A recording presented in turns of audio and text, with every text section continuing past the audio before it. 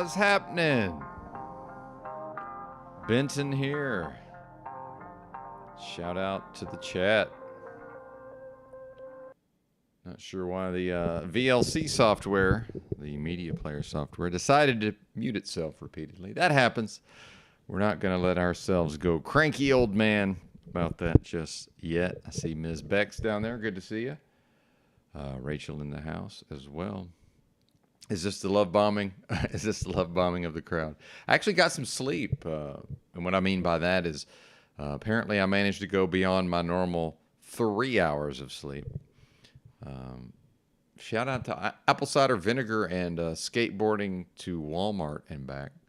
Slave Mart, I mean. So I think I got tired slash maybe the ACV helped me. Who knows? Figured out what was wrong with the coffee, Bex, since you're here. The grinder was filthy and needed to be cleaned. I guess going from one 12-ounce cup to 4 per day, I was still adhering to the normal cycle of cleaning the coffee grinder. So all is well on the coffee front. You'll be pleased to know. I trust you'll be pleased to know. Yeah, we got our boy T4 down there. Good stuff. Well, that remains to be seen. That remains to be seen. Maybe I've got nothing. I've got Bex already. Interesting thread. Interesting title to the stream. Yeah, that's the problem. Is I have these ideas, and then I come up with a thumbnail, or somebody else comes up with a thumbnail, and I screenshot it. This one's from a movie. But typically, folks may realize that I generally don't talk about at least not directly, whatever the stream title may be. It's just something I find whimsical or interesting, something I've written down, in the last few days. Although sometimes I wake up, I get inspired, I make a bunch of notes, some flurry of creative ideas. That may have happened this morning, but I already had this live stream scheduled. So I figured, why dilly dally? Oh, Rachel cannot drink the coffee. She's too hyper. Well, I'm still asleep. I'm still in that sleep inertia, is what they called it in truck driving when I was being trained. And by trained, I mean they made us watch a bunch of films and videos about safety and such. So yeah, sleep inertia. That's a polite way of I'm groggy, right? So bear with me, folks. We will get there. Nice to see Berserker Bear, a.k.a. Bushwhacking History in Buffalo, in the chat. I saw Machine Lies was live. Interesting panel. We may pop in on some of that. I also managed to properly screen record T4 Lovers live stream, although I believe he did two, and I think I only got the first one.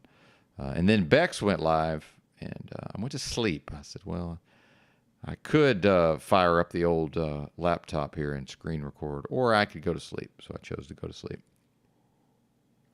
And if Highly Suspect ever sees this, not trying to be a rude sir, but I'm such an old man that if people try to call me at 3 p.m. my time, it's unlikely I'll answer because I'm sliding into, almost time to lay down, typically asleep by 5:30 p.m.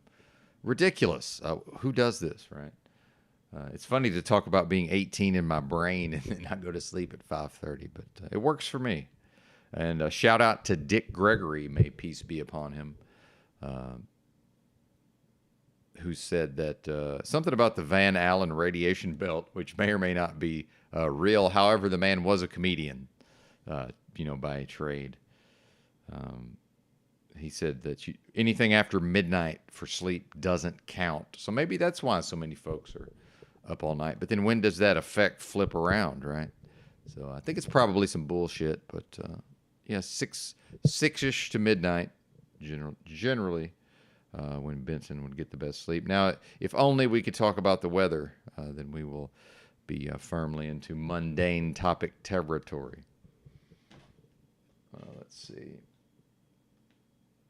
Oh, Bex here played DJ, redeemed herself as having musical taste beyond Dillaroo. Yep. Fuck copyright karaoke drive with the peeps.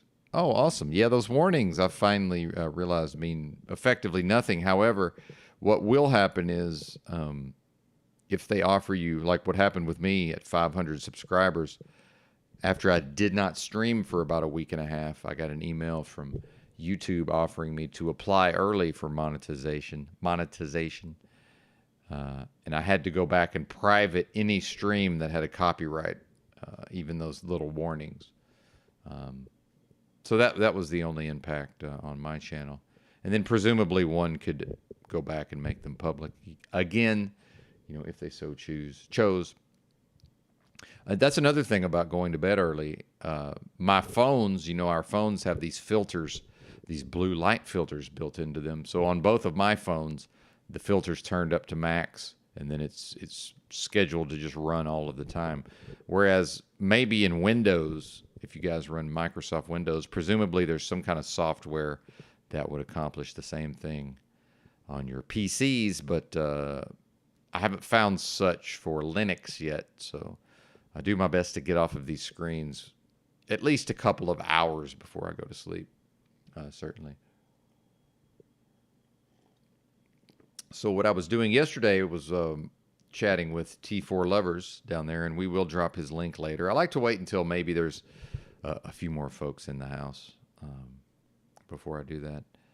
And then I was also making some sound clips of Miss Bex, so probably going to get back to that here shortly.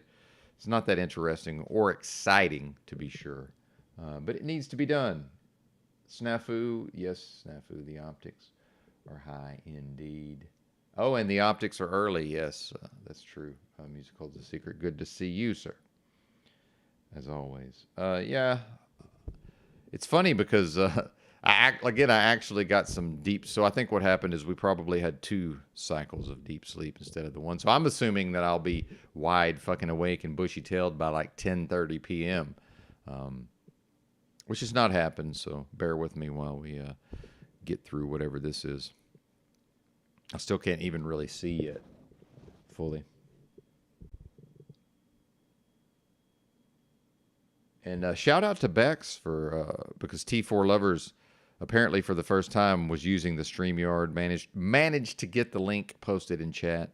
Um, I wanted to be there in spirit to support a live streamer, a fellow live streamer. Well, what is now a fellow live streamer, right? Maybe he doesn't view himself that way. Well, welcome to the club, sir. And it's just too late in the day for me. My problem is if the conversation gets exciting or I get very engaged, I get so filled with energy that then I'm not able to go to sleep. So I've disciplined myself. I know not to involve myself in that. And same thing with highly suspect trying to call me on the phone. Mm. But I can feel the cranky old man coming on, so I'm doing my best to manage that. I feel it coming. Yeah, I feel pretty good. It's just once I get out of this sleep inertia, I think all will be well. But yeah, apparently Bex left the house. I didn't really watch it, but I saw what appeared to be video evidence of her leaving the house. I'm fortified here. I have my position fortified. We've got 9 gallons of distilled water. Maybe not enough. We'll find out. Provisions, food, um, sweet potatoes and onions in the slow cooker over there. Yeah, and the digestion's halfway working, so that's always encouraging. Yes, indeed. Well, it seemed like you had a mate there. One of your mates, is that the right term? Helping you as well. Should we see what Machine Lies is up to? Is that worth perusing? I'm just kind of curious. I popped in just long enough to see what appeared to be an interesting panel. I do like the Dalai Lama thumbnail there. Well, see now they had like 10 people up there. Now it's just Flow State and whoever this black fella is. And if anybody's offended by the way I say black fella, I don't know what to tell you. I grew up in one of them places where the majority of the populace looks pretty much just like this guy. So I don't know. That was the technical term when I was a youth. Mm. And they're not from Africa, apparently. I don't know if you folks know this. We was Injuns. They was Injuns.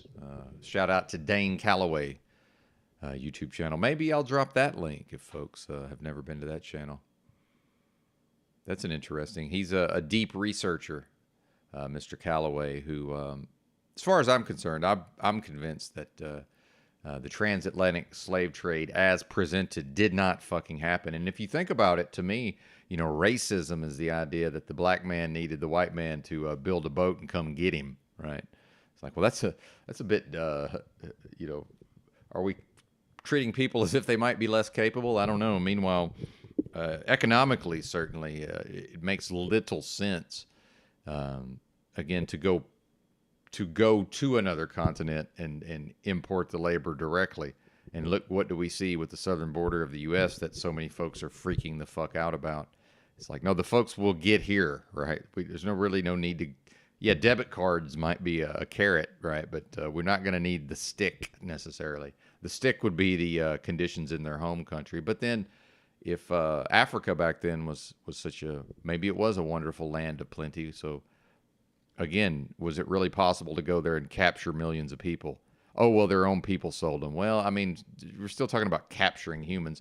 And then Calloway even got into the gyres in the oceans, more or less pointing out that even in a sailboat going back and forth from North America to Africa would have been fraught with peril and damn near impossible. Certainly, many of those ships would have sank en route. So now we get back to the economics, right? Mm. But I'm no expert.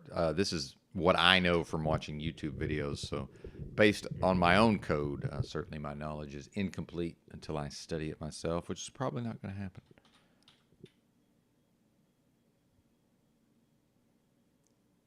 Shout out to 14 people here.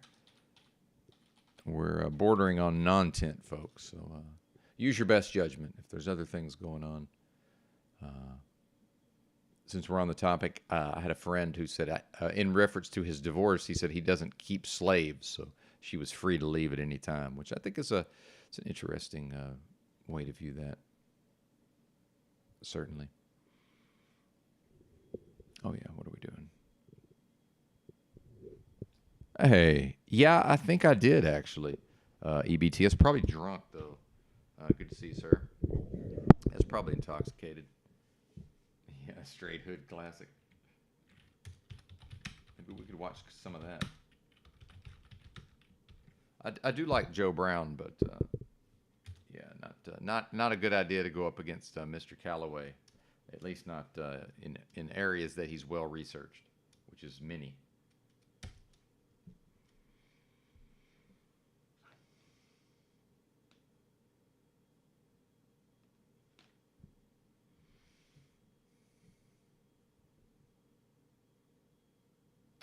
What's up, big stank?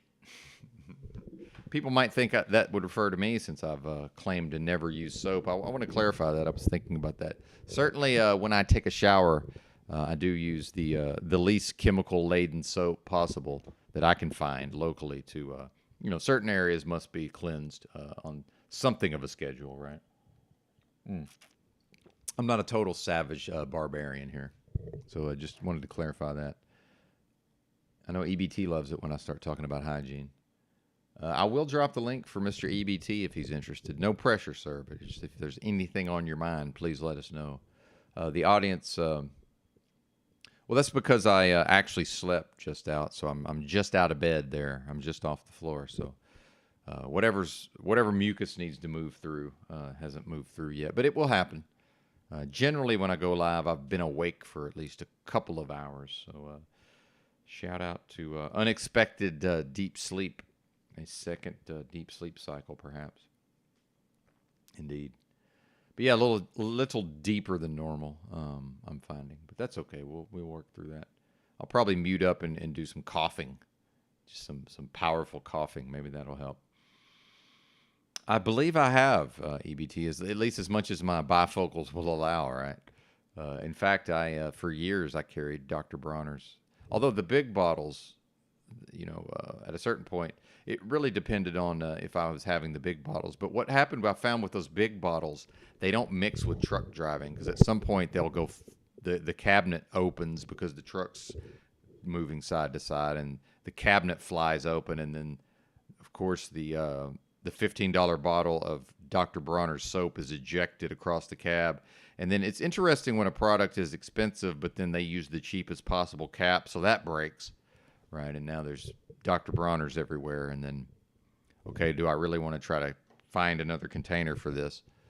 After the second time of that happening, I was like, all right, enough of this. But yeah, homeless, I would get the smaller bottles, which are actually a lot of those. Now that I think about it, a lot of those hippie co-op type of places on the West Coast would have the bulk Dr. Bronner's, and I could buy my own,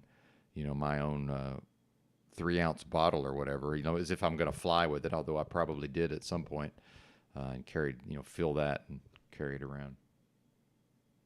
Thank you, Tribe. I don't know that I deserve anything, but I do have those thoughts at times, although I am in the process of curating this audience, but as far as I'm running off the uncool folks, and Tribe is grandfathered in, certainly, on that respect. But thank you, sir.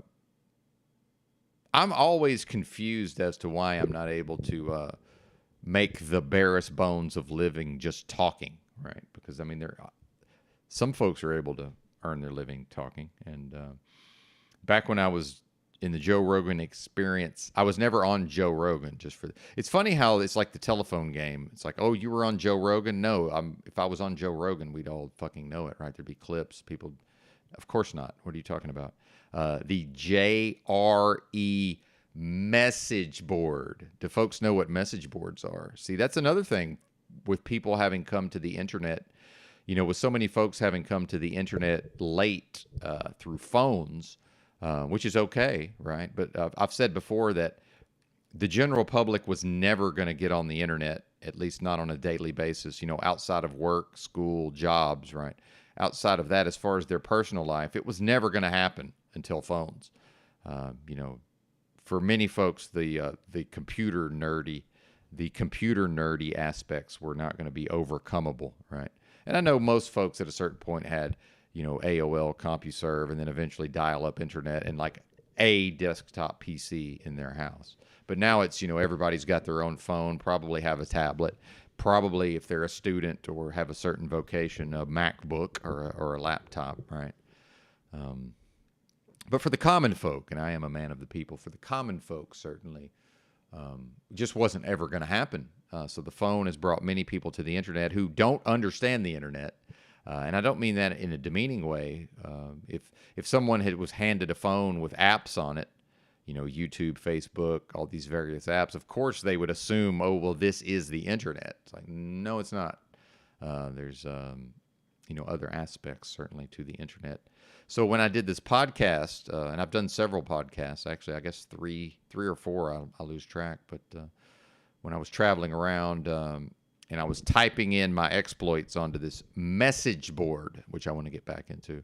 So this was before even Twitter was much of a thing, although I think Twitter was in existence, but it had not yet entered the zeitgeist or the larger culture, right?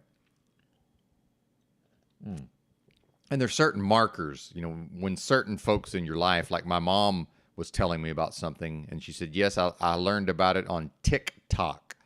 And, with her age group and where she's from, I knew this was a bad sign for humanity. And because she listens to me and I know how to approach the topics gently, I gently suggested that was really fucking bad for her brain. Perhaps she should not have TikTok and be vertically scrolling. And I will never vertically scroll. Yeah, I will watch a short on YouTube at a time. I will not vertical scroll through videos. I took one look at that and said, well, this is clearly designed to rot my brain even further than it's already been rotted. Now, why did I bring up the message board? See, here's the skill in doing the broadcast and speaking extemporaneously off the top of my head, off the dome for long periods of time. Can I figure out why in the world I brought this up? Perhaps. Maybe the chat will. Maybe there's a clue. Maybe there's a clue in the chat somewhere. We'll see.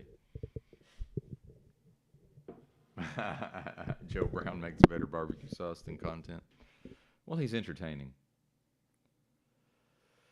Well, I don't underestimate myself, Tribe, but thank you. It reminds me of the old, apocryphal story of Alexander the Great. Apparently had a person, likely a female, who stayed at his side and just whispered into his ear 24 hours a day, "You're just a man." Right?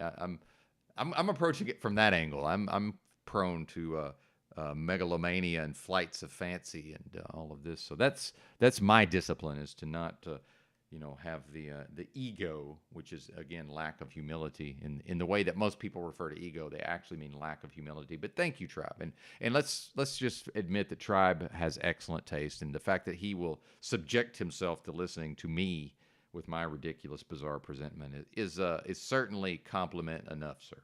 Here's to you. Shout out to the expert live chat, and who's certainly far more intelligent than myself. Callaway comes off looking like a fool. That's interesting. Well, I haven't seen it then. Okay, EBT's. I should not have underestimated Joe Brown. Yeah. Well, all right. Perhaps we'll have to watch that, EBT. And by the way, I never intended to, that. Callaway was the end all be all. And as y'all know, I'm not into the people and the personalities. And I did enjoy watching Mr. Judge Joe Brown on television. See, I'm backpedaling. This is what EBT so astutely notices the backpedaling. But the Joe Rogan Experience message board, at a certain point, the people who administered Joe Rogan's message board. I now see that I have to just hammer message board because all that gets heard is Joe Rogan. right? So message board, and what that is it's basically a website where a person can start a thread, right? Anybody can type in something like, I've become a homeless vagabond living in my car. And then that will show up in the list of threads chronologically, right? And then every single time now anybody can go into that thread and they can type something and hit reply, right? And then, so now that message appears and it shoots that thread. It's like a very early version of Reddit, but I've never really used Reddit, but somewhat similar, I suppose. And so then now that thread goes back to the top where more people can see it. So it actually sort of feeds on itself.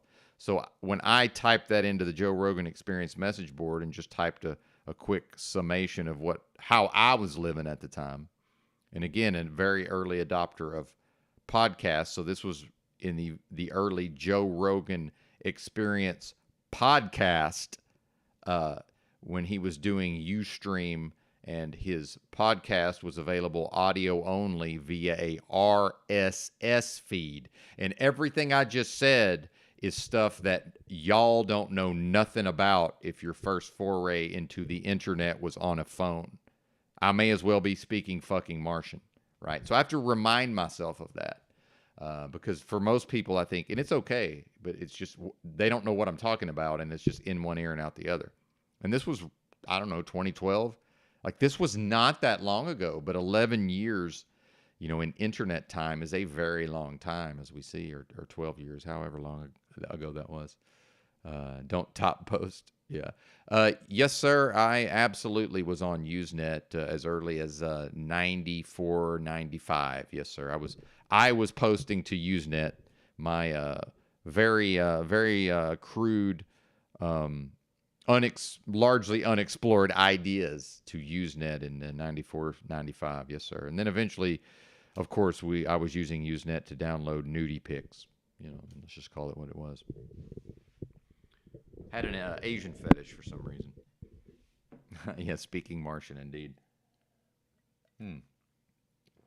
Yeah, message boards. So at a certain point, these people that administered Joe Rogan's message board, these IT folks in Seattle, I traveled to Seattle, and at a certain point, I guess I'm so interesting. There was talk of sending a camera crew to, capture and broadcast my exploits. And I said, no, that's a little too strange. I'm not trying to get to that level of. I'm not trying to raise my profile quite that high in these streets, these actual streets. And I found some of the evidence of this, by the way. If maybe we'll go through it. And this was Benton lolcow days. I've certainly moved beyond that, thankfully. I was fairly oblivious to some of the dynamics, but let me get this off the screen here. Yeah, Usenet indeed, sir. And in fact, I paid for a news group subscription at a certain point, which people sort of ridiculed. But it's like, hey, man, if I'm spending all this time downloading shit for free from news groups, then I don't mind spending whatever I was spending at the time to pirate movies and television shows, and then get some free software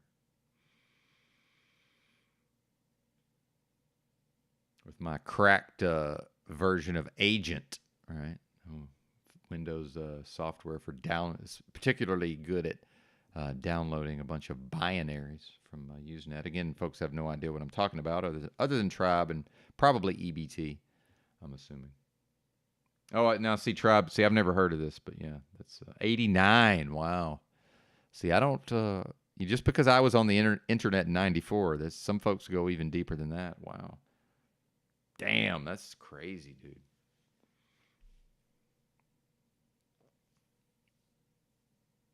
Yeah, man.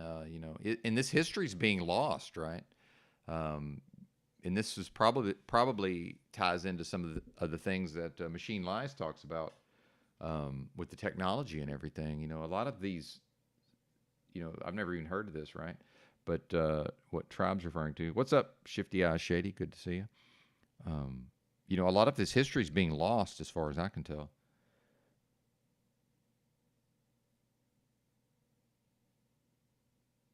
So a very long way around saying that at a certain point, it was noticed that I did have a certain level of skill in podcasting and that I enjoyed podcasting and I enjoyed talking for long periods of time. So one of these administrators said, basically said, I think if somebody gave Benton $20,000 and just, a place to broadcast from, I think he would just podcast all the time. And I was like, yeah, absolutely.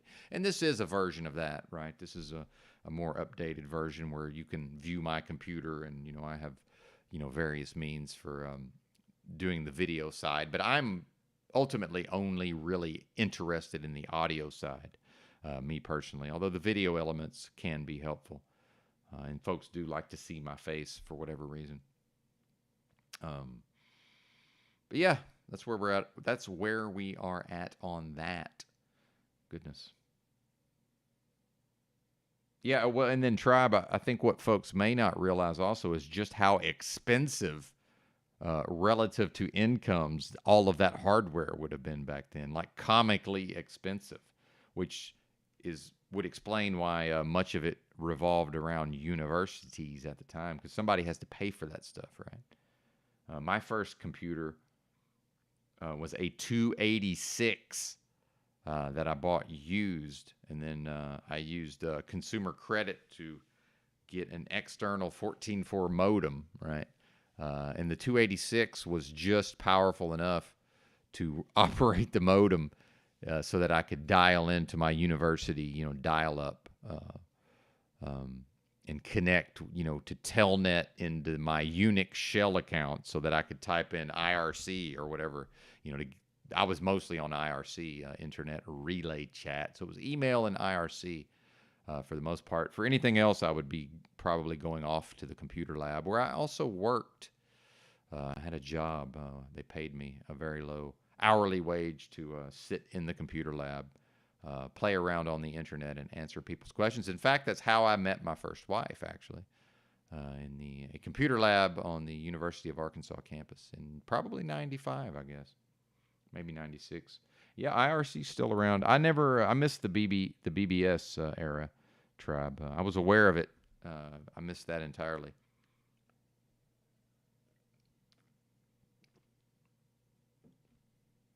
And, it's not my intention to demean folks who came on, who accessed the internet, in this because of cell phones. The more the merrier. However, Tribe may resonate with this perhaps. Since in the olden days, the internet did not involve your feelings. Your feelings were not valid on the internet in 95. In fact, they were annoying and in the way and a nuisance, right? And mine as well. So you had more nerdy, research university types.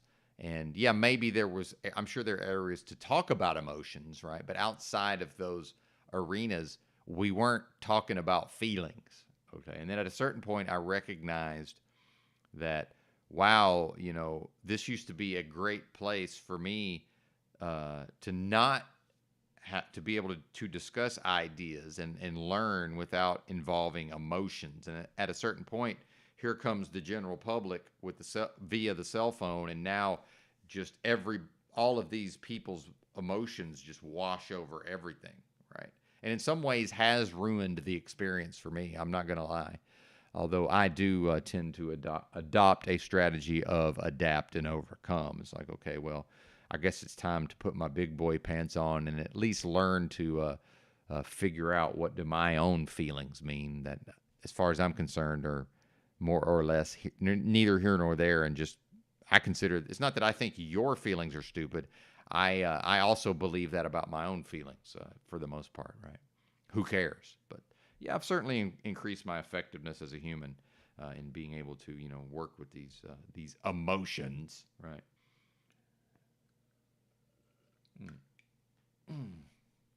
Maybe I should do this more often. Just wake up and just go live and sort of feel my way through the, wake. I'm just now maybe halfway awake. Yeah, imagine people paying money for nude GIFs. Is it GIF or GIF? See, that was the big controversy back then. Is it GIF or GIF, right? I think I was a GIF guy, but maybe I just liked the peanut butter. Not exactly sure. Wow, look at Music Holds a Secret. First computer was in 8088. Yeah, only ran DOS. Well, and that's interesting when we get back to the history of the internet. Folks may not realize that according to the official fiction, so DOS would have been, disk operating system would have been a big fucking deal. Well, you had a PC DOS, and again, don't take my word for it. I'm just going on. And Tribe will correct me, I'm sure. Tribe and Music Holds a Secret. But basically, when Microsoft was first becoming a thing, for whatever reason, like Bill Gates just went and met with IBM, who just gave him more or less their version of DOS. For why would they do that? And again, I'm probably butchering some of these details, but that's more or less what happened. Again, according to the official fiction, like one gigantic corporation, and then Microsoft, the idea that they're being operated kind of like the early days of Apple, and then I guess there was some Apple, Microsoft crossover in the early days, but we're punk rock doing this fucking ad hoc grassroots out of our garage or whatever. And then this idea that Steve Wozniak more or less just invented computing as we know it, that's fucking bullshit as far as I'm concerned. I heard him on Steve-O talking about all of these things, and there's no fucking way he did all the stuff that's attributed to him. I'll never believe that. Not saying he wasn't involved, but the idea that it more or less all came from him, but fucking bullshit. I call bullshit, right? It's almost like these all these killings, and they all, there's all these murders, and then we pin it on one person.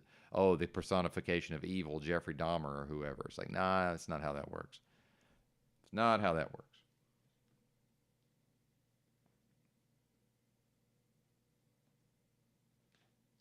Yeah, well, I think that's part of it. Yeah, see, I'll have to go back and research it. Yeah, because I know at a certain point, maybe it was IBM, maybe they helped out Jobs. Then, see, I've found when I try to remember some of these stories, I mess up some of the details. So it might have actually been Apple with IBM. I'm not sure. I'd have to go. I'm sure there's a YouTube video somewhere that covers it, but not sure we want to run into the copyright issues right now. Yeah, 5.25-inch floppies. Oh yeah. And then just mainly what I remember is just how expensive all of this stuff. It was just insanely expensive. My parents were cheap. They were cheapskates. So we had none of this. And then every once in a while, some older person tries to hand me their phone and wants me to fix something, and I'm like, "What are you talking about? I don't know how to do that. I don't know how to fix your phone." And then, I can barely use mine to some extent. And they're like, "What are you talking about? You grew up with this stuff." I said, "No, I did not. I did not touch a computer other than we had like Apple IIe's in the classroom that we were only allowed to use under very strict circumstances, right? One at a time, by the way." And yeah, so other than that, and I think when I moved high schools, so the second half of my senior year of high school, my high school did not have a computer lab, but the school that I graduated from had a computer lab, so I had at least a few months. Don't think we had I don't believe we were on the internet though. And then when I went to college, that was so no, I did not grow up with this stuff, folks. Other than getting to play around on somebody's Commodore 64, here and there. Couldn't even the Amiga, even the Atari Amiga was out of reach for us. Yep, we all became mesmerized with the screen. Yep, I like it. Music Holds a Secret, bringing us back to the current dystopia. Certainly, thank you for that.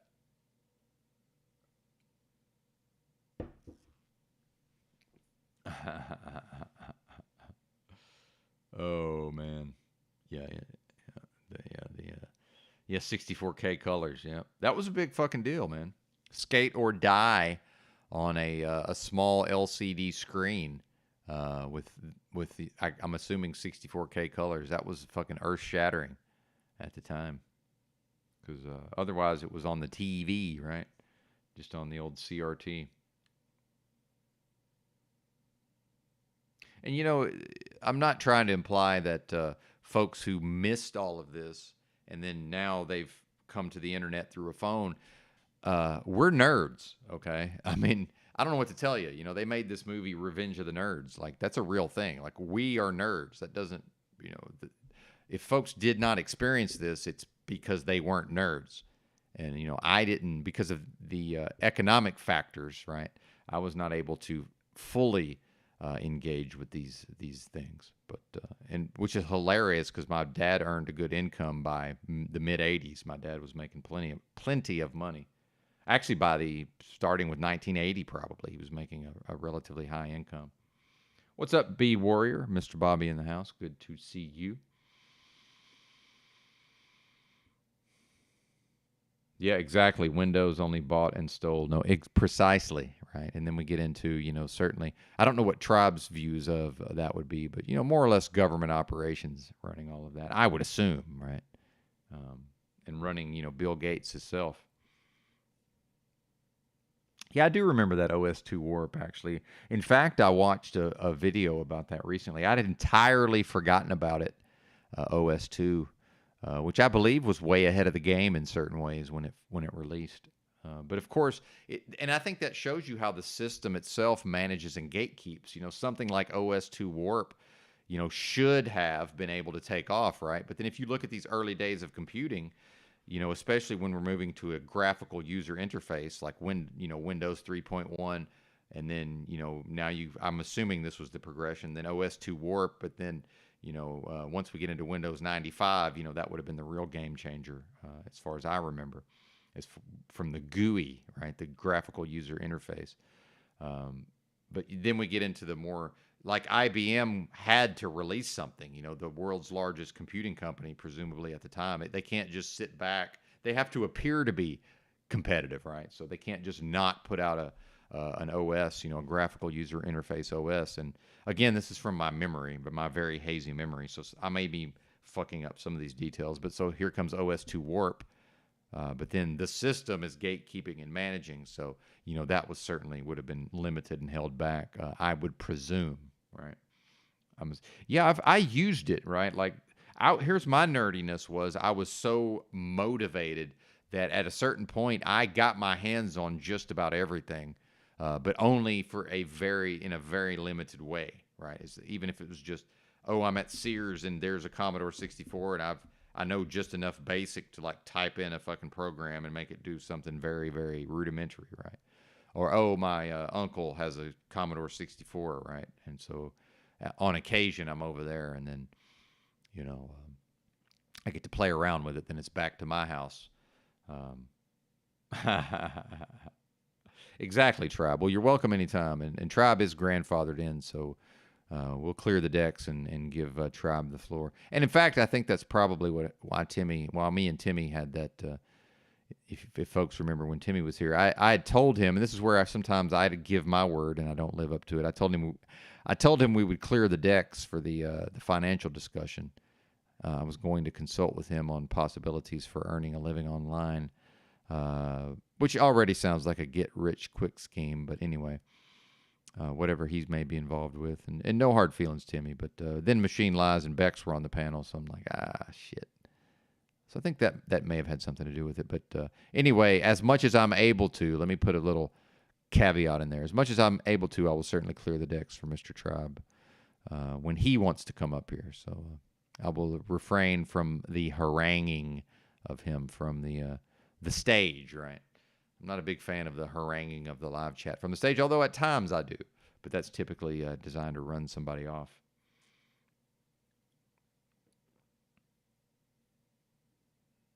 Yeah, I never had to fuck with the 4chan, the 4tran. Definitely fucked with 4chan some, but yeah, the 4tran. But yeah, the ambush of the agents of chaos, indeed.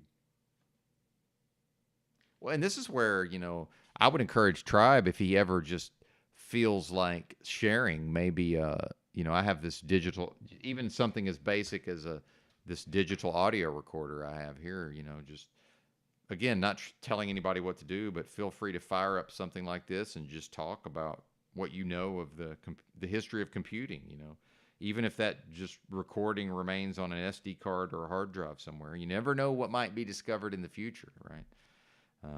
And I do recognize that much of this history is just it has been lost, and it is being lost to time, and maybe that's okay. But much like I want to screen record a lot of these live streams for some reason, and not that I'm trying to become the historian necessarily, but I see the value in capturing some of these things, especially when it's just zeros and ones and bits and bytes, right? We can always just delete it. Although Tribe may tell us, well, that's not even really a thing. Well, okay, Tribe, I yield, but if we can write over the bits and bytes with other bits and bytes, right, or whatever those little areas are. Mm. Well, that's true, Tribe. And I've noticed that over here. And in fact, you may have noticed that I've become a little more adept at preventing that from happening. Although with my own humanity, certainly it happens here as well. But more and more, I'm able to see it happening in real time. What Tribe says is whenever Paul gets momentum in his broadcast, the agents of chaos descend on the panel and spew their wretched, vile venom for hours. Yeah. Well, and what's is also called ratings, by the way, because when that happens, the viewers increase, and I've certainly noticed a version of that happening here. Yeah, man. Whoever wants to, Shady. The thing is, I may not be willing or able to carry that conversation. So then we get into I'm happy to facilitate, but that would involve people who can talk, and I'm not saying you can't talk. People who can talk popping up here, while I more or less fade into the background to some extent, right? And again, I'm happy to provide a space for that, but that may not happen with me steering the ship. Like I can come up here and just talk myself, right, as I'm doing now. But especially if it's somebody I've never spoken to on panel, and I have talked to Tribe, but in a limited way. But I feel like I've observed Tribe enough to, be able to play off of him and vice versa. But yeah, then we get into just the actual broadcasting skill, and then no offense to Shifty Eye Shadies, who maybe he is a veteran of panels, but many folks. I've referred to it as like a square dance, right? There's like a square dance going on, and there's two types of people: those that can go to the square dance and just insert themselves into whatever square dance is happening, and those who can't, right? So, if a person doesn't already sort of have that rhythm down, then it becomes a lot of work for me, and now my energies are drained, right? And I understand that folks won't recognize this necessarily. That's my job, right? But if multiple people want to come up here and do that, I'll just sit here and listen. Yeah, but if it's going to be, I'm sitting in silence while the other person is waiting for me to take over the thing, it's like, I don't know, man. I may not be down for taking over the thing. And with my hypervigilance, and this is when Rob used to come up here, more or less for moral support, I have trouble talking like this when when somebody else is on the screen, right? Even though they're listening to me through YouTube, right? Once they pop into the StreamYard, I'm so focused on the fact that they're up here and they might want to say something, and am I not letting them talk? And even that is draining, right? Pascal, yes, yes, Pascal, indeed, sir. And I took C++ in college, and that's when I realized I'm not a programmer. I am not a programmer. No, sir. Bex is the queen of the monologue. Yeah, there you go. I got my moments, certainly, but yeah, Ms. Bex. But yeah, anytime y'all want to do that, Shady, just it has to be somewhat organized. I would love to hear it, honestly. Just it can't be me. Can't be me running the whole thing, or I'll get cranky and start yelling at everybody. And we're coming up on the cranky old man hours. So trying to avoid all of that. You decaying. Chat GPT makes programming too easy for veterans. That's interesting. See, I know the bare basics of computer. The very bare basics of computer programming. Yeah, exactly. All programming is the same, only syntax differs. And I'm glad you made that clarification there.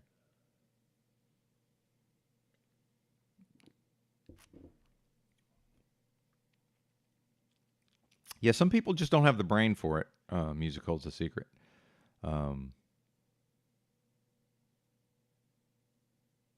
Some people do. And then as we see, is that even with the AI and all this, is that even? I'm sure it's a good skill to have, but as far as trying to earn one's living from that seems to be fraught with peril. How many folks got trained in programming, and now are yeah, they can get a job after being unemployed for 2 years, and then if they get laid off from this job, they're probably unemployed for another 2 years, right? Be gone, Bex, be gone.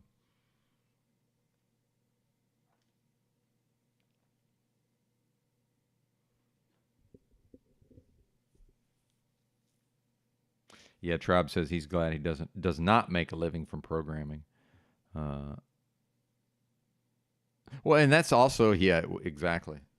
Well, that's why I have no desire to go, sell myself at the level of whatever my broadcasting skill may be, and then to work for somebody else. It's like, no, I'm happy to do the thing the way I want to do it, right?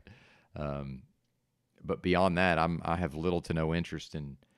Now, I can certainly, freeform it, and if somebody needed someone to host a broadcast, that's different. But that would be more of somebody could give me $100 or whatever, and I'll host whatever they're doing, right? No problem, and even do some of the production on the StreamYard side if I need to. But yeah, the economics are probably just not there for something like that. Certainly. Yeah, tedious. Try building a cathedral 500 years ago. Yeah, no thanks. No thanks.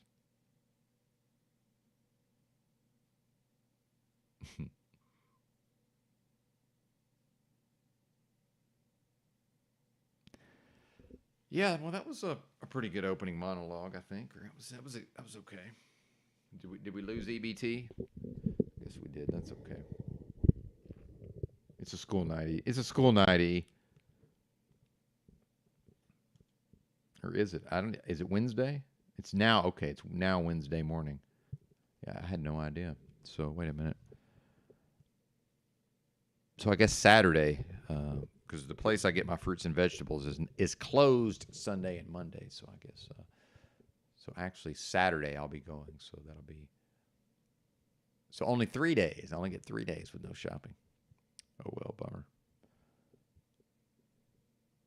Yeah, that's the hacking and the rooting of phones, and I foolishly, and I had just an old unlocked phone, you know, my old Motorola One Action, right, and with a cracked screen. So I just Googled it and started following some instructions, and if I had researched it extensively, then I'm certain I would have not have bricked the phone, which, from what I understand, it can be unbricked, but I've just lost interest. I've just completely, by the time I got to that point, I just completely lost interest. So I think that's probably will be my only foray into that.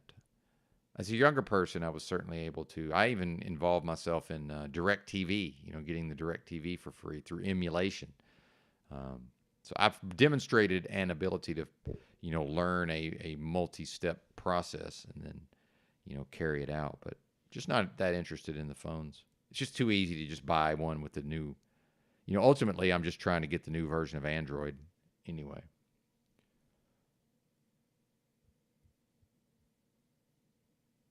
Oh, EBT says he's got his contacts out. He can barely read the screen. Oh, all right, old man. What's up with that? That's why the glasses, partner. I do need a new. Yeah, freaking was fun with the payphones. Yeah, I bet, man. Well, here's what I got into as a juvenile delinquent, and I don't mean. I mean that tongue in cheek. I wasn't.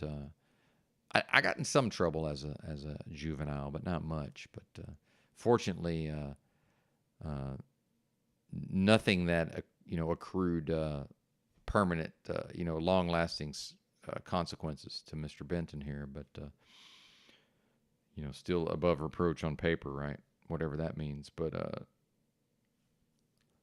um, here's what I got into in high school was we used to call it super dollar. Somebody somehow we found out that it's possible to put mailing tape onto a dollar bill and then insert it into a vending machine, and then at a specific point you pull it back out and the machine thinks it took the dollar.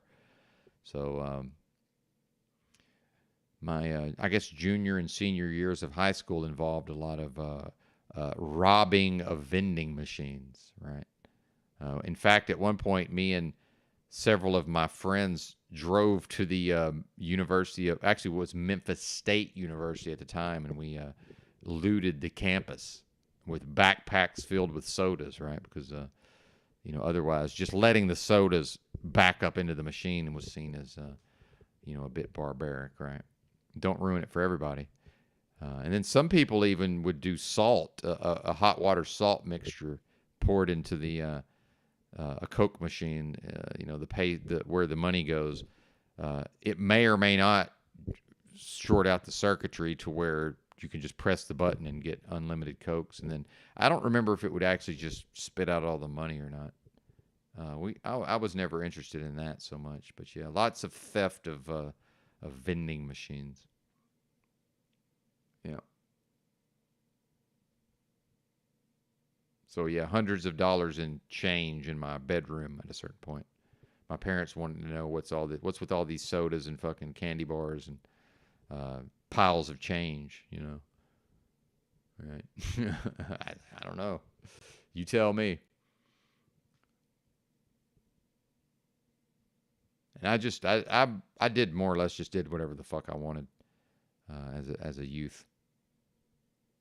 Although I went to school, right? Like I didn't just skip school. I was very invested in being seen as someone who followed the rules. So I wanted it to appear as if I was going along with the program, certainly. But I more or less did whatever the fuck I wanted, pretty much all the way across the board.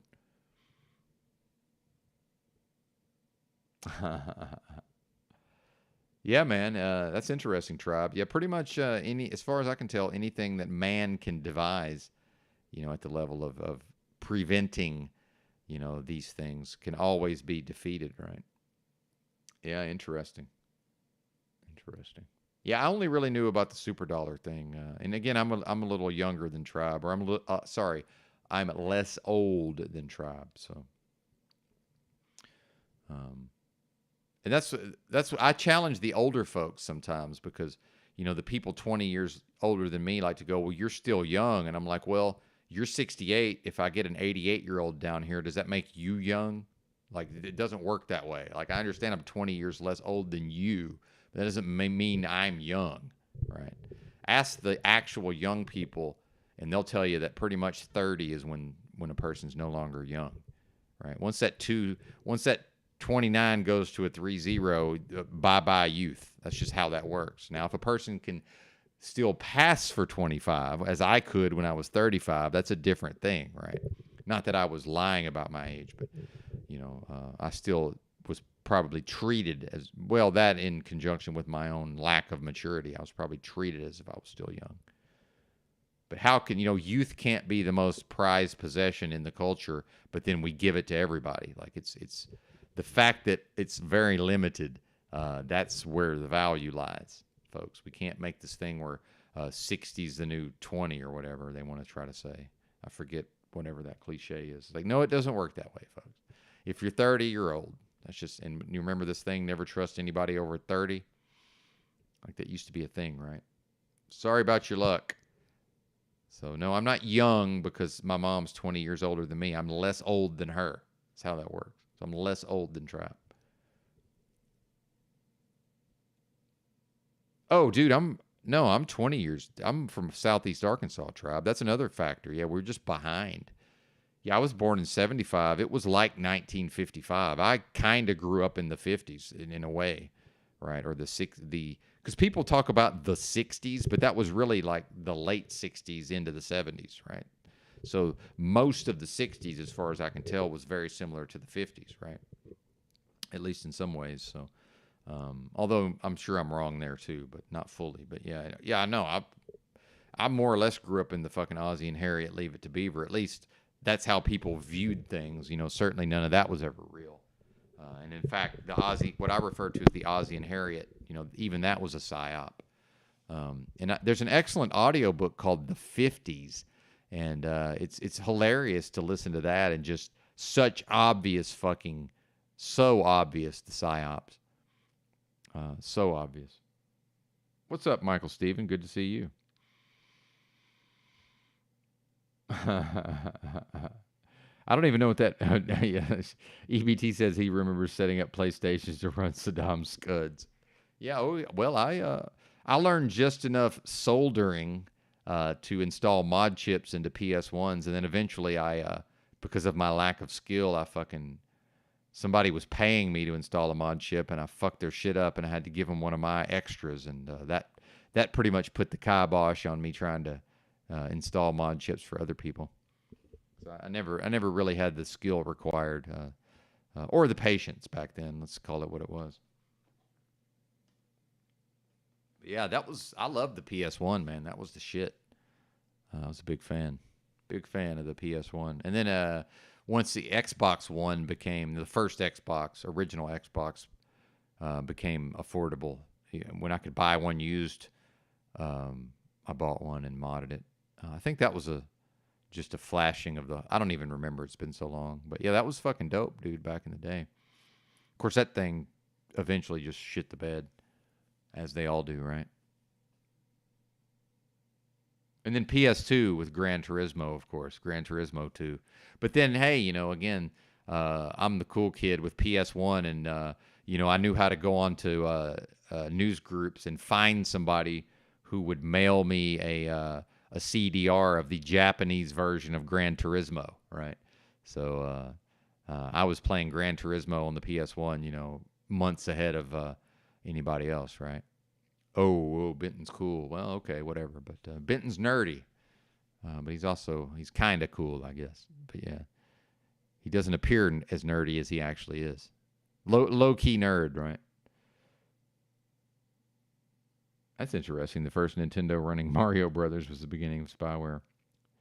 Are we talking Super Mario Brothers or actual Mario Brothers? Because underrated coin op game, original Mario Brothers, very fun to play at the arcade. In fact, my father's convenience store had room for two stand up uh, coin op arcade games, and with a pinball machine in the middle.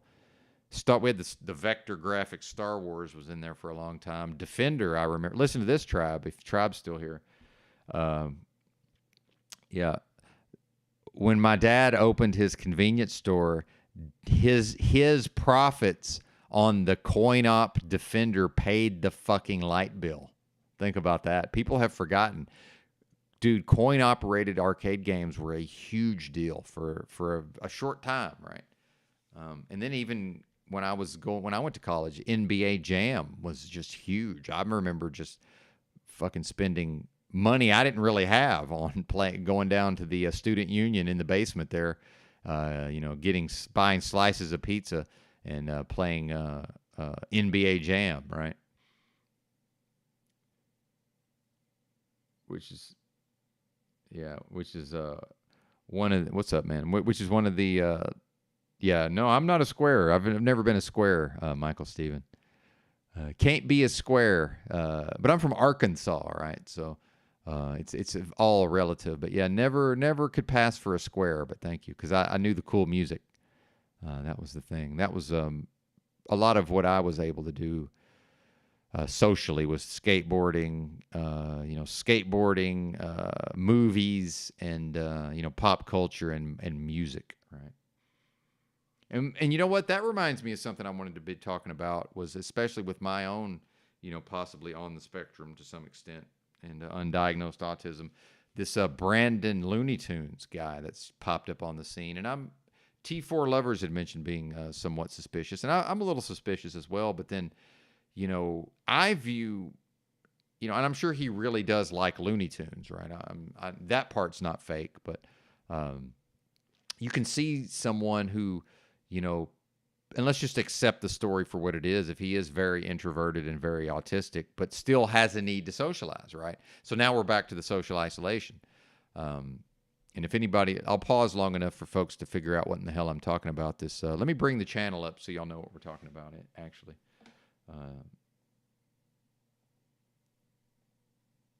give me one moment because I've been wanting to talk about this. Yeah.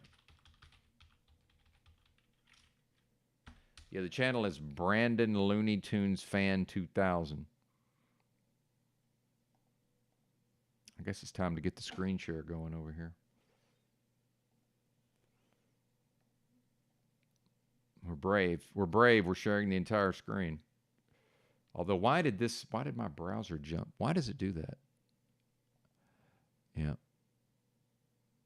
Well, okay, now I got to tell, now Michael Steven needs to know who I am. So, no, I'm Michael Steven. I listen to rap music, although I also listen to other music. I'm from a town that's majority black, so I'm half black culturally, which, let's face it, in the late 80s going into the 90s, that was seen as cool. And in spite of my small size, I was really fucking good at playground basketball, sir. So it was me and 7 black guys, because we played 4-on-4 short court. It was me and 7 black guys running up and down a basketball court all day. So yeah, that guy can never be a square. And not in my town. So just to let you know, Michael Steven. Yeah, nerdy in my context in no way confers a lack of social skills or well, I shouldn't even say social skills. It in no way confers a lack of social success. Introversion, although I certainly was introverted.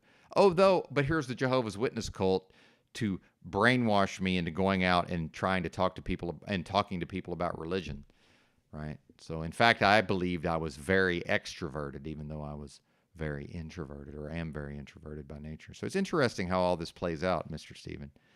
But just so you know, I need you to know who I am, right? I could damn near dunk on people, right? A white boy, I never could dunk a 10-foot goal, but I could damn near dunk on people. So that's who you're listening to, sir. And I do have a relative.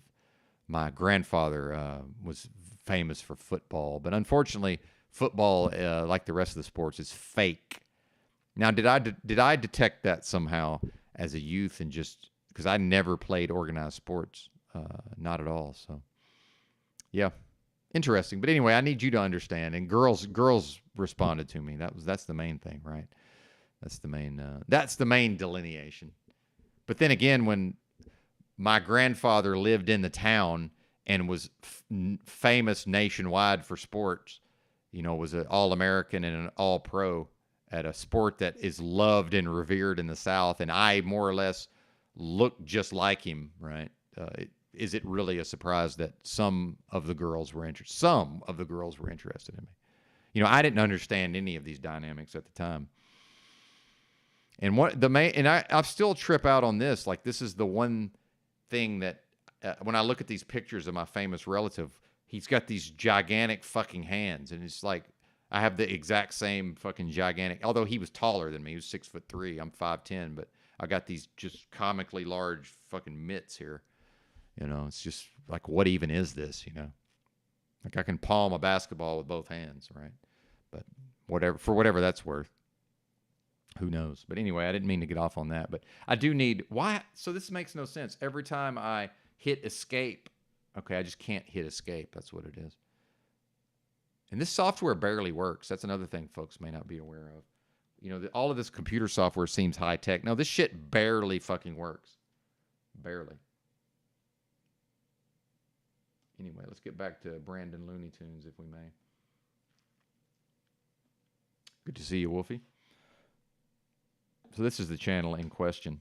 And this fella started popping up on panels, right? And I went onto his show, and we watched 2 Looney Tunes cartoons.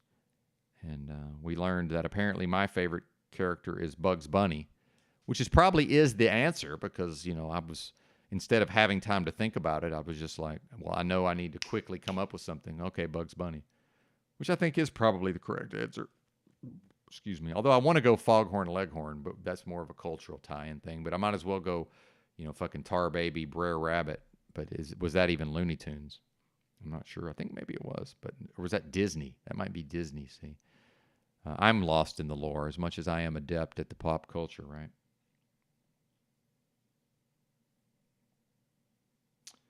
Well, no, I'm not short, Michael Steven. 5'10" is not short. It's king of the manlets. Yeah, 5'10", king of the manlets. It's just tall enough to not be short. Right? So, yeah. Now, to a tall person, they might view that as short. But I'm taller than the short people. See? So if it's only the short people around, I'm taller than all of them, if that makes sense. I'm just tall enough to not be short. I don't know what to tell you. But every once in a while, a girl will say, but you're tall. I'm like, no, I am not. I'm just not short. No, I am not. Let's get a few 6'2" guys in here, and you'll see that no, Benton is not tall. Yeah, 5'10", king of the manlets. Yep, that's what that is. Yeah. Brandon Looney Tunes 2000 channel. Oh, Fan 2000 channel. Yep. Indeed. And I have something we call white boy sprinter speed, which means in a foot race, I could out sprint most of the white guys. Right. But since there were so many blacks around, I wasn't, one of the faster guys. But typically, if we just lined up and had a sprint, I could outrun most of the white guys. I call it white boy sprinter speed. Maybe like a 4.640 type of guy, right? Certainly still slow overall.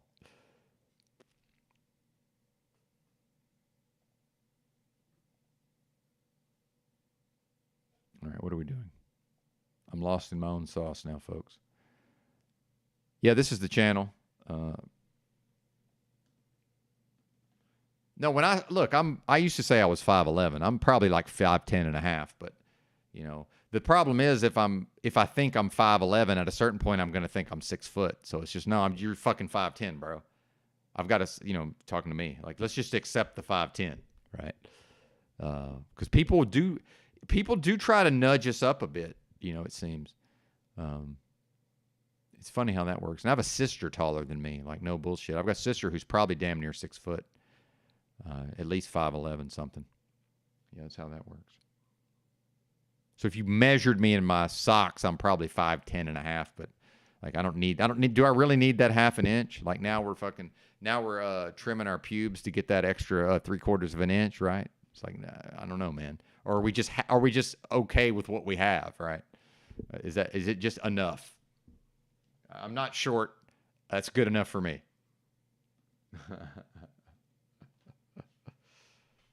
Yeah, not short. I'll take it. Now we're just completely lost. What is this? What am I doing here? Apologies for this, folks. What is he doing? It's like his first day using StreamYard and computers. Fucking A, dude. Anyway, that's the channel in question. I'm not going to play any of the content because I'm not interested in dealing with the copyright today. But yeah, if I don't watch Looney Tunes, Brandon will send me into the cornfield. Indeed. Thank God those cartoons don't last very long. And I could feel the sadness when I very gently extricated myself from that. So I think he's real on some level. But so back to what I wanted to talk about, he does seem to, from my perspective, seem to be using the Looney Tunes, although I do believe he's genuine. And as we know with people who are highly autistic, who are not high functioning, who are limited socially, I would think might be the best way to say that. They do tend to be the folks who are the most focused on one narrow area of interest. So I knew a kid who called himself Gavin Coca-Cola, right? His thing was Coca-Cola. He anything with a Coca-Cola logo, Coca-Cola itself, right? He was strongly interested in Coca-Cola. And I think I met the kid. He was, one of my wife's friends' kids. He was probably 15 or so. And he was one of these kids, they barely let him out of the house, right? He wasn't really allowed to be unsupervised. And I view this as a hobbling because he's probably could have developed socially further than he did. And so thank God I was never diagnosed as a young person. So, all of that anxiety, all of the social anxiety, all of my own lack of self-esteem in certain regards as a young person, I just had to power through that shit because they weren't going to let me just there was no way for me to just say, well, actually, I need to be over here by myself, right? If I needed that, I had to make that for myself. And I was able to do that to some extent, right? But I was more or less forced to interact at a high level from a young age. And, yeah, it was brutal. It was very difficult. It was extremely embarrassing at times. I mean, extremely embarrassing, humiliating. Just the many, many times of just making a fucking complete ass out of myself. I have memories as a young person of not being able to understand people's facial expressions. That's a real thing. Like, I have memories where I was talking to someone and their face and their body language was telling me that they really wanted to get the fuck away from me, but they were too polite, right? It's probably an older person. It's probably an adult. Here I am excitedly telling them all about Looney Tunes, right? Whatever my version of Looney Tunes was at the time. And taught myself to read people's body language and facial expressions. So maybe, my particular flavor of neurodivergence involves I can teach myself things. I've always been very adept at teaching myself how to a specific skill or skills, right? So I taught myself how to do a lot of this stuff.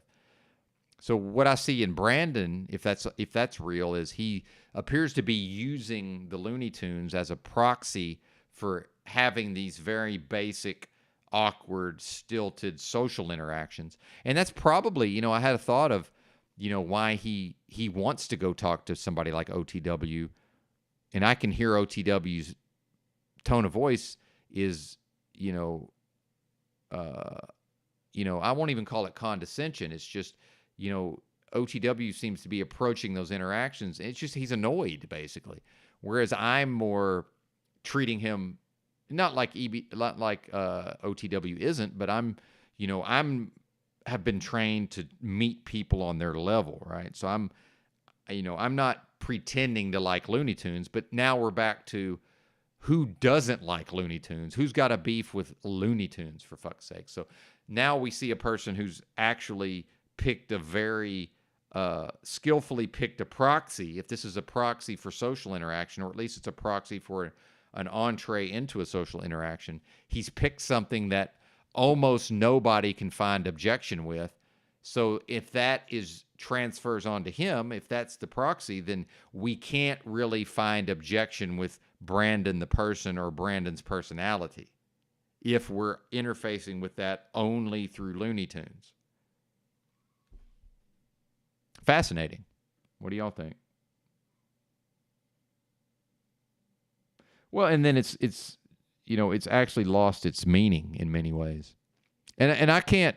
What I found, Roy, is that every time you recommend a video to me, I'm sure it's just I can't listen to certain people who speak a certain type of way. Yeah, I sound ridiculous, but I'm certain accents, certain, especially if it's somebody who doesn't speak English as their first language, I just can't listen to it.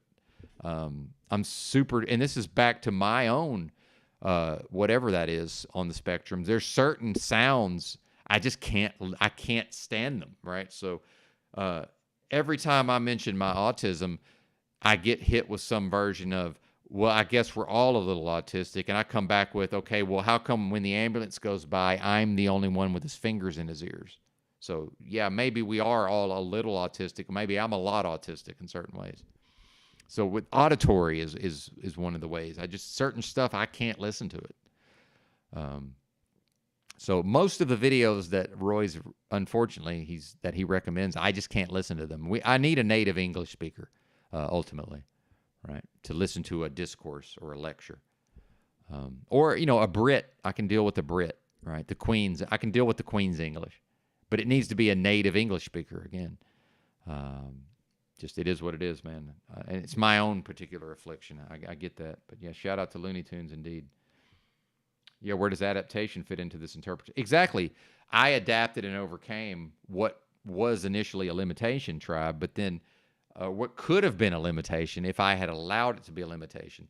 But then as Bex and I point out, so if there's a downside to some of these, there's special abilities. Like I have special abilities. I've always had special abilities.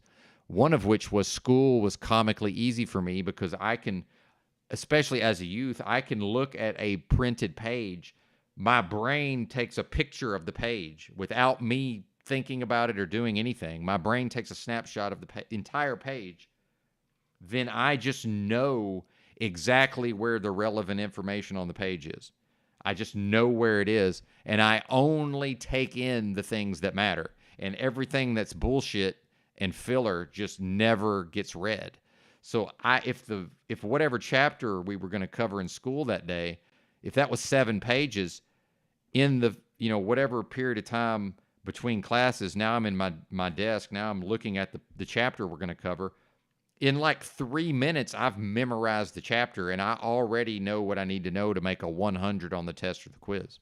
So, like, but here's what's interesting is I have almost no ability to listen to the teacher and learn the same information. Almost zero. Right now, as an adult, I've trained myself to be able to, at least take in the fucking relevant topic and then maybe combine that with some of my own pre-existing knowledge, right? But as a youth, I had zero. It was Charlie Brown, wah wah wah wah wah wah. I didn't know what the fuck that broad was talking about, or the fella, no idea what they were talking about. But I could answer every question. Every time they asked a question, I could answer every fucking question. And in fact, I learned to just, answer a couple of questions and then at least give the other students a chance to answer. Because otherwise and then when I started traveling as a homeless person in this culture, especially on the West Coast, when we're smoking weed, eventually everybody's so stoned that we don't know who the joint is to be passed to. And finally, whoever has the joint is just tired of holding it. So there's a game called Marco Polo. So the person will go Marco, and then whoever says Polo gets past the joint. Well, every time somebody does that, I say, well, I don't play this game because 100% of the time I can say Polo. As soon as I hear Marco, I can say Polo. I can absolutely win it every single time. Why I can do that, I have no fucking idea. So, but is that a very useful skill? Well, not really, but it's the same reason why in class, when the teacher asks the question, I can always answer it faster than the other students, 100% of the time.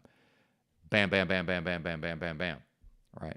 So I learned to just let's let the other kids have a chance here. But it doesn't mean I'm more intelligent than them. It means I can do a thing that they can't do. That's all that is. It's not Benton's a fucking genius. Well, no, Benton has a double-digit IQ most likely. It starts with a 9, thank God. But I ain't that. I'm as close to a 110 or 115 as I am to 85, folks. You think I don't know that? I'm equidistant. So 85, now we're viewing it. Now we're almost in learning disability territory versus 112 is like probably somewhere around the average for a medical doctor. Right. See, I'm sort of in the middle of those dynamics. Just smart enough in certain ways.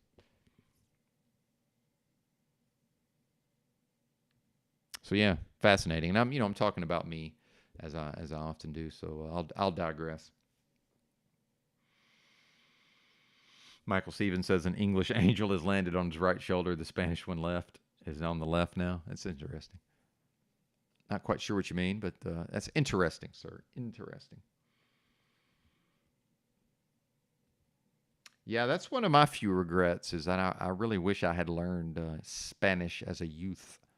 That would have benefited my life greatly. I certainly, yeah, absolutely.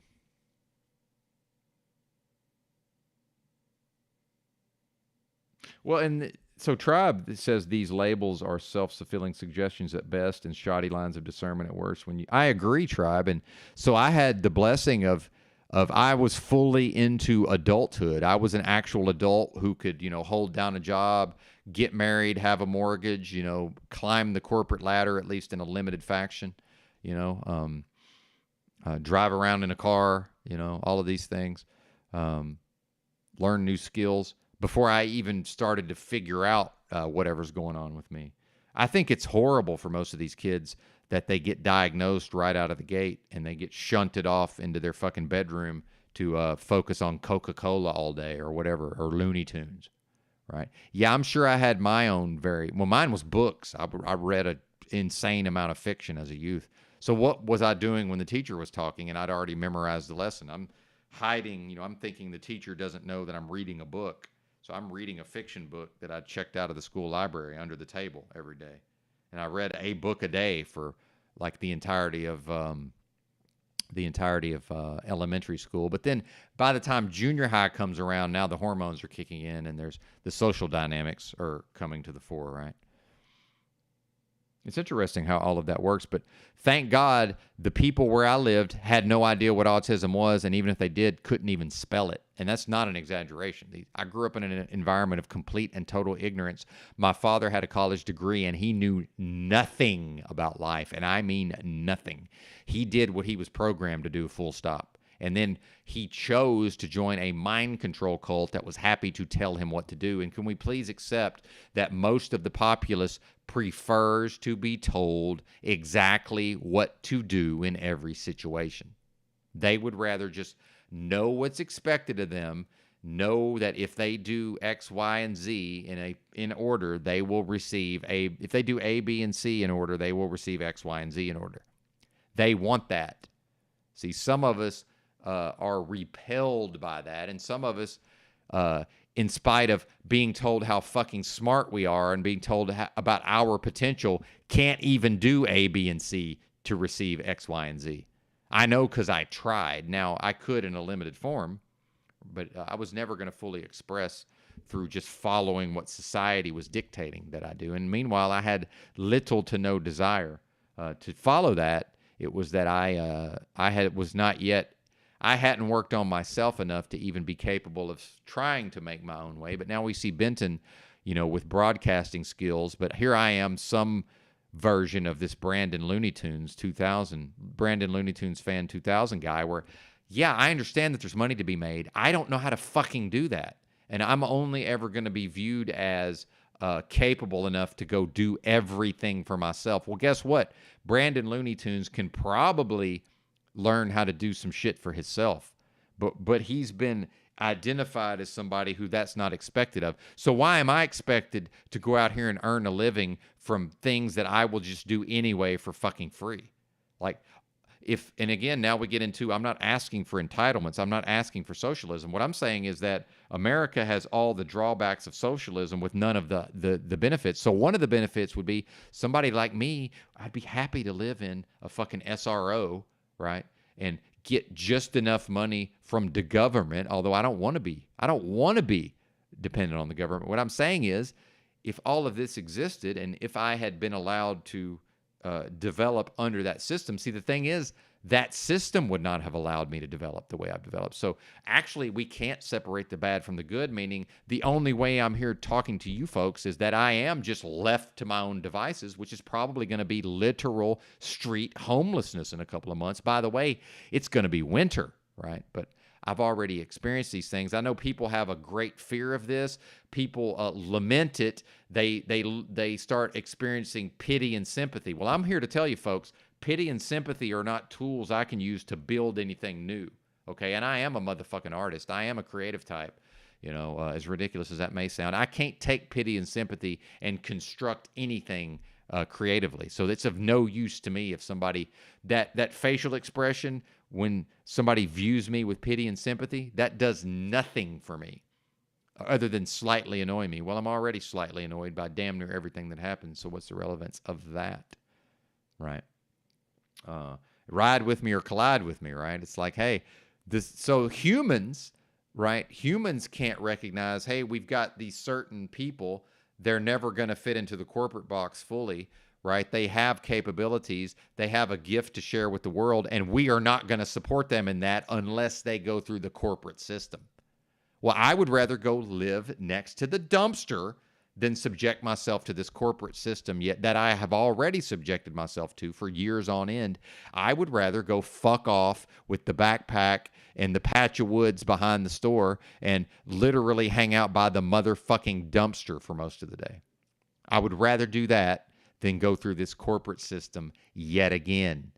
So forgive me for not being willing to honor, even at the most basic level, this nightmare dystopian beast system that, as far as literal hell realm, that as far as I can tell, we're all creating collectively for ourselves and then living in.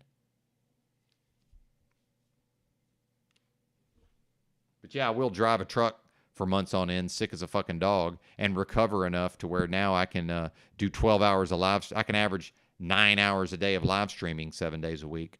And it is of value to some folks who, and again, it serves my purpose of, it serves my, I'm here to be of service, whatever the fuck that means. So this is my service for now. It's at least part of it. So, yeah, thanks, right? But I recognize this system is never going to support me at the level of being able to pay to stay here, pay for the internet, pay for my car insurance, right? Put gas in my car, because you pretty much, in this place I live, you pretty much have to have a car to some extent. I guess I could ride the bus, but okay, now we're down to, that's cutting into live streaming hours, right? And then to also feed myself, and I can't eat junk food. My body will no longer tolerate junk food or processed food, and that's a blessing, right?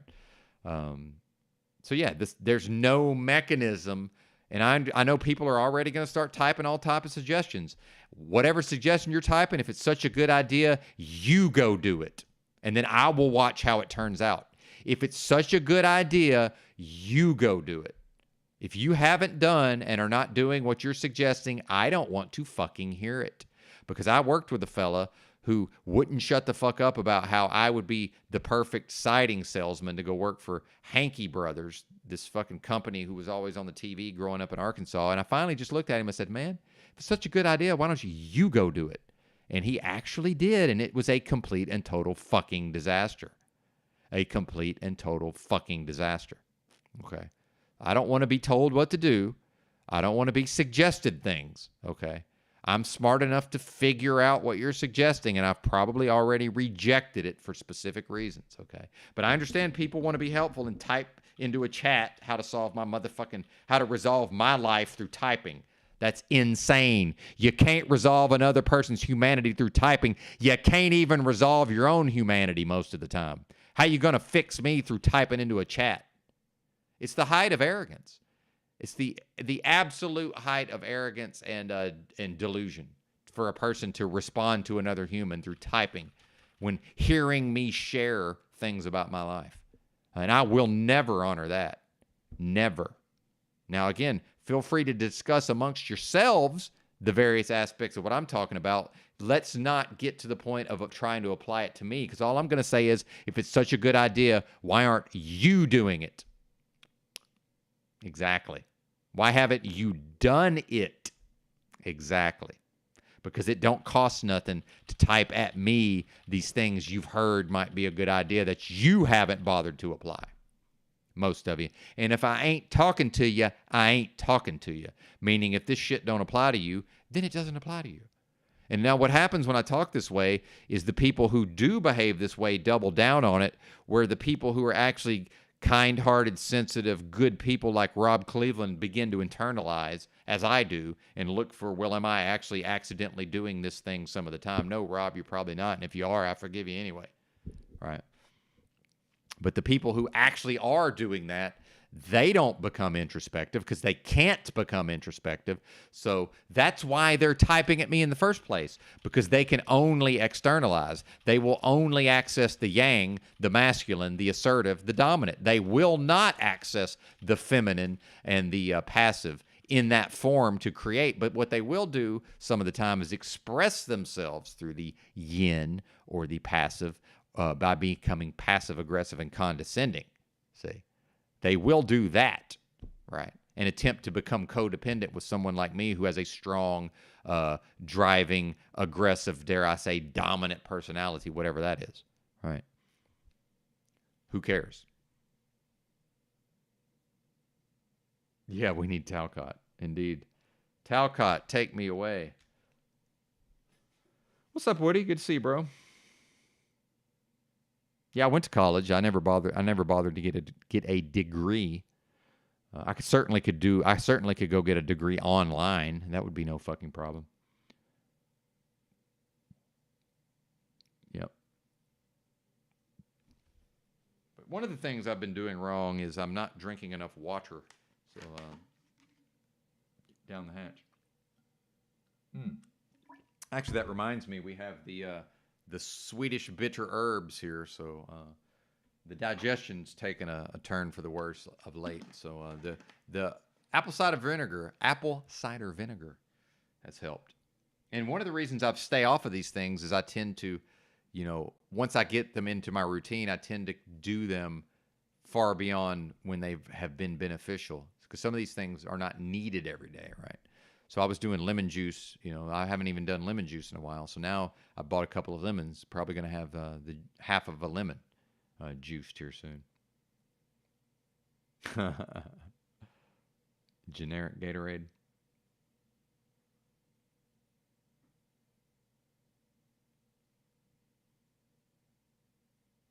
Oh, you're going to Chicago there, Mr. Steven? Oh. Now, I guess, do they let you travel without the jab and all this now? Because, see, once they started talking jab and test to travel, I lost all. I will most likely never leave the United States ever again. Uh, my brain went to a place where, okay, now travel's no longer a thing, at least outside of the country. Because, yeah, maybe I can go to Europe without testing or jab, but anytime they want to, they'll change their mind, right? So I could go to Europe, then in the time in which I'm there, America could change and say, okay, to re-enter America, you have to have a test. Well, I'm never going to take a test. Never. I will have never and will never take one of those tests. I absolutely won't take any of the jabs, right? The mask is the thing I was unable to avoid. What's up, Ms. Blanche? Good to see you. I'll be right back.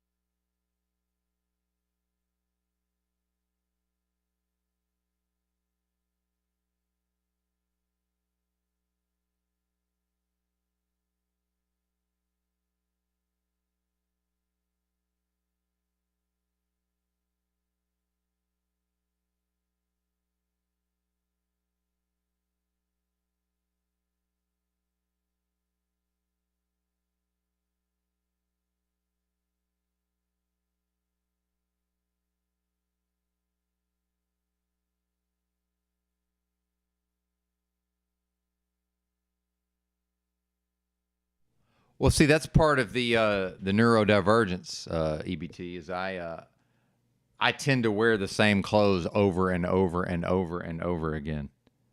So yeah, I like having a uniform, as it were.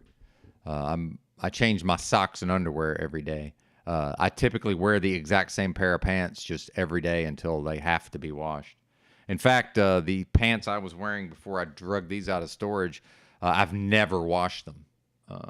And again, now we're back to the Americans' obsession with hygiene and cleanliness, right? And by the way, that's another thing about winter, being outside in the winter. Guess what else? So wet feet will, if it's 45 degrees and somebody's like, man, I'm freezing, they probably have wet socks, most likely. If they just change their fucking socks and get their feet dry, they won't feel cold.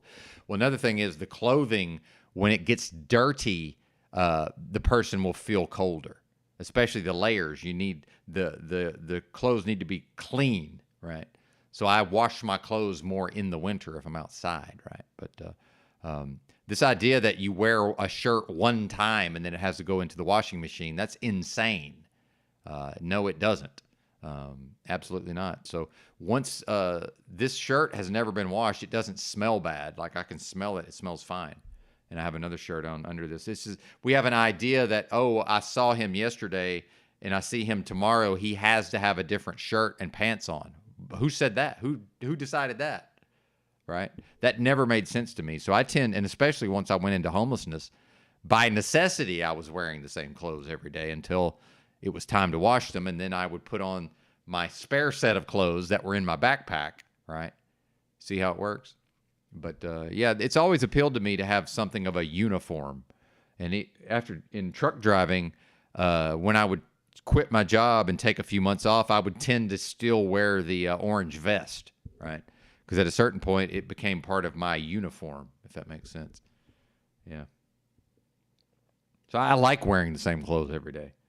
And to me, this is like my broadcast uniform in a way. Like I wear this on. This is what I wear on the broadcast. Not always, but then lately I've added one of these. But sometimes it's a rebel flag, right? And I think I'm going to get a state Arkansas flag because I think the Arkansas flag is going to look very similar to the battle flag of the Army of Northern Virginia, right? Which would be funny because people would be like, why you got a rebel flag around your neck? Oh, this is a state flag, Arkansas. I want to tell you, buddy. Well, you think I'm a racist? And then I'm now making a joke of the whole thing. Yeah. Well, that's the thing is, yeah, kimchi tribe, I would challenge you a little bit there. Kimchi probably causes some sort of a detox, right? I'm assuming, but yeah, which is the same thing as causing a body odor, right? But I don't eat a lot of kimchi, but I have some kimchi in the fridge right now. I think I'm going to eat it here shortly, actually. Tabbouleh? Yeah, Tribe says he craves healthy food. When he watches me, he made tabbouleh with chopped pecans, green onion, sauerkraut, and olive oil. Wow, that sounds lovely. I think I could probably eat that. I don't know what the pecans would do to me, but I forget what tabbouleh is. I think I know what it is, though. Fish sauce? Oh, okay, I got you. Fish sauce. I don't know how they make the kimchi I have. Maybe I should have just got the sour. Now I got to go see what's in this. Who even knows?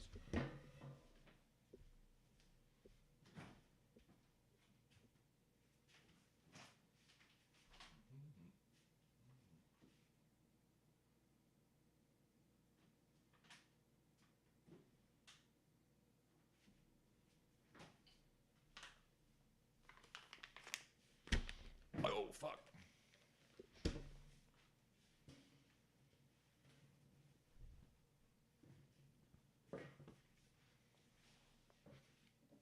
Oh,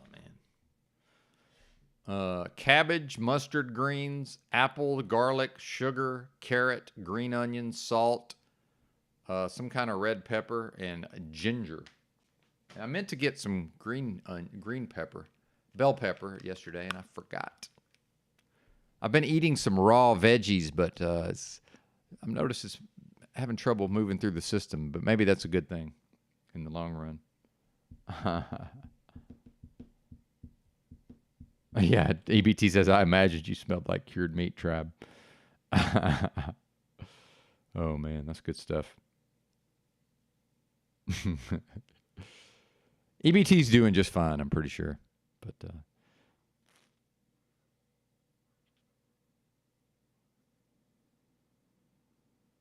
well, I don't wear jeans, big stank. But for those who wear jeans, because remember, all of the comments are directed at me, whether they're not, on some level. But yeah, that's interesting. Put them in the freezer; it'll clean them. Yeah, nothing like washing and drying jeans to tighten them up on the waistband. Yeah, there you go. Yeah, I stopped wearing jeans years ago. And in fact, I only wear cargo pants now because homelessness is just, when I'm homeless, it's so, I need to just, here's the things you don't think about. Like, I need napkins, right? Because I'm not in a house. So if I'm in a grocery store and they have a paper towel dispenser with a certain, decent paper towel, I'm getting like 10 of them, and then I'm folding them up and putting them. I always have, when I'm homeless, I always have a stack of, you know, paper towels in my one of my cargo pockets, like always. Because here I am somewhere and I need fucking napkins, but I'm in a little patch of woods. There's no napkins anywhere. There's no paper towels. I found a pretty good. I found a trash bag in good condition. Well, okay, we'll fucking fold that up, stick it in the cargo pocket. Right. All of these things that never occur to one until one is in that situation. Right. Again, now we're back to the never-ending series of problem solving, which certainly appeals to me. I enjoy that. Like, I like it. I like it. I like it.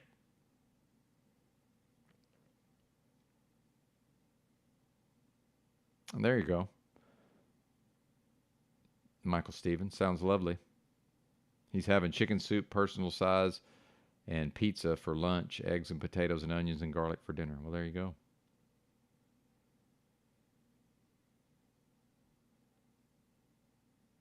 Yeah, there you go, EBT.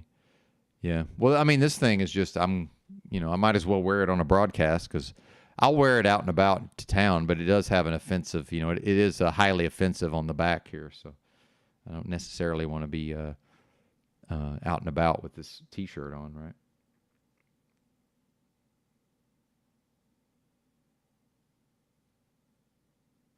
Well, and then again, so used to living out of a backpack, that I had to wear the clothes. There was no version of just carrying around clothing that I did not wear, right? It's like everything's getting used. And by the way, I don't know if you folks know this. When living out of a backpack and carrying your belongings, clothes weigh the most, other than the actual water, which I would typically just carry a jug, a gallon of water in my hand. But clothes weigh the most, right? That's just how that goes. Clothes are very heavy. We don't realize how much clothes weigh. So they weigh a fucking lot compared to other stuff. Hey, egg yolk kind of day. Yeah, I'm doing 4 a day minimum here. I'm trying to think, though, if I'm going back to the store, so Wednesday, Thursday, Friday. Yeah, I should have 5 because I've been buying 20 eggs at a time. For some reason, that's how they sell them. You can buy less, though, obviously. Yeah, well, yeah, wet clothes definitely weigh more. That's true. That's another thing, being homeless, is avoiding getting wet at all costs, right? Yeah. Well, and I wear long johns all winter long. Like, I actually have long johns on right now because I don't want to turn the heater on in here. I'm wearing long johns right now on the bottom though.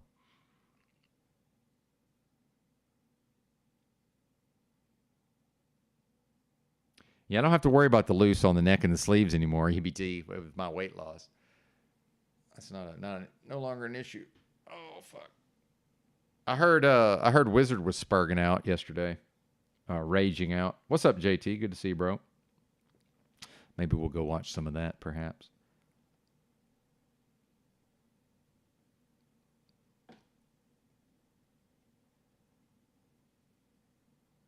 Is Machine Lies still live?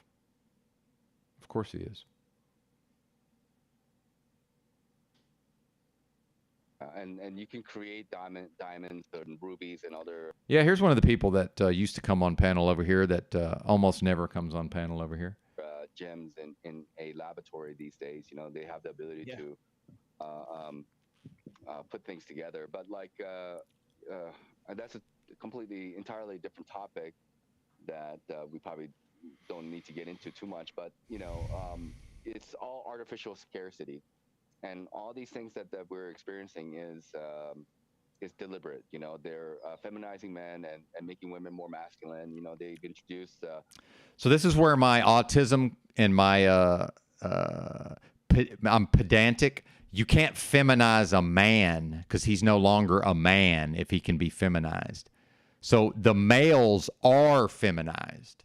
The men can't be feminized. So what we see is, since man is a status, a woman's a woman because she got the parts. Sorry about your luck, ladies. That is the primary difference between a man and a woman. I can lose my man card. You can't lose your woman card. It don't work that way. So what we have is males who are feminized. You can't feminize a man. It's not possible because he loses his status and he's no longer a man. And these are very important distinctions to make. I would say that until people discipline themselves and their mind at the level of language, there's really no point in talking about these things. And by the way, this is an otherwise intelligent person who's falling into this. And I view it as a lack of discipline. Because a male and a man are two very different things. And now that society no longer has rites of passage, both formal and informal, the fact is, since I grew up in a time warp in a part of the country that is more directed, or was at the time more interested in hyper masculinity, especially with the black culture, and I do claim half black culturally, right? So the males and the men around me had to at least match the level of the hyper masculinized black males, see, or black men, right? So it's sort of a rising tide lifts all boats in that way, right? So we was outnumbered anyway, right? But hypothetically, at the time, where at least people of our skin color were in control of the power structure. But now we get into classism, which is actually more the relevant factor, I would say. But yes, you can't feminize a man. You can the males are already feminized, right? And what we see with the testosterone, I don't believe, if you look at somebody like Moose, he most likely did not get the full flood of testosterone in his mama's womb. I did. I got the full fucking shot. And this is why that Robert Escobar kind of makes fun of me, because I said I make more testosterone than he does. I absolutely draw my blood right now and draw his blood. There's no fucking way I'm not producing twice the testosterone he produces. I might only be at an 800, but he's lucky to be at a 400. That's just how it is, right? Meanwhile, the younger generations are no longer getting the full shot of testosterone from their mama in the womb. And that's what causes the male to develop the stereotypical masculine characteristics like dominant facial features, right? A certain level of androgen production, aggression, right? Competition, all of these things that are not present in most of the males. The men have it. So this is why when I go to Walmart, they look at me some type of way, because I'm a man and it's mostly males. There's a few other men, a few, not many. So I don't like that attention. I would rather go back to the olden days when I was 22 and I went into a store and it was mostly men with some males, right? Some males. The psychological operation of feminism, right? And so, do you mean feminism like from a textbook definition? Because now I'm wondering if he even knows what he's talking about now. You mean like first wave, second wave, third wave? You talking about actual feminism, or you mean to feminize a male? Not a man. You can't feminize a man. But a feminized male will never become a man. It can't happen. It's not possible. They want to do, it's all divide and conquer tactics, right? That's part of it, sir. It's not all, no. And this is where why Notch probably can't come on the panel over here anymore. No, it's not, sir. It's always multi-layered and multifaceted. Our brains want to go into a binary, and as much as I get accused of generalizing and going into a binary, yeah, I do that in specific instances for specific purposes. No, sir, it's not. Now we've identified a problem and we've identified a potential cause, and we stop there. It's part of it, sir. There's much more to it than that. That's one of the multi-layers. One of them. And if you can't see the multi-layers, it's not my problem. Do better, sir. Thank you. And people fall into these ideas or ideologies, right? And then, they're distracted with one another about, hey, how to go about Well, see, life. now we're hitting the key points. We've identified one cause. Oh, divide and conquer. Now it's people are distracted. Oh, I'm such a powerful fucking being that this system has to distract me. If I'm a powerful fucking being, I can't be distracted. You can't distract me from my purpose. When I set my mind to a goal, do whatever the fuck you want. You can't knock me off my path. I can't be distracted. This is weak-mindedness, and I won't have it. Every time I detect something in my psyche that resonates at the level of weakness, it gets excised, it gets cut out and thrown away, and I will not let it return. This is weakness. How to go about what is right and wrong, and this And I'm just going to call it, you also, sound depressed, Notch. I'm just going to call it, you sound depressed. He's got the dominant facial features. I'm sure he got the full shed of testosterone in utero. I don't know how he's living. I don't know what he's eating. You sound depressed, sir. Okay, freedom of speech. So they're using the guise of freedom of speech to promote a kind of lifestyle that is not really beneficial to society, and a lot of people, That's a matter of perspective, sir. Beneficial to society from what perspective? See, now are we inventing hopium? Because as a human, I have something called a hope station within me, which I think it means nothing. If we're going to talk about society and what would benefit society, from whose perspective, sir? This is obviously situational and subjective.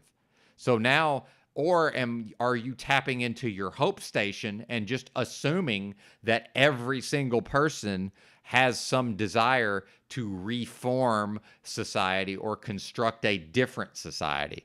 Or is it the case that, like Music Holds a Secret says, this place is exactly what it's supposed to be by design? And I don't even think it can be changed or reformed. I can change myself and reform myself, and I have done that, and I am doing that, and I will continue to do that, right? But again, now we're off to the externalization. Okay, I detect that there needs to be resolution, and I'm seeking to resolve externally, where I have almost no power and ability to resolve things. Why am I not seeking to resolve? And I'm not saying Notch hasn't done this. I'm talking about a philosophy.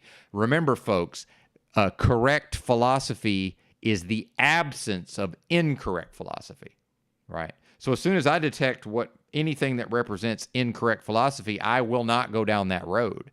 And this is where probably people like Notch won't come up on the panel anymore, because as soon as he takes one step down the path of incorrect philosophy, I ain't having it. No, sir. Not on my watch. Because that's how strictly I'm disciplining my own mind. So much so that it does I do that internally, and it does have some limited effect externally. But we have intelligent people who are viewing things ass backwards. Internalize, then externalize. Any effort to externalize before the internal work is done is only ever going to lead the being astray. Best case scenario, the being just doesn't make progress. But then if you talk about no progress over time, that's going to appear as regression. Because to even stay the same over time is probably going to require some modicum of effort and work, lest we forget. they're messed up and mentally, emotionally. You're messed up mentally and emotionally. Okay. Thomas Merton, if hate tyranny, hate injustice, but don't hate these things in another. Hate them within me. It's no good, Notch. If other people are these things, you can't do nothing about that. You're messed up. You're those things. See? And I'm not accusing you. I'm saying that's where the power is, sir. There's no power until you go in and resolve that. If it exists, it's worthless and counterproductive to talk about it externally. The guise of freedom of speech to promote a kind of lifestyle that is not really beneficial to society, and a lot of people, they're messed up and mentally, emotionally. Yeah, you're messed up mentally and emotionally. Do better, Notch. That's why you're on here.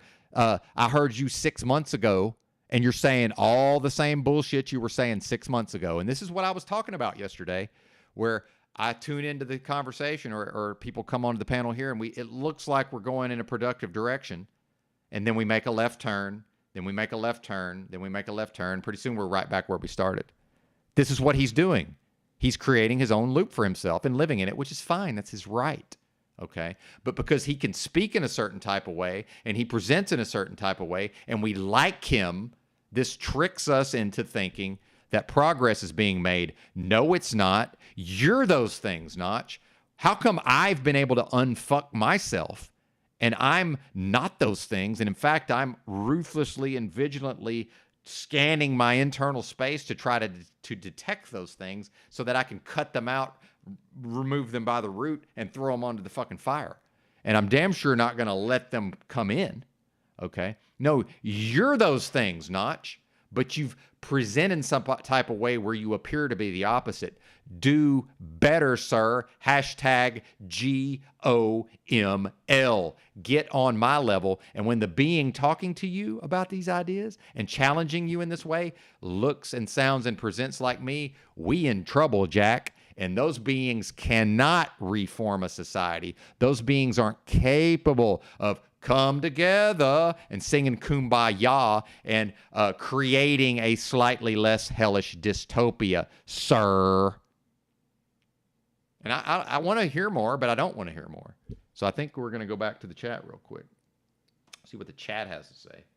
Goodness gracious. And how come I can do that off the dome, sir? How come I can spontaneously break down every little aspect of it? Because I went in here for motherfucking years and took it to the street and figured it the fuck out. And I'm speaking from my experience, Notch. And he can't match my level of understanding. Notch cannot match my level of understanding. And until he does, I'm not willing to accept that, well, he can present some type of way and he can make people feel some type of, well, people can choose to feel some type of way. See how I discipline my own fucking vernacular? Because I can't make somebody feel anything. If I can make an individual feel a specific emotion on command, I could become a supervillain and just take everything over. See, that would be a superpower. This is how logic works, folks. This is how logic works. So when I'm the one who somehow has figured all this out, yeah, because I got the fuck away from society as much as I was able to. I got the fuck away from bozos like Notch, right, who certainly would have led me astray if I'd been dumb enough to listen to him. So there's people dumb enough to listen to what he's saying as if it's gospel and who may have a true intention to reform and do better and resolve internally, who will absolutely lose time with wasted fucking futile efforts that can never bear fruit. Why? Because they're operating at the level of incorrect philosophy. Do better, Notch. Do better. Or we'll just look at you 6 months from now. You'll be the exact same person, or you'll actually have slightly regressed. You'll sound a little more depressed, sir, and you'll still be presenting the same way, and you'll still be saying the exact same bullshit. How's that working out for you, Notch?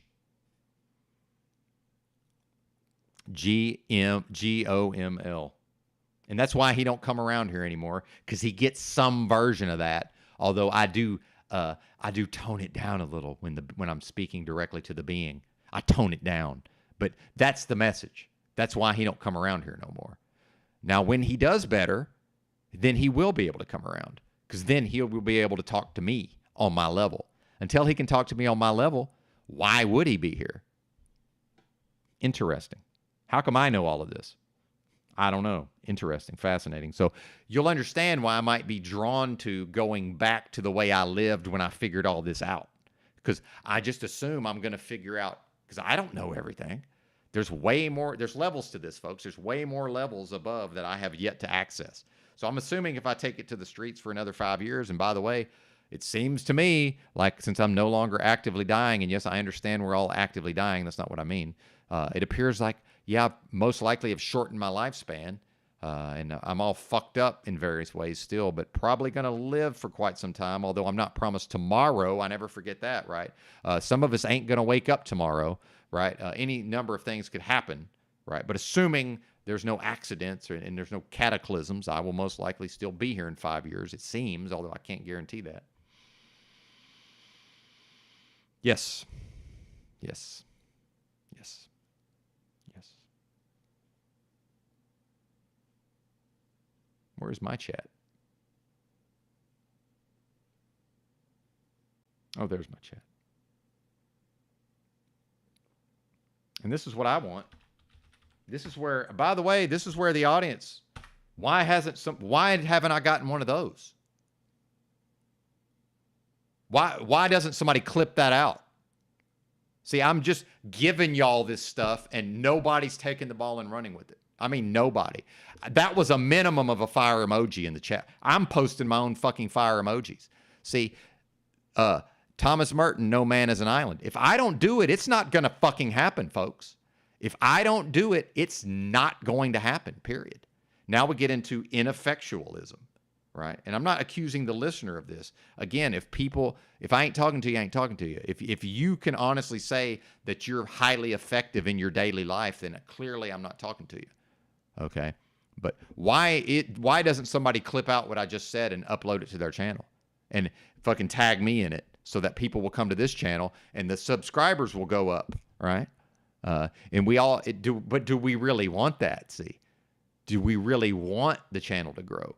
Do we really want Benton to have 2,000 subscribers? Do we really want 100 people to 130 people in the live chat where maybe Benton can now make a living from donations? Or do we want to just keep him in his own little space and our little pet? There, Benton, you ramble, you do interesting rambles, and, you're, whimsical and you're foolish enough to go on the line and do 9 hours of live streaming on average. And, we like to show up, but there, little Benton, just stay in your place, little Benton, right? Ride with me or collide with me, right? Why am I posting my own fire emojis after I fucking mic drop it in here? Right. And I'm not demanding this. I'm saying when I'm listening to Paul yesterday and he has a mic drop moment, I fucking turn my screen on, fire, enter. Shouldn't the fucking host get a little bit of feedback? Right? But I will only ever fire emoji when it's appropriate, see? I'm not asking for sycophants to fire emoji every word I say. That's what happened to Matt, Quantum of Conscience, see? Matt only had people around who would tell him that his shit didn't stink, and at a certain point, he couldn't tell his bad ideas from his good ideas. I'm just saying every fucking once in a while, I go off on something, and I would like to look in the chat and, hey, fire emoji, right? Because that's deserved it, and I posted my own fire emoji. And maybe one day, by the way, they're not even clipping Paul. I've clipped Paul a couple. See, I'm not even practicing what I preach. I'm not clipping Paul and uploading it to my channel. See, I'm not even doing the thing. See how it works? Again, I'm either part of the problem or I'm part of the solution. So I'm noticing things and I'm becoming annoyed because it's not. Hell, I'm not even doing the things. So, again, show me a human and I'll show you a hypocrite, right? Now, perhaps I will change my ways. I don't know. Now, I could certainly just use the excuse of, well, I'm pretty fucking busy over here, but I could make time. I could do 6 hours on average and devote myself to, an hour a day of making fucking soundboard clips and, maybe clipping out something for tomorrow's show. And then maybe, Paul went on a good rant, so I'll clip that out and upload it. And, it'll get 100 views or whatever, but that's fine. Right. And maybe that will build its own momentum. You see what I'm saying? Get in where I fit in. Will I get in where I fit in ad hoc grassroots style? Right. But there has to be somebody who's just really good at making clips, right? Who just wants to make clips. This is what I'm saying, man. There's things that can be done, right? That aren't being done for the most part, although I've seen, and I'm impatient, right? And I tend to recognize these dynamics ahead of time. So, things I was complaining about in the past, right? Especially with CBO crew. Well, it's just I'm not patient because 9 months later, then everybody's caught up to where I'm at now. So I'm trying to convince people that, well, actually the format has changed. You're now doing an Opie and Anthony Howard Stern radio format. You just don't recognize it. Now, 9 months later, people are realizing that for themselves. See, I'm just ahead of the curve. That's all that is. And, if I allow that to annoy and frustrate me, that's my fucking problem. Yeah. Well, you're good, Tribe. See, again, the people who are already doing stuff internalize. See, Tribe's Tribe's doing just fine. It's the folks who are do nothing and add nothing. They just assume they're one of the people I'm not talking to, right? But people like Tribe, who is already doing better, will internalize and be like, well, wait a minute, what's going on here? Well, no, I'm not talking to you, Tribe. I don't have the time, and I'm not, I'm not quite disciplined enough to say, well, here's the people I'm not talking to. And I might not be talking to any of you, right? Whoever's in the live chat, I might not be talking to you, right? There's people who are listening who never post a comment, right? Now, some of them might just be bots, but there's absolutely people who listen to this, and even if they're going to post their first comment 6 months from now, they're not posting right now. I might be talking to them. I have no way of knowing if this message is for them or not. It ain't for me, but it is for me because now I'm internalizing. Now I'm like, well, wait a minute, I'm not even doing the thing. But let's face the reality, I'm doing enough. I'm doing enough. So, but I will still look for opportunities to improve my own game, see, as I always do necessarily. Now it's kimchi time, so what do we want to do while I'm eating kimchi? Your thoughts, expert live chat. Thank you, Bobby. Much appreciated. Thank you. And again, I don't want to ask for the thing. I'm more putting it out there like a suggestion, like in the future, this is something the chat can do to benefit the broadcaster, but only where appropriate, right? And I don't do it that often. Paul usually does it a couple of times per show, right? I do it maybe once a week. Maybe not. Every once in a great fucking while, I will, I drop some heavy shit. That's right, JT. I wish I did. Boy, I've been constipated, Jack. But I don't want to get into that. But what can we play? I want to play something while I'm eating this kimchi. See, they're already, people are already, see, now Mitchell has ran to Machine Lies live chat to make fun of me, right? And EBT. See what I'm saying? Yeah, I'm talking shizzle about y'all. Yeah, I was bad-mouthing Nacho. That's not what's happening. Yep. But see, that's what I love about this. There's a fucking permanent record of this. And I'm just going to say it. Let's put this on the screen. And I'm just going to call it out. If that's Mitchell, you're just trash, Mitchell. You're just a bad person. I mean, let's just call it what it is. And I think it's interesting that somebody who wants to talk about being honor able and wants to hold other people to a standard can't hold himself to a standard, Mitchell. Mitchell, you're not able to hold yourself to a standard where you just don't do these things anymore. So here's the thing, Mitchell. You can be positive and you can bring a lot to the table, and then you undo every fucking bit of it. Now, do I undo some of my own good works? Yeah, I do. But over time, what you'll notice is I do less of that. So if we read the chat here, it says Benton was talking shizzle about y'all. He stopped after this comment. He was bad-mouthing Nacho. Well, that's not what I was doing. However, if Nacho's dumb enough to believe that and takes a third party's word for that, that's his problem, because that's a peanut gallery. That's what the peanut gallery does. And if Nacho is a member of the peanut gallery, lest we forget, we can always appeal to the fickle feelings of the peanut gallery. And to me, that represents nothing. It's representative of literally nothing, right? Well, and then we get into, yes, his life could appear amazing on paper. Why does he sound depressed? How come my life appears to be something nobody would want, and I sound enthusiastic? I sound ready to tackle life, and I'm chronically ill. Think about that. And Notch sounds depressed, and he sounds like he's stuck. Oh, but he's living in a way that appears to be admirable and something that other folks might want to adopt, whereas I'm serving my greater purpose, and I don't give a flying fuck how my life appears to others. See, this is the practice, by the way, but I'll be back. But if you see here, and as if there's something wrong with living in a motel room, but then also ascribing my commentary to an emotion of jealousy, see? But when we know who's the jealous one is Mitchell, right? The jealous one is Mitchell. I don't know if you know this, Mitchell. I'm not set up for jealousy. I almost never experience jealousy. I've never felt lonely in my entire life, see? But now if Mitchell is set up for jealousy and loneliness, well, look at his life is jealousy and loneliness, right? So he's going to ascribe an emotion to me that I'm not, that I am absolutely not experiencing. But he's doing this. Why? He's doing this to ridicule me and ridicule me in order to appeal to what? The fickle feelings of the peanut gallery. So if I understand all of this and comprehend all of this, you can't touch me, Mitchell. But now what Mitchell can do is get his attention from daddy. And unfortunately, I've never had, well, not unfortunately, I've never had children. I had a dad. I don't view myself as a daddy. He's trying to turn me into his daddy, see?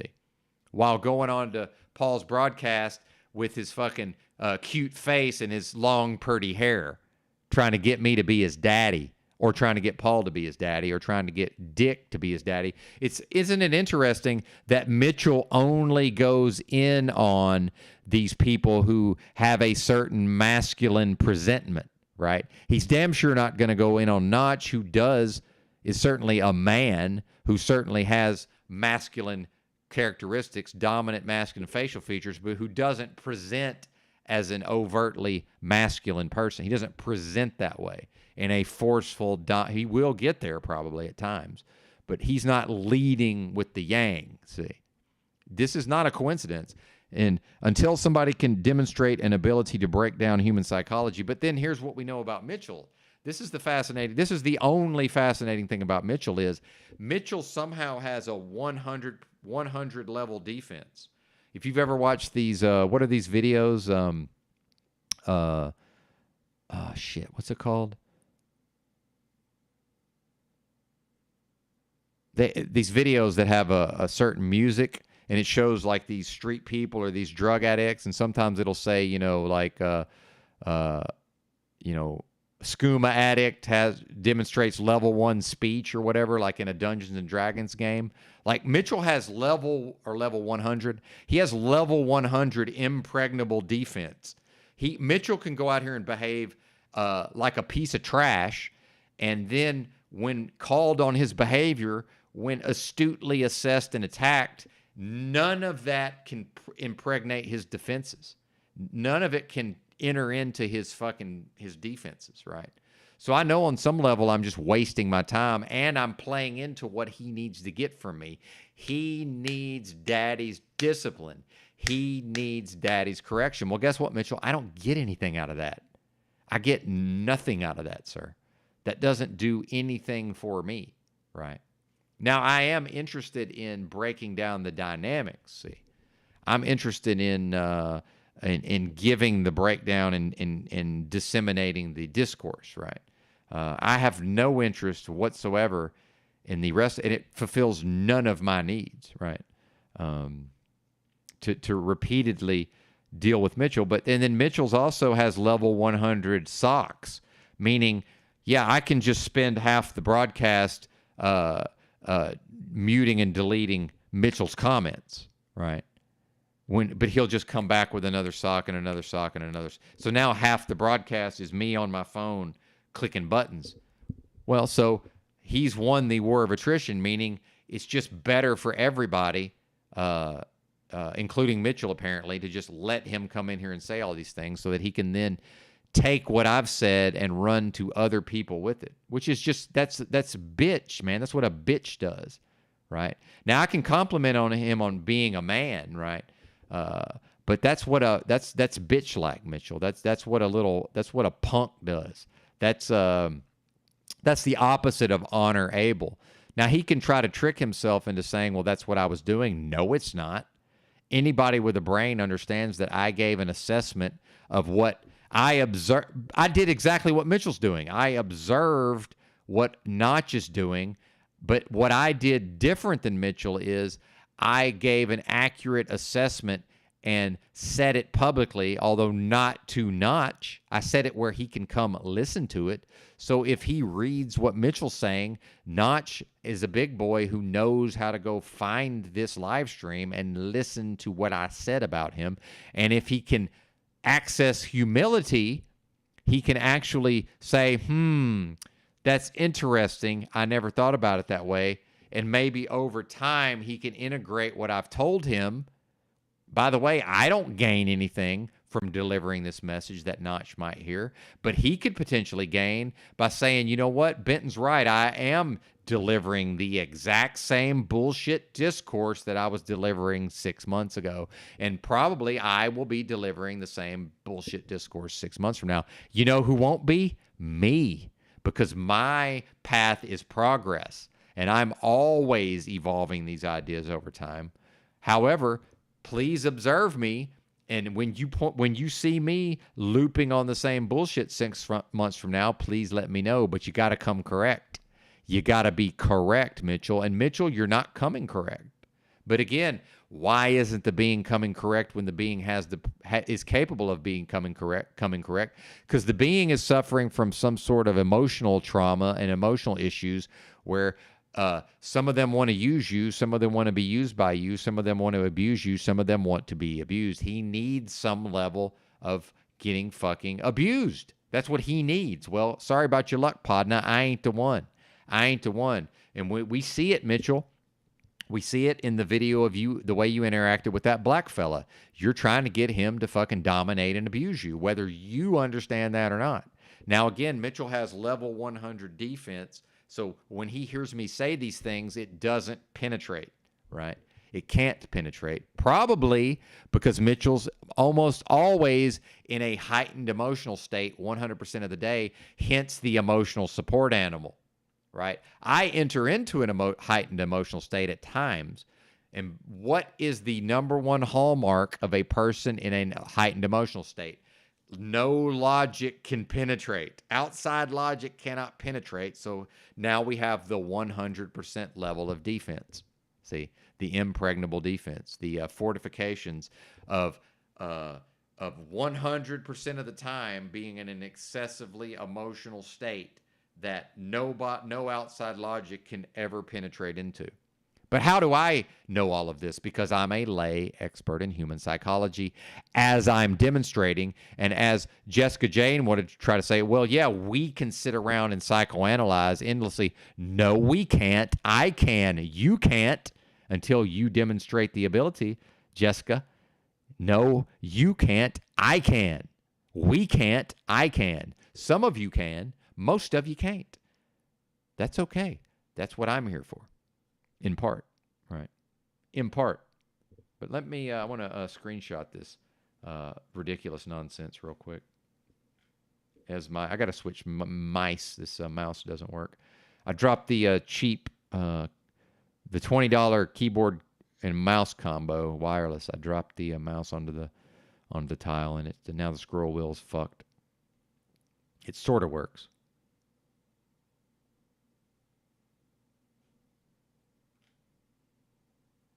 And Run the Machine Lies, who's dumb enough to fall for all this because his own lack of sophistication.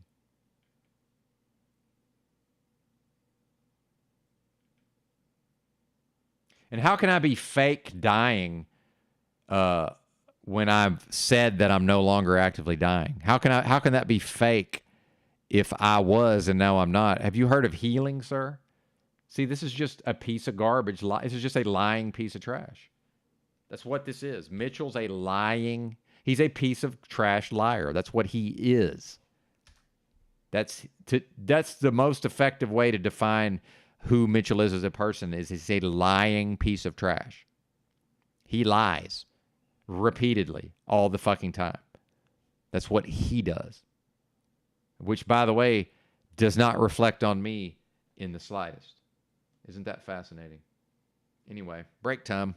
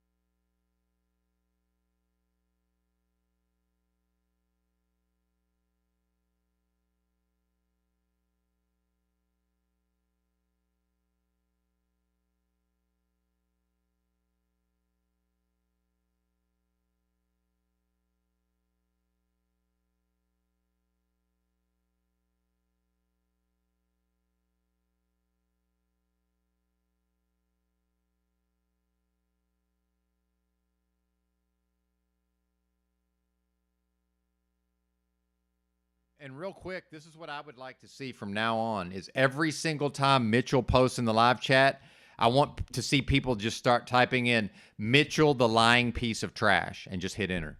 And don't engage. I can't give advice. This is what I would like to see. Every time Mitchell shows up in the live chat over here, I would like to see people type Mitchell, the lying piece of trash, and hit enter. And just every time he posts, just Mitchell, the lying piece of trash, enter. Mitchell, the lying piece of trash, or like, is here. Mitchell, the lying piece of trash, is here, enter. Mitchell, the lying piece of trash, is here, enter. And that's it.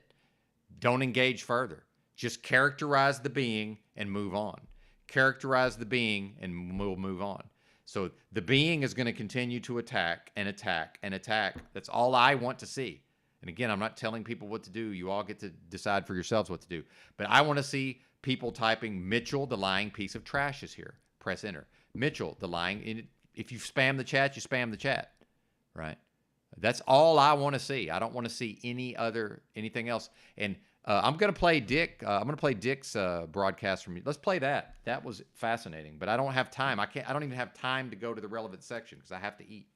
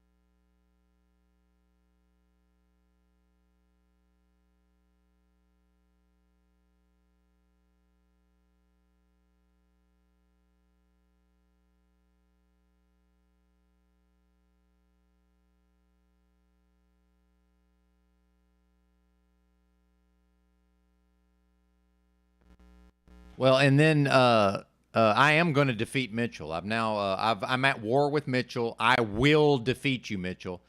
So what I will say, Mitchell, the lying piece of trash, is here. And then no matter what he says, I'm going to say, and what does that have to do with you being a lying piece of trash? That's it. Mitchell, the lying piece of trash, is here. And then he's going to respond, and I'm going to say, what does that have to do with you being a lying piece of trash? No matter what he says. And I will defeat Mitchell. And that will ripple through all of the live chats. It's going to take some time, but pretty soon, everywhere Mitchell goes and types into a live chat, you're going to see people type, Mitchell, the lying piece of trash, is here. And then he's going to type something, and they're going to type, what does that have to do with Mitchell being a lying piece of trash? I just defeated Mitchell. It's just going to take some time. War Chief, hashtag War Chief. How about you?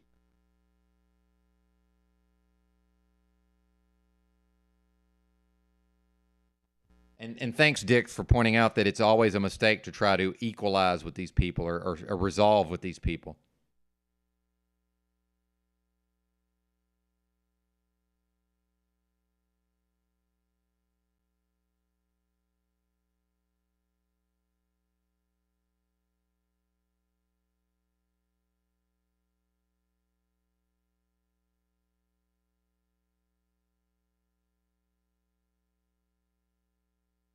And since we know he's a lying piece of trash, we don't even explain that he's a lying piece of trash. We skip the part where we explain why he's lying and how he's lying. It's just Mitchell, the lying piece of trash, is here. And then whatever he says, what does that have to do with Mitchell being a lying piece of trash? We never explain how or why he's a lying piece of trash. We know he's a lying piece of trash. We see that he's a lying piece of trash. We don't need to make a case. He makes the case for being a lying piece of trash. Period. End of story. And this will ripple, and everywhere he goes, this is what he's going to see very soon. You will see it. Well, maybe not very soon. You will see it soon. And I will not stop hammering this. I'm going to go on every panel and say this, most likely. Now, I don't want my mouth to, I intend to. Okay. I've noticed that every time I say I'm going to do a thing, I don't do the thing. So I'm considering, I must be very, I'm considering going on more panels. And when I go on more panels, I am considering saying this on the panel. Yes. Mitchell, the lying piece of trash, is here. And then let him respond. What does that have to do with Mitchell being a lying piece of trash? That's it. Do not engage further. Any further engagement will only play into his hands. That is the mechanism by which Mitchell will be defeated. Period.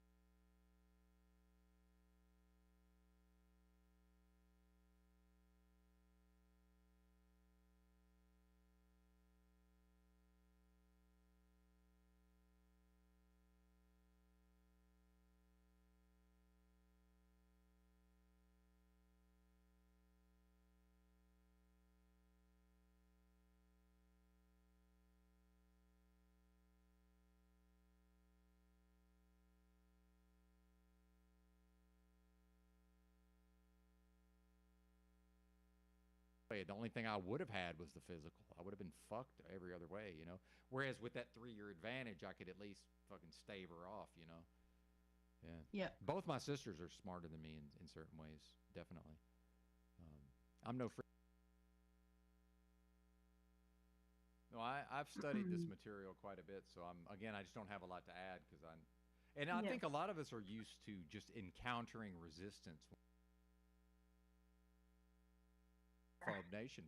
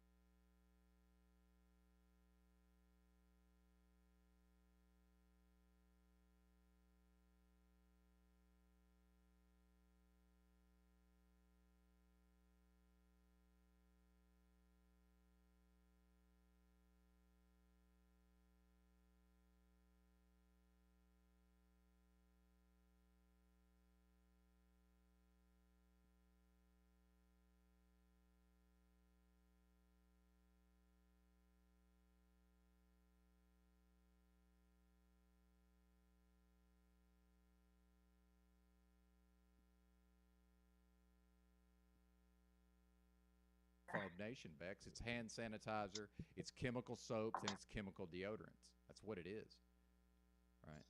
Yeah. Period. That's just I'm not a what big it yeah. is. I'm not a chemical or exist there, right? I can see the similarities.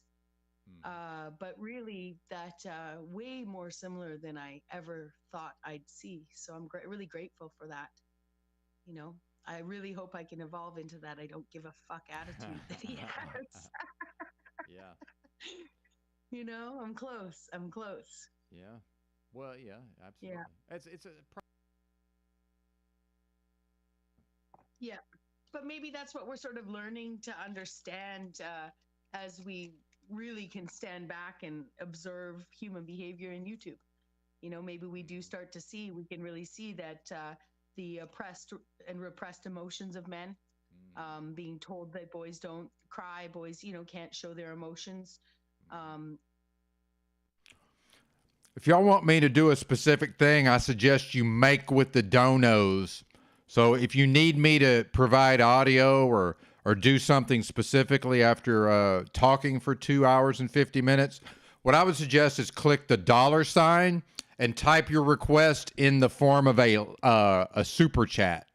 So Otherwise, if I choose to sit here with no audio for 20 minutes and eat, that's what I'll do. But pretty sure I'll honor super chat requests $10 and up. Just go ahead and type whatever you need from me. Just go ahead and click that $sign, type what you need, and just make sure it says at least $10, and then shoot that off. Otherwise, if I sit here with no audio and eating for 20 minutes, that's just what happened. If you don't like it, feel free to go somewhere else and do something else. Thank you.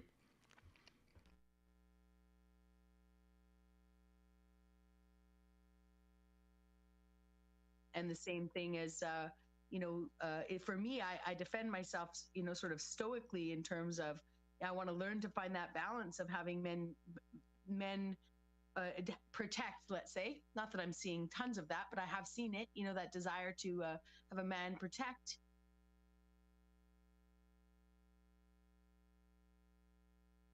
Seen it, that desire to have a man protect. And then also, but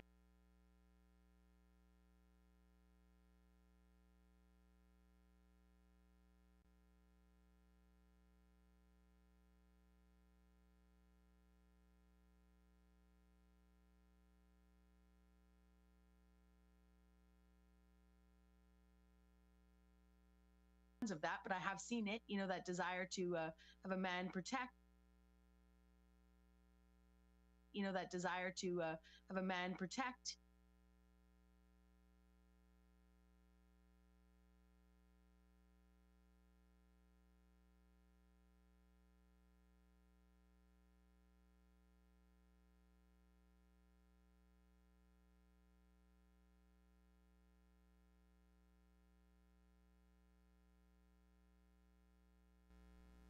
I don't want your money, Michael Steven. I'm not trying. I don't want donations from.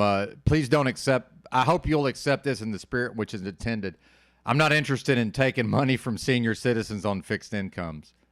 The point I'm making is that if I choose to just sit here with no audio while I eat food because I don't have time to go and find audio clips to play for you folks while I'm gone, that's just what happened. But if somebody wants to click the button and send $10, right, minimum, then I will most likely do what the request is. Otherwise, after I talk for 2 hours and 50 minutes or 2.5 hours uninterrupted, if I then realize, well, if I don't stop now to eat, then I'm never going to get to eat.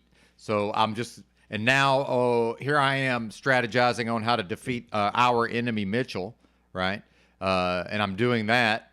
And then in the midst of all that and preparing the meal, I don't have the time to also click on some buttons and find you folks some entertainment. What I'm saying is if you don't like the 20 minutes of silence, maybe click the fucking button and send the $10 and type in the super chat what you need from me, and probably I will do it. That's what I'm saying. It's the point I'm making. And the numbers can drop all they fucking want. I can click the button and be done. That's not a threat. I'm not concerned about the numbers. It'll be me and 6 bots here in a minute. That's completely fine. If you ain't getting what you need, feel free to go somewhere else. That's all I can say. And we might be looking at a members only chat very soon. I'll just go ahead and put it out there because I'm just losing all desire to read Mitchell's posts, honestly. And the fact is, y'all are allowing that to happen on some level. It's not my job to police every little aspect of this.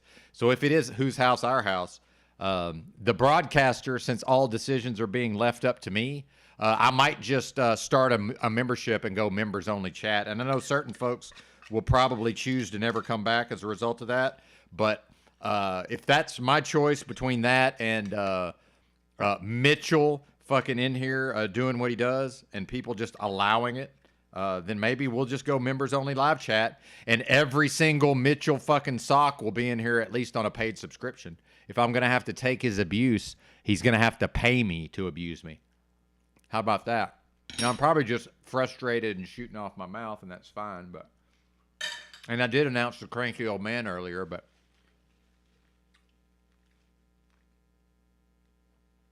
I don't know what that is, Hank. Thanks for the $10. What is that? Is this a soundtrack? The break's over, though, so do you want me to play that now? Because now the break's over. So play that instead of making sound clips? Or, I mean, what?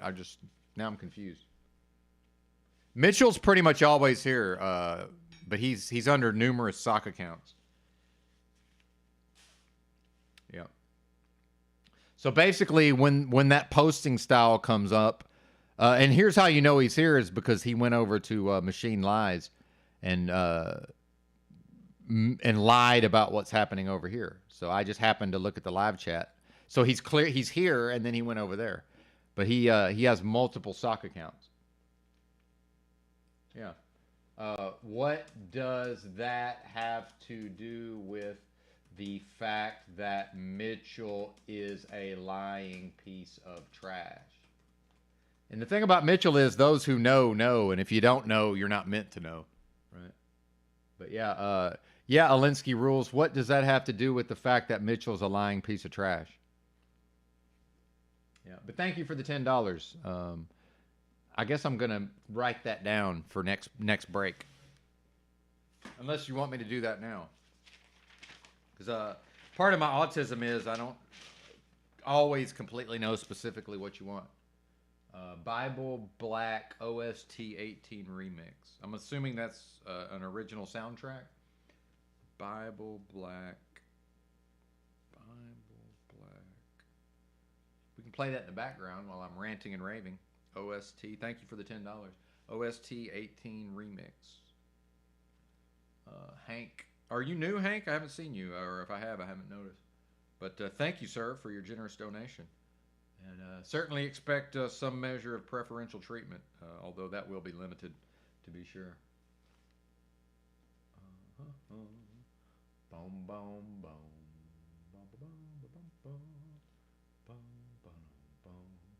Good to see you, Tyrannicide. Yeah, exactly. Don't tell us what to do. That's right.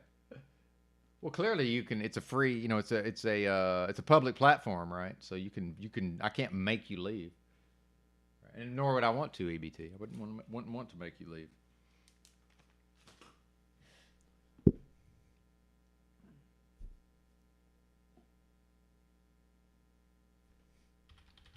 So yeah, I'm either Mitchell's not going to be around here, or we're going members only chat at some point. That's just how that's going to be.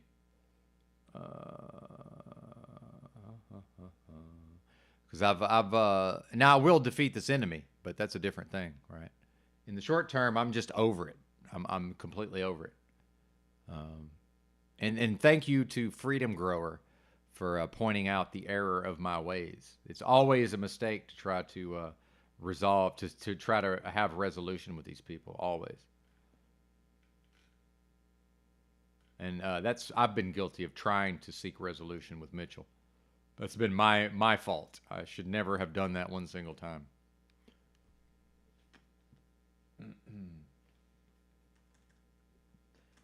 So it's nothing but Mitchell is a lying piece of trash, followed by him responding, and then me saying, what does that have to do with the fact that Mitchell is a lying piece of trash? See, that's my impregnable form. And what do we call this? Irresistible force meets immovable object? Is that what that ends up being? And he certainly can't get what he needs from me through that form, right? Mitchell, the lying piece of trash, is here. Whatever he says. What does that have to do with the fact that Mitchell's a lying piece of trash? That is the defeat right there. Now, the fact that many of you can't see that's because you're not a genius level strategist like me. And I've finally come to understand that my strategy, especially in the long run, is so far above other folks. They really have no fucking idea what I'm doing, even as I'm doing it. They're often confused. It's like, what is this? This is me winning. That's what this is. This is the war chief genius level strategist strategizing. See, I've just defeated Mitchell, but the administration of the defeat will take some time. And when I say I've defeated him community-wide. However long that takes, because my strategy has to be long-term because it depends upon other folks being influenced and persuaded to following my example in how to deal with Mitchell. But that's absolutely the strategy that he can never counter that will defeat him. Hey, Mitchell, the lying piece of trash, is here. Then no matter what he says, What does that have to do with the fact that Mitchell is a lying piece of trash? See, can't lose. Can't lose. I love it. What was this? Black, Bible Black, OST. OST. 8. Do I have to search for that on YouTube? It's nothing's coming up on the. Oh, there it is. Well, here we go. Cool. I'm looking forward to whatever this is. It's one song. Thank you. It's not much of a break though. But thank you for the $10 yet again.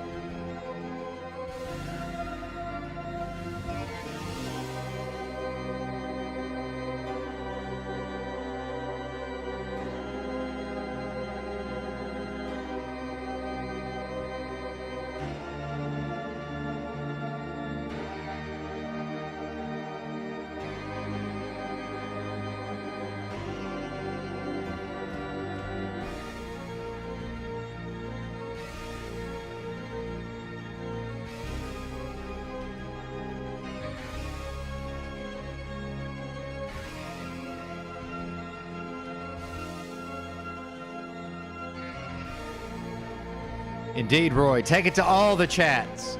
Every time you see him, every time you see Mitchell on a panel, join the panel and say, Mitchell, the lying piece of trash is here.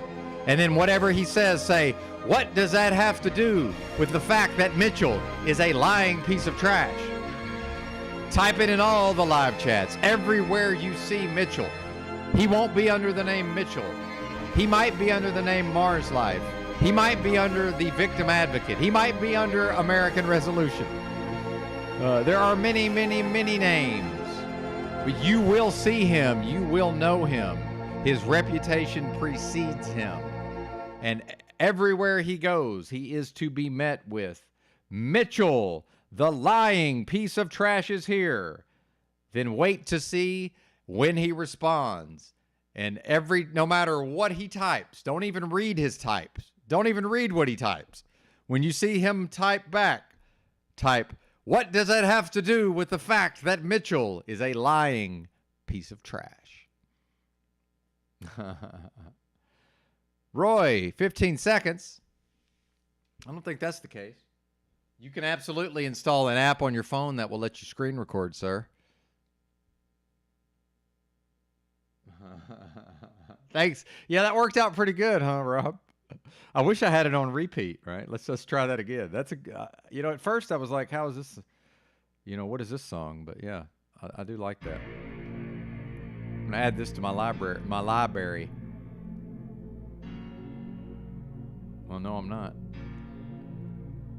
Where is add to library? It's so silly. YouTube music's so silly. Oh, wait, down here probably. This must be a YouTube video. Yeah, it is. It's a YouTube video. Yep.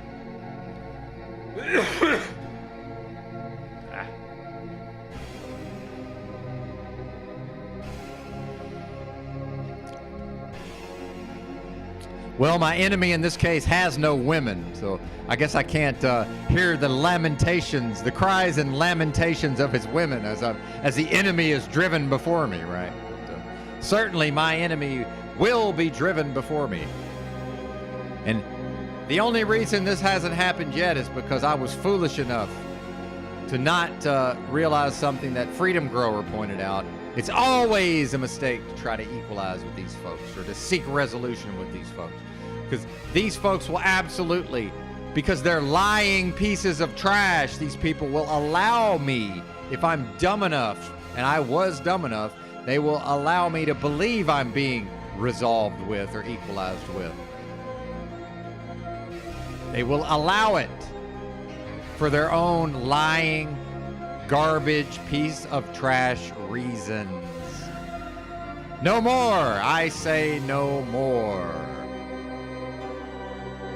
The means of Mitchell's defeat has been broadcast and will ripple throughout the truth communities, so-called. And everywhere he turns, every chat he enters, he will be met with the phrase, Mitchell, the lying piece of garbage, is here. Mitchell, the lying piece of trash, is here. Feel free to take a little bit of creative artistic license. And then, when he responds, as invariably he will, ignore the content of his post. Do not address the content of his post. If he's saying things that you know to be untrue, we already know him to be a liar. There's no reason to address the content of his posts. Characterize the person behind the post. Mitchell, the lying piece of trash, is here. Then wait for the response, the retort. Don't even bother to read it. When you see the name and the icon, whatever it may be, the enemy is legion. The enemy has many socks, and they all stink. Every one of them needs washing. Somebody needs to do their sock laundry. Everybody take your shoes off. Mitchell, put yours back on. Good God. What is this?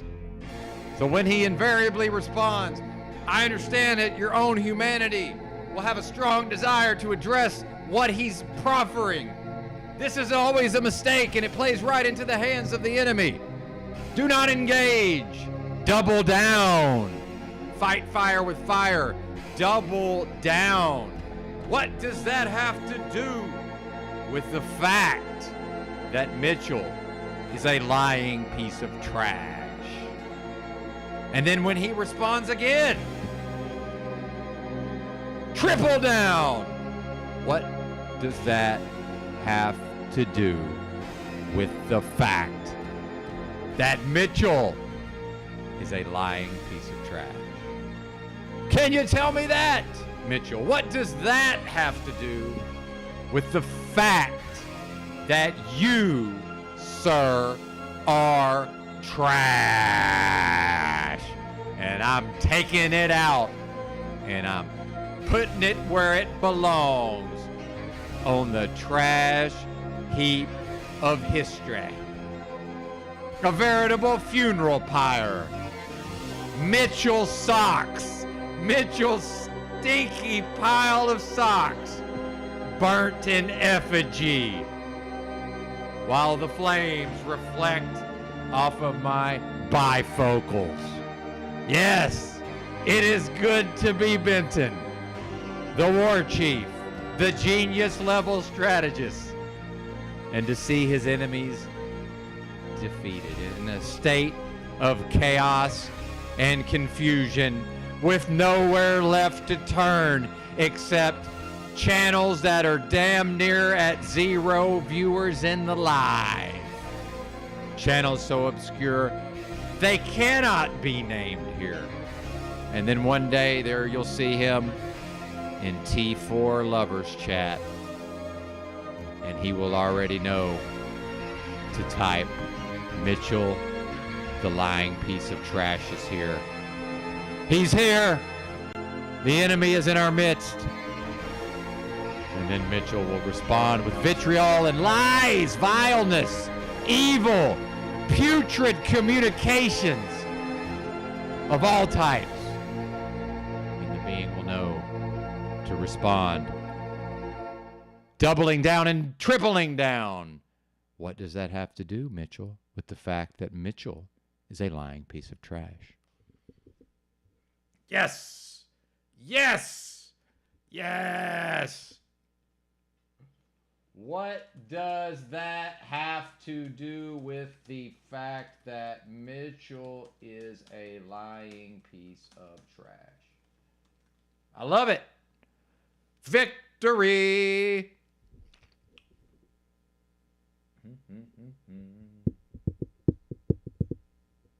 When I will say this, that anybody that shows up with my picture in their, that we've never seen them and they show up with my picture in their avatar, that's either Mitchell, most likely, or it could be Kim before the storm, but it's probably Mitchell, most likely.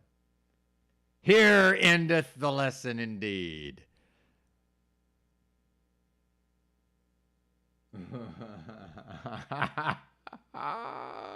Oh, they know EBT. They've heard enough of this. Actually, fortunately, this building is not quite so bad. With the side walls are not so bad. It's that it goes out to the hallway, right?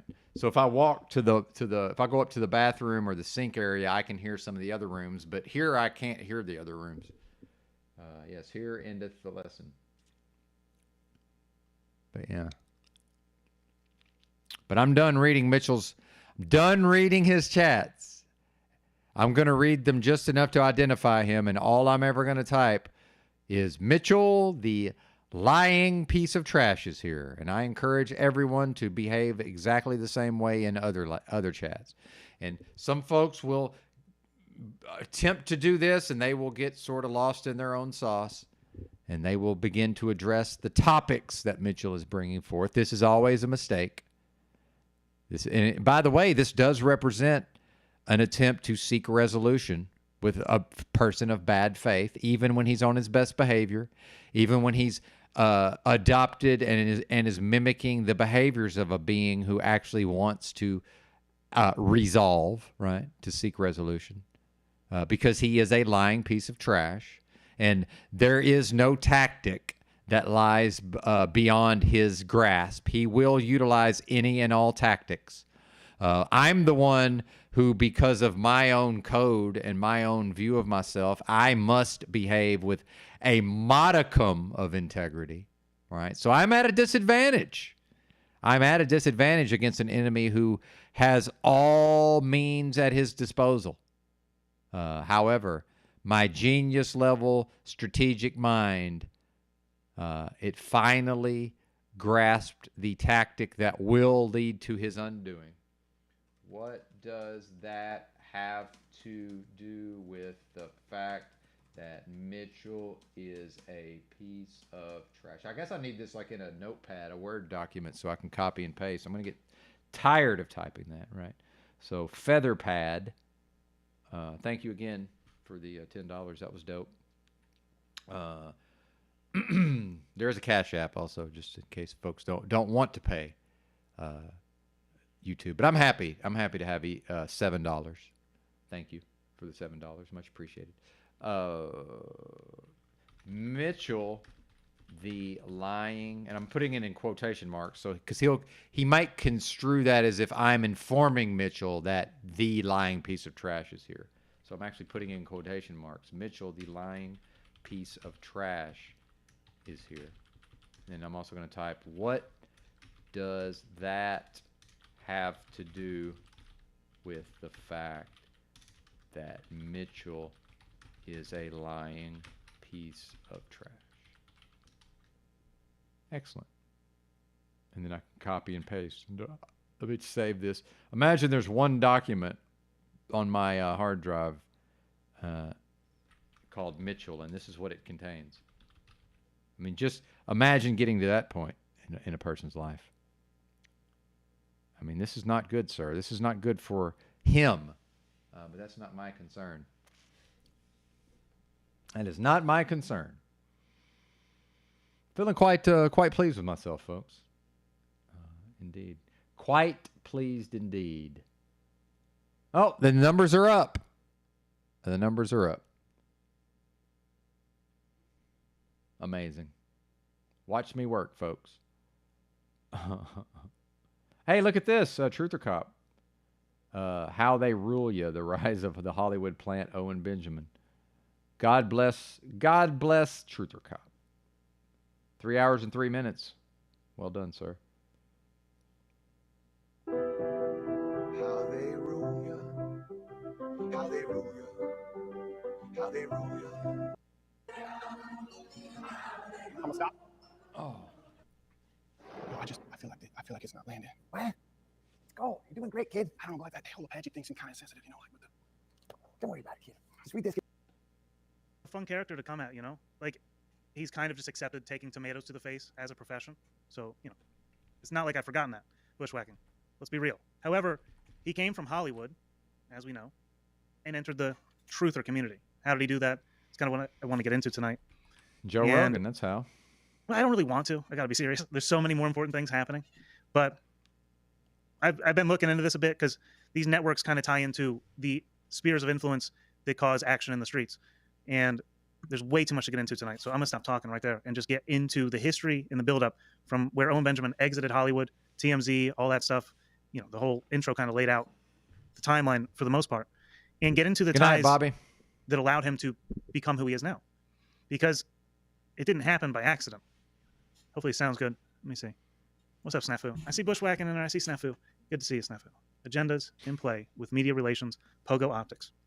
Dude, so he left Hollywood. I didn't look in the Hollywood. This is really tripping me out. It's usually the other way. In the mirror. I can't There we wait go. for the next Man, time that was Mitchell messing with goes me 'cause on it was like going the Paul's. other direction. This is like, So next time Mitchell goes on Paul's, here comes Benton. Greetings, Benton creature. Mitchell, the lying piece of trash, is here. And then Paul's going to say whatever he says. What's that got to do with the fact that Mitchell's a lying piece of trash? And I'm probably not going to have nothing to say beyond that. more in tune with what I'm used to. But Bushwhacking, all I'm going through Rinse is and repeat. how he came to be Rinse and repeat. as influential as he is. He Imagine exited Hollywood and then being so immediately- good strategically that the strategy that I've devised is so sound that I can tell it directly to my enemy and it's still going to defeat him. Goodness gracious. Never a dull moment in this dystopia. Thank you, Jesus. I'm no longer I'm no longer as actively dying as strongly as I once was, right? Hallelujah. Was picked up in these networks. But I actually kind of jumped the gun there. See, let's go to my script here. So I got everything scripted. This is ridiculous. I spent so much time researching this, and there's so many clips I'm not going to play, but there's like 35 points I got to hit. That's a lot of points, Trooper Cop. I hope everybody's doing good. How's everybody doing? Are we doing good? Come You on. guys got 35 points to hit. Get in here, man. I got Joey Diaz, and Jim Bob kind of covered a lot of them, but I wanted to start back at the beginning once he left Hollywood. You know, we go straight into Joey Diaz and Joe Rogan, which, if you watch the Matthew North documentary that I streamed a couple weeks ago, he kind of laid out the ties that they have. And what do we see in the first appearance of Owen Benjamin in these podcast spheres? He's still in Hollywood at this time. While this clip plays, I got to look up exactly what I spent so much time laying out these clips in order and find. There's other details that I've missed, but this first clip is from July 13th, 2016. So this is right here. Share. Boom, boom, boom. This is from Joey Diaz's channel. This was the first significant podcast that I could find him on. This is back in 2016. And, you know, in the beginning, he was talking about the stars hitting hard because during this podcast, he basically got so high, he had to leave in the middle of the interview. Just read from me. They're dabbling in something. I don't know what the fuck it is. I have no idea. He says he's a pilot. I'm one of those charter planes. Listen, if you're a man and you come into my plane as the pilot, as Lucille on Monday, I can't trust you with my fucking plane, guy. Right. I can't. You're confused. You're not confused. I don't know. I just can't. I'm not saying nothing bad. I'm just saying that he's been home a lot more since he became a woman. I'll tell you that much. And he gained a lot of weight. I don't know if he cut his dick off. I know his hair is down. I know the cheekbones What's up, are Destroyer? high. Good to see you, sir. I know that his voice changed a little bit, and I know he stays in a lot more. Tremendous. Yeah, those things are strong. Yeah, you just relax. man. This is the devil here tonight. This is it. This is as good as it gets, people. So they're finally, this is kind of the first mainstream podcast Owen Benjamin hit outside of Hollywood, is the Joey Diaz. Now, if you watched, again, referring back to the documentary that I played a couple weeks ago, it was one of the last ones that Matthew North put out. He kind of laid out Joey Diaz, Joe Rogan, and how they prop up comedians using comedy to put people in spheres of influence, because it's deceptive. Comedy is inherently deceptive, and it's used to cover things up, get people, normally they'd be mad at something, but you make them laugh at it, they might go along with it. And there's this, whole thing about comedians being propped up into these roles on purpose. Now, I'm not saying Owen Benjamin was. I got a poll, in fact. I forgot about that. I got a poll. I honestly didn't know what to expect of the poll results. I'm already fascinated. Was Owen Benjamin planted in the truther community by Hollywood?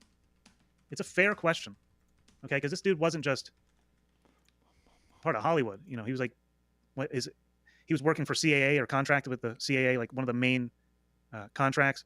Again, I looked all this information up. Good to see you swim. Provo Planet. Whoa. New channel unlock. Provo Planet. Man, if anybody's got that link, drop it. Yeah, it's a What's up, Provo Seth? kid. It's a All right, so Provo basically, kid. I don't want to spend too long on any one clip. It's still but if you Provo look kid. at also It's the main thing rebranded. pushed in that Matthew North documentary was the fact that Joey Diaz and Joe Rogan are secretly tied into hallucinogenic legalization, like the legalization of hallucinogenics, like mushrooms or acid or these sorts of things. They're tied into this influence. In the first appearance of Owen Benjamin in these mainstream podcasts is him getting way too high on THC to talk. So this is exactly the kind of information that was laid out there. And as we move forward, it's a fascinating thing to witness. Now, because I watched this starting maybe 2018 start to unfold, around the time he started, before he was on Alex Jones. But yeah, he was, dude. And a lot of this perspective does come from what he was laying out. I honestly wouldn't see the kinds of things that I saw without watching that documentary first. But when you look at the timeline, it's just laid out. So we got this one here. Boom.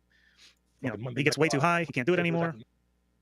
On the Church of what's happening. He's got a great philosophy. Oh, he's amazing. He's an He amazing guy. walks He's off an here, right? New York Whatever. firefighter. You guys can find the clip. I dropped the link earlier. We got to move on to the next clip here.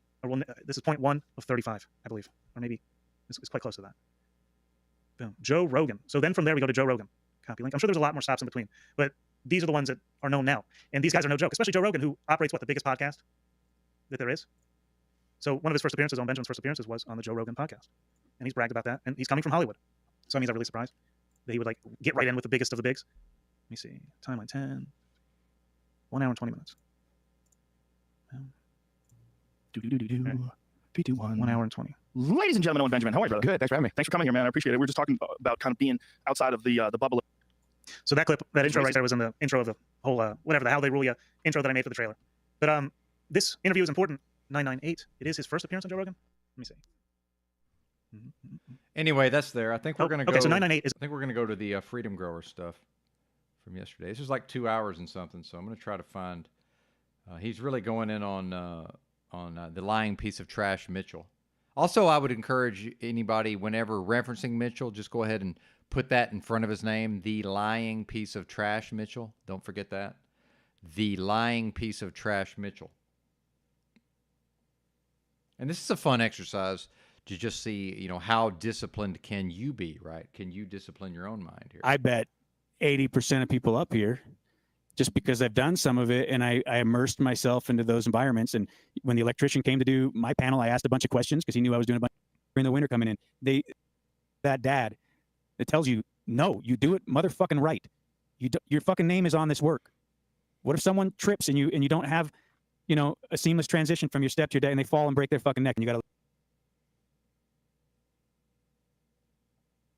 life. You can't have family or, maybe the barbecue actually mattered more to you than the job. Like, why didn't you pick up the phone? Because I was at a barbecue with friends. Yeah, I need you to pick up the phone when I call. No. You're a fucking piece of shit, and my barbecues matters more than your shitty corporate job, believe it or not. I work so I can have the time. Having the carpenters and the masonry guys laughing at us, saying that we changed our race. Yeah. Well, by the way, this is the learned helplessness, because I listened to some of this yesterday when I was doing my shopping. But Quantum Epic says, so basically, Dick is giving a reason why people, can choose to do things and teach themselves skills and the reasons for this. So here's Quantum Epic says, if you're able to do certain things, then this is a great advice. So, and by the way, the if you're able represents a learned helplessness, because clearly, when a person wants to undertake a new endeavor, that will always be within the bounds of what that person is capable of, right? If that is a limitation. Now, the reality is, what many people believe their limitations to be are not, in fact, the limitations. And I know this, I learned this firsthand when I actually reached the point of physical exhaustion. And in order to, it took me an entire 7 full days to rest up and to get back to normal, right? So what I found is that a person can be tired or believe that they are exhausted. And if the person pushes through that and pushes through that and pushes through that and pushes through that, what they believed the limitation to be and what the limitation actually was two very different things. But this is the learned helplessness, and this is something I've been wanting to talk about. So thank you to Quantum Epic for shedding light on this.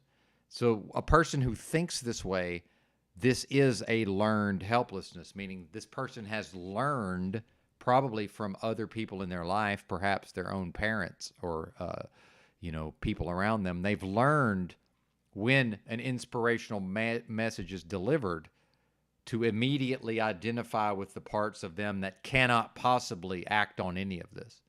And that is learned helplessness, right? She's learned to be helpless. Okay. It says, depending on life situations, many people around the world can only do so much. Well, that's literally everybody. Supposedly, that describes every being here except for the creation or God or the universe or the Most High. Like, that's the limitless being, presumably. So, if we are aspects, if each of us individually are various aspects of the limitless, well, then necessarily to incarnate in this form is to incarnate into a form that is limited. So by focusing on the limitation itself, by identifying with the limitation, I will never be able to reach exhaustion, and exhaustion in this case being the full expression of what I'm capable of. See? So only until I push and push and push, and finally the limitation stops me, right? Which in my case was I did all I could do and couldn't do anymore, right? I could no longer push forward. See, it was impossible. I had to stop and rest. In fact, my body was demanding it, such as I was going behind.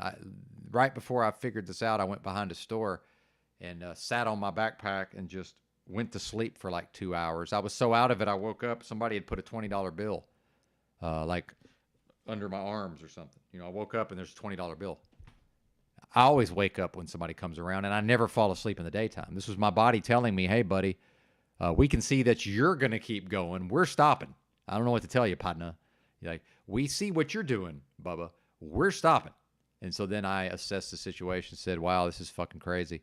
And that gave me enough energy to take my happy ass to where I knew I could camp. And I would imagine that I just went to sleep for the night, woke up the next day, went to the store, got some OJ and maybe some fruit and some water, and then came back to the camp, probably some cannabis, probably went and stocked up on cannabis, then came back to the camp, didn't leave. Then once I needed water and OJ, probably went back to the store. That was it. Did that for seven fucking days, and probably downloaded just enough podcasts to have something to listen to while I just laid in my tent for a week. But Quantum Epic will never push herself beyond. She probably feels tired all the time, right? So she's never going to push herself at all. She's in the learned helplessness. She's never going to try. Now, even if none of this applies to her, it applies to this way of thinking. If you're able to do certain things, then this is great. And see, it's a negation. She's negating Dick's ideas by appearing to complement the idea. Oh, this is great advice. Meanwhile, is it even advice? I don't know. Maybe he's observing and reporting. I don't know. But depending on life situations, guess what, lady? Everybody exists in a state of life situations. And this is a huge flaw in people's thinking that I didn't figure out until I took it to the streets for 6 years. This is a huge flaw in people's thinking, this idea that if only I could resolve the present circumstances, then that would solve my problems. No, it wouldn't. If I resolve my present circumstances, these circumstances are replaced by another set of circumstances. That's called life, lady. But I see what we're dealing with here. I see what's happening. Oh, man. I'm hurting. Hurting for certain. The thing about new construction is or make sure that it's ground capable wire, because there's some wire you can just bury. You can't show up for yourself or anyone. You don't have the motivation. And I think this is where he starts going decrepit, on toxic Mitchell. food supply.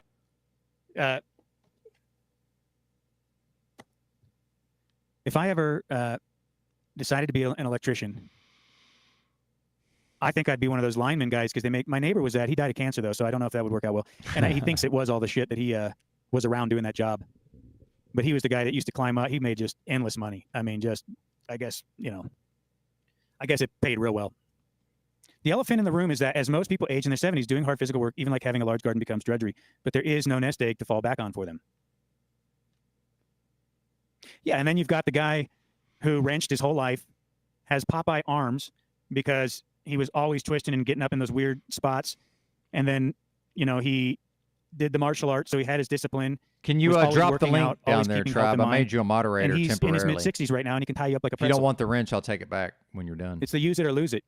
And we have this Thank you, inflammation sir. from all the foods and the environmental impacts. And so it becomes much more difficult to keep it. They just be some audacious asshole that's rubbing it in to fucking show you how much your life sucks and how much their life's better. And you're going to hate on that and continue to stay right where you're at.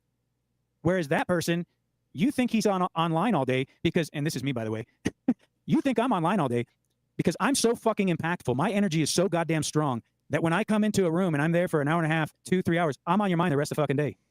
I'm all you're fucking thinking about. And I'm not saying this is where he's going in on Mitchell. And I like when Dick talks this way.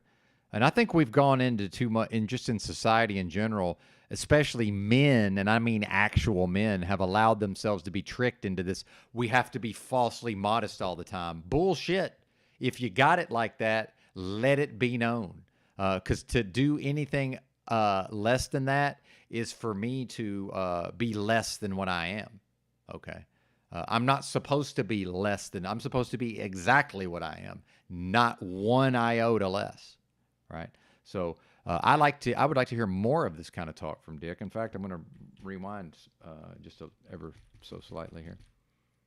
just cram your fucking pie hole full of that sludge, your Soylent Green sludge.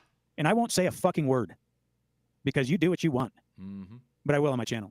Oh, if you want to think more intelligently and you want to have a different result, you might want to consider that factor and why you're so apathetic and so fucking lazy and you can't get out of bed on time to do anything. You can't show up for yourself or anyone. You don't have the motivation. Everyone. This is Mitchell, by the way, who just lays around in his vehicle with his puppy all day. This is what he does all day and fucks with us, by the way. He does nothing beyond that. And I mean nothing. He is a bum, if you think about it. Now, I've resembled a bum at times, okay? But Mitchell's a fucking bum. I mean, let's just call him what he is. He does nothing, and he lays around all day, okay? Which is, yeah, I've done versions of that. But if somebody had said, hey, you're a bum, I could have become defensive. No, that was me being a bum. Now, I can justify it to myself in that I was, healing myself and going through and dealing with my own bullshit. And I was walking around, 10 miles a day on foot with a backpack. But Mitchell's in a fucking comfortable vehicle with his emotional support animal. Okay. This is just, God bless him. I mean, if he can live, that's great. I'm not jealous of that. The point I'm making is he's offering nothing of value to anyone. He's not making the world a better place, and I don't even think that's a thing that can happen. But what's Mitchell doing at the level of service? Now, in his warped mind, he probably believes he's serving the community by whatever it is he's doing. No, he's not. Nobody can serve from a space of being a lying piece of trash. Okay, so surprise, surprise, Mitchell lays around all day. and does nothing, and then occasionally ventures out and holds people accountable. Remember that video I played with him and the black fella when he went out picking when he went out, and but in his view, he's like, oh well, yeah, because somebody called him on it and said that he goes out here and fucks with people, and he's like, no, I don't. And then they reference the video, and they're like, oh well, yeah, I go out on my bicycle at times, and hold the fucking policy enforcement accountable. Yeah, okay, Mitchell, sure, that's what you're doing. Yeah, sure. That you see who does, you hate on them, and But you remember, try to tear them down. He has 100 defense. So I can say this till I'm blue in the face. I'm saying this for your edification, because I made this mistake of thinking that I could just give my own assessments of Mitchell back to Mitchell. Yeah, I can, but it's to no effect whatsoever as far as he's concerned. It cannot penetrate. Because why? Because he's constantly in a state of excessive emotionalism, as we saw when he had that interaction. He's mimicking the behavior of somebody who's calm, cool, collected, and reasonable, but his emotional state, his internal space is in constant turmoil. By the way, this is my basis of compassion towards him, because if I put myself in his shoes, that's empathy, by the way, I could see it must be miserable to be Mitchell. So no wonder he comes into all these channels and spreads misery if we're dumb enough to allow it. And to this point, we've been dumb enough to allow it. Okay. Now, after I've had my fun with this strategy that I've devised, I am most likely, although don't hold me to it, I'm considering going members only. Now, if I can figure out a way for the live chat, if I can figure out a way to pay certain people's membership, I'm not even interested in the membership money. I am. I mean, I like money, but I'm more interested in, let's see if this bozo, if this is such important service for him to pay money to do it with multiple accounts. Or is he just going to take his ball and go home, meaning go to everybody else's chat, but not come here? Think about it. And I will defeat this enemy, even if it ends up being however much a month for a membership and only members can chat. And if that means I'm only ever talking to 10 to 15 people, that's just what happened. And again, this is called brainstorming and spitballing. And I know some people are going to say, well, Benton said he's going members only on his live chat. No, I didn't. I said I'm considering it. That's different than saying that I am. Now, because I do tend to speak with emotion, not from emotion, I shot my mouth off, and I said I was going to. Then I said, now, wait a minute, let me walk that back, because I was writing, my mouth was in the process of writing checks that my ass might not be able to cash. It's one of the reasons why you see no marks on this pretty face, and I've run my fucking mouth or talked shit my whole life. People are like, oh, Benton's talking shit. When am I not talking shit? I've talked shit my entire fucking life, and that's probably never going to change. Because you're jealous of all the energy they have. You're jealous that they can come on and do a 3-hour broadcast and then go on and crush it in every other area in their life. Yep. Have amazing family, amazing wife, amazing everything, Yep. Like to the point where if they told you how amazing their life was, they'd just be braggadocious about it. Yep. They'd just be Dick and Yurt, by the way. Hey, you should brag. You should brag about it. If somebody feels some type of way based on how you're living, Dick, that's their problem. It's not your problem. some audacious asshole that's rubbing it in to fucking show you how much your life sucks and how much their life's better. And you're going to hate on that and continue to stay right where you're at. Whereas that person, you think he's online all day because, and this is me, by the way, you think I'm online all day because I'm so fucking impactful. My energy is so goddamn strong that when I come into a room and I'm there for an hour and a half, 2-3 hours, I'm on your mind the rest of the fucking day. I'm all you're fucking thinking about. And I'm not saying everyone hears that way, but there's plenty of people I have that impact on because they come back to me and they're like, you're always online, dude. You're like always on panel. Well, see, that's Dick just being a little sensitive. We're joking, Dick. It's a joke. I made a joke about how is he doing all these things and he's online all day. I'm joking, Dick. It's a joke, right? I'm not being serious. I see that you've crafted a life for yourself, right? I'm the one who's still living off his truck driving money, lest we forget, and holed up in a motel. That's me doing that, right? But the fact is, what preceded what I'm doing is that I went out and with my labor, I earned what I'm doing, and it's going to go away unless I go do more labor that I've just lost all interest in doing, the truck driving. I've lost. I would rather, honestly, at this point, I'd rather just go be homeless. And I'm not even kidding. In some ways, I've merely been taking a 5-year break from homelessness. I mean, it's what I've been doing. So we'll see. It reminds me, I need to go get my physical. Hang on, let me go find this. Let me go find this clip, this link. Thank you, sir. Oh, it's only 45 seconds. We'll watch Let's it look now. at it again in slow motion.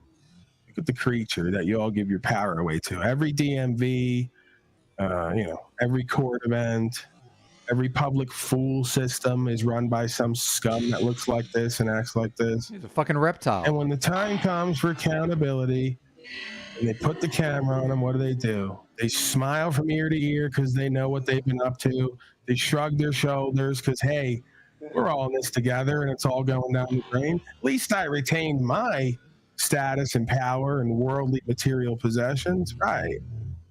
You're the fools. That's what's going through that being's mind. He's right. You're the fools. You're on the other side. Yep. Yeah, let's go get Donnie's reaction. Where's this slave going with the camera? Slave that's whole existence is there just to film and be an observer and have no active role. Hey, Bex. The video's over. It's a 2-minute video. Hey, there's Tribe. What was that, you ask? Who knows? They just sent a cameraman in, got 2 minutes of footage, some gremlin creature giggling, laughing, shrugging his shoulders, and Donnie looking like he wants to die. So, here's where you all feel something about it. Oh, you Republitards, like David Rodriguez, the guy that I had a discussion with, with the hundreds of thousands of subscribers, the pro boxer, who still today is going live talking about Donnie and Wano slaving. Give it up, you pathetic, embarrassing slave. I can't believe you folks get on this camera every day and have the balls to look yourself and other people in the face and sell your merchandise. And when Paulie Boy comes up there from a tent in an Android says, you got to live it, Dave, and Chile and everyone else, you're really going to have to put your balls on the line and live it. If not, folks like me are never going to respect you. And it doesn't matter if we have $1 billion or we're in a tent, and it affects you because we're the ones with discernment and competency and capability and a will. Yep. And you're not that. Yep. So have fun living the rest of your life surrounded by folks like you, entertaining folks like you, and never having access to get the respect from people like me who are really on the field in the game and living it with the consequences. And when I put it forth to you, what was your answer? I got things to do and money to make, and I can't be doing that. Right. The same answer my punk ass father and all the rest of them give. Oh, I see. I didn't realize it was a longer video. Tribe. Yeah. Yeah, see, I still don't know how YouTube works entirely. I mean, and because I have certain level of technical skill, people just, I think, assume that I didn't even know that's how that worked. So, yeah. Thank you for letting me know. I was just going to sit here and listen to the whole thing, I guess. Although I should have known that was more than 45 seconds. At a certain point, I was like, wow, this is a really long 45 seconds. I was questioning my own perception of time there for a brief moment. Funny how that works, right?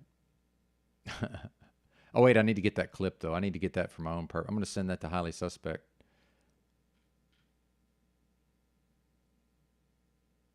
Let's look at it again in slow Yeah, that was motion. pretty dope.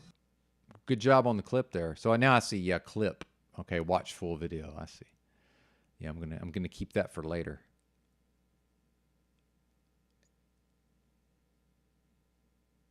Oh wait, is Machine Live still live? Hang on, I need to go over. I gotta go over there and post in the chat if Mitchell's still over there. I think he finally wrapped up. Maybe. Nope. See, I thought he was done. Yeah,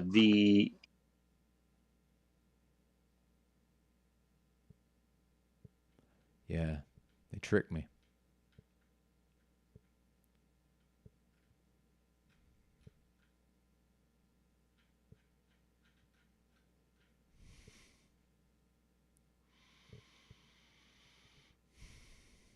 well, but that's All right, where were we? Oh yeah, Dick. That's right. Channels and stuff, and I'm going, no, I'm listening to you guys for 12 hours in a fucking loop. I got on for 2 or 3 hours, and you're still thinking about me. You must not be being very productive in your life. You must not be doing anything else. That's the only thing I can be. I'm not, but I'm okay with that. This is what I'm supposed to be doing, but I understand he's not talking to me. See, yeah, other people. Let's just call it what it is. Some folks this is what they do all day long. I mean, and I don't mean run a live stream either. You might want to harness that That's- energy, or I'm if you want okay to just with give it. it to me with your hate, I'll just take it and digest it, transmute it, and turn it into more. I mean, you'll just be a fucking ice pick to the forehead, strong, brisk cup of coffee for me. Yes. Once you learn how to do that, Yeah. you know, it's Yep. when you were in grade school and you had a bully, right? Remember that energy you got? Like, you didn't know how to deal with it. It's a little intimidating. He wants to come at you or whatever, right? And you don't realize yet that it's just his own insecurities, that he's got nothing going on, that he's fucked in the head, and that's why he's trying to bag on you. But you haven't seen that perspective yet. And hopefully, Apparently, Dick was bullied quite a bit, just from what I recall him saying. See, I had a very early bully experience, and my big scary father told me I had no choice but to go to school the next day and stand up to the bullies. And after I did that, I had no more problems ever. But because I'm a strategic thinker, I recognize, bully the bully. That's the only thing that works. And in fact, a bully. So Dick tries to imply that the bully then continues to bully. It's like, no, they go find someone else. Once you smash the bully as hard as you can, whether metaphorically or physically, they go to someone else. They don't ever bully me again, or try it. Actually, I wasn't bullied. People attempted it. But part of that is I'm a bit of a maniac. You know, I'm probably somewhat scary when I get into that mode, I'm assuming. you're fortunate you have From their perspective. or someone around you that says, look, just go. It don't matter. He's going to keep beating on you. So whether you take the beat now or you take it later, just punch him right in the fucking nose as hard as you can, and don't stop punching. Yep. Give him everything you fucking got. Let everyone know there, no matter what. If you fuck with this guy, But if you really do that, that person never comes against you again, ever. you're going to get a fight on your hands. That's the best advice you could be told, right? And of course, everyone told you did the wrong thing. No, principle- not Benton. I went to school in a time warp. When there was a fist fight at school, people got in trouble, but it was more or less accepted and viewed as like this is just a necessary part of what the rites of passage, passing from boy to man. The school had to pretend to, you're suspended for a day, right? By the way, I did very little fighting. My mind is my weapon. I didn't take nobody's shit. I can assure you of that. And I mean nobody's, including up to and including the teachers and the administration. I didn't take their shit either, but yeah, anyway. Well, the teacher grabs you by the ear, tears you down to the principal's office. Oh, he started a fight. You didn't even start it. You were just defending yourself. No. You're suspended, but Yeah, you go home. One day.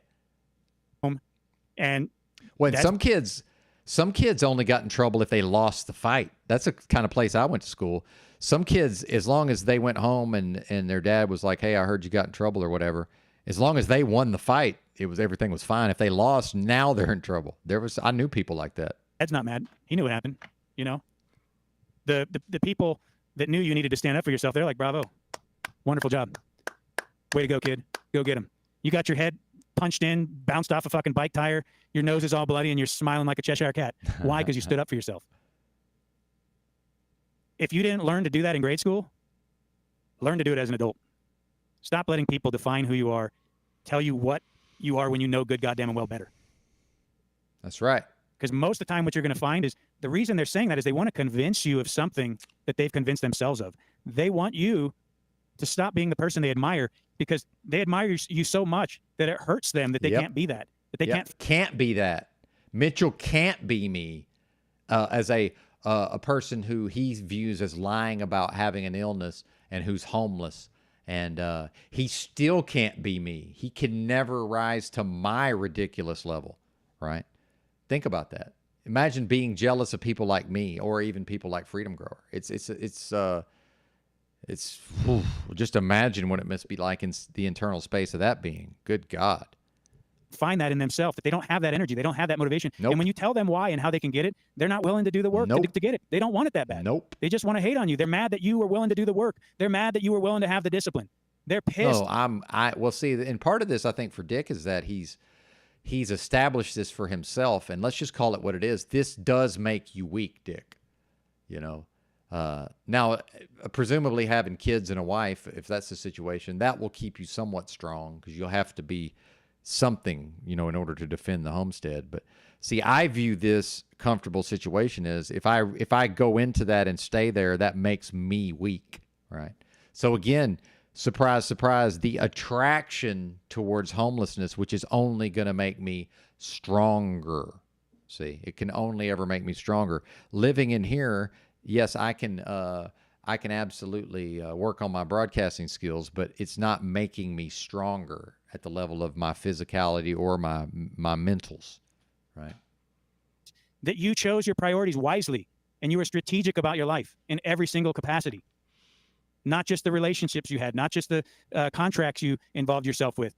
Every communication, every single thing. When you made a mistake, you didn't play the victim, you owned it. It's very impressive, by the way. I've known this about Dick since I first started listening to him. It's impressive that he's done this. And in fact, I'm not able to do this. Now, I can justify it around what I just said about not wanting to live that comfortable lifestyle. I could still establish some kind of homestead like Dick has and then leave, right? And then leave and go force myself into, what do I call it? A techno-ascetic yogi monk renunciate. See, I can still live that way and then come back to the homestead and maybe, meet somebody that would, take care of the place when I'm not there. See, it's not an either or. So the fact is I've placed no value on this and probably don't know how to accomplish what Dick's done. See, so I'm not on his level when it comes to these things. So if I want to interface with Dick as if I know everything there is to know about his lifestyle, I would hope he would say, hey, man, you're not on my level. Why don't you get on my level? But so what we see is people like Mitchell and others, many others, who can't bring themselves up to that level or won't. And then so their only thing they can do is try to bring Dick down to their level or bring Benton down to their level, which I will never allow to happen, ever. And you grew from it and you became better. Ever. I'm probably not going to rise to Dick's level when it comes to establishing this way of living for him and his family. I'm most likely never going to do that. Part of it is I don't value it. The second part of it is I don't really know how. And typing words at me can't ever teach me how to do that. Just like listening to me share my experiences of what I, spent years apprehending and experiencing directly so that I can give you 10%. At max, I can give you 10% of my total understanding I can actually get out of my mouth. Then of that 10%, what percentage can the audience even take in and take action on? See, I'm not ever fooled into thinking, oh, I'm speaking all this so-called wisdom and now the people are changed forever. No. Maybe a seed's planted. And that maybe, okay, seeds are planted. Maybe some of them grow. Maybe, because I don't determine that. It's literally the biblical parable of the sower and the reaper, right? The sower, I'm scattering seeds some of the time, right? Whether or not that grows, those seeds grow, is not my business. Ultimately, that's God's business, or the Most High, or the universe, or creation, whatever we're calling it. They hate that they can't embody that. And if and what do they hate? See, that the hatred is they hate themselves, but they're trying to transfer that hatred onto you, Dick, and onto me. And I've played into their hands, but I'm done with that, sir. And I will put my name on that. I'm done with it. Convince you to be like them so their misery could love that company and find camaraderie. That's why you never resolve with duplicitous people. Thank you. You allow them. You never resolve with duplicitous people. That's what I've been attempting to do with Mitchell. Thank you. And I'm not that fucking smart in some ways. I needed to hear somebody say that. So I need to get this clip. Hang on. I need to get this a drop.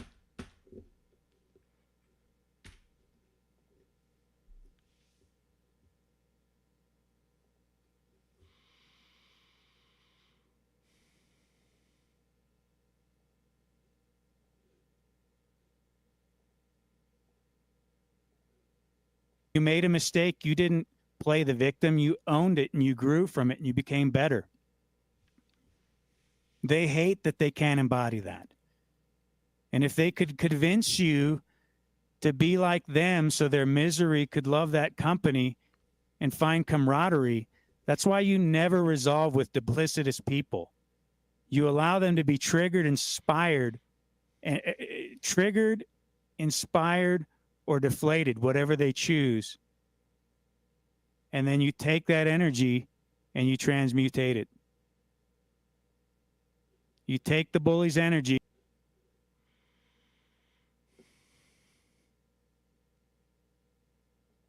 Good stuff, Dick. I want to get that in 1.5 too, I think. He talks a little slow. Maybe 1.25.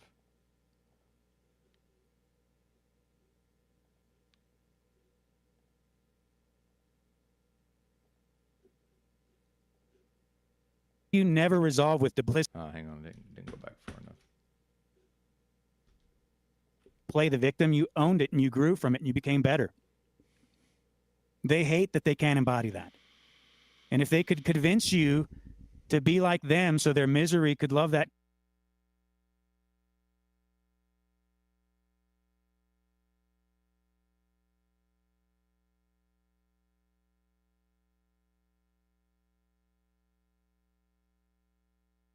just the relationships you had, not just the contracts you involved yourself with. Every communication, every single thing. When you made a mistake, you didn't play the victim. You owned it and you grew from it and you became better. They hate that they can't embody that.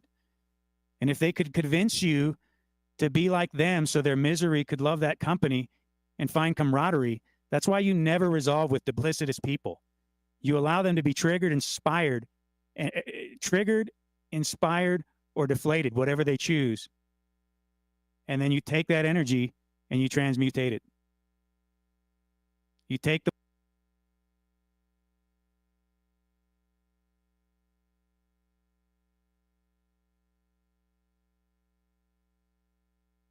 you involved yourself with. Every communication, every single thing. When you made a mistake, you didn't play the victim. You owned it and you grew from it and you became better. They hate that they can't embody that. And if they could convince you to be like them so their misery could love that company and find camaraderie, that's why you never resolve with duplicitous people. You allow them to be triggered, inspired, or deflated, whatever they choose. And then you take that energy and you transmutate it. You take the bully's energy and it backfires right on him, because even though he may have beat your ass that day, you got a few in on him. Good stuff, Dick. Thank you, sir. I needed to hear that. So, yep, I'm going forward. I'm going forward with the new information, sir. Indeed. And as I dropped his link earlier, so if anybody wants to check him out, let's do that one last time here. Good stuff, to be sure, from Mr. Freedom Grower. One of these days, I'm going to get a little more organized. Freedom Grower channel.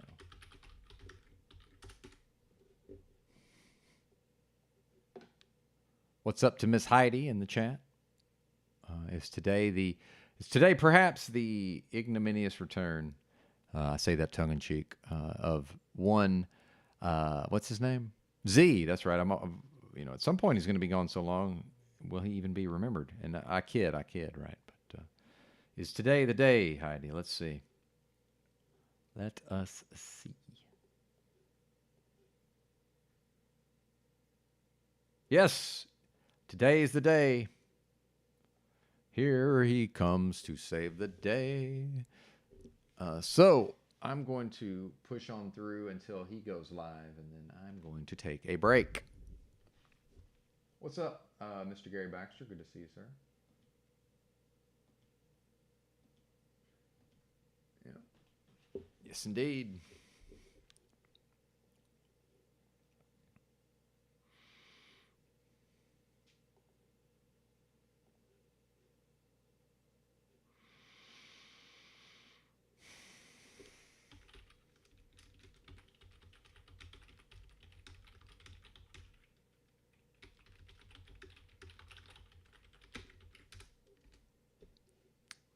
Cool. I need water. You've got water.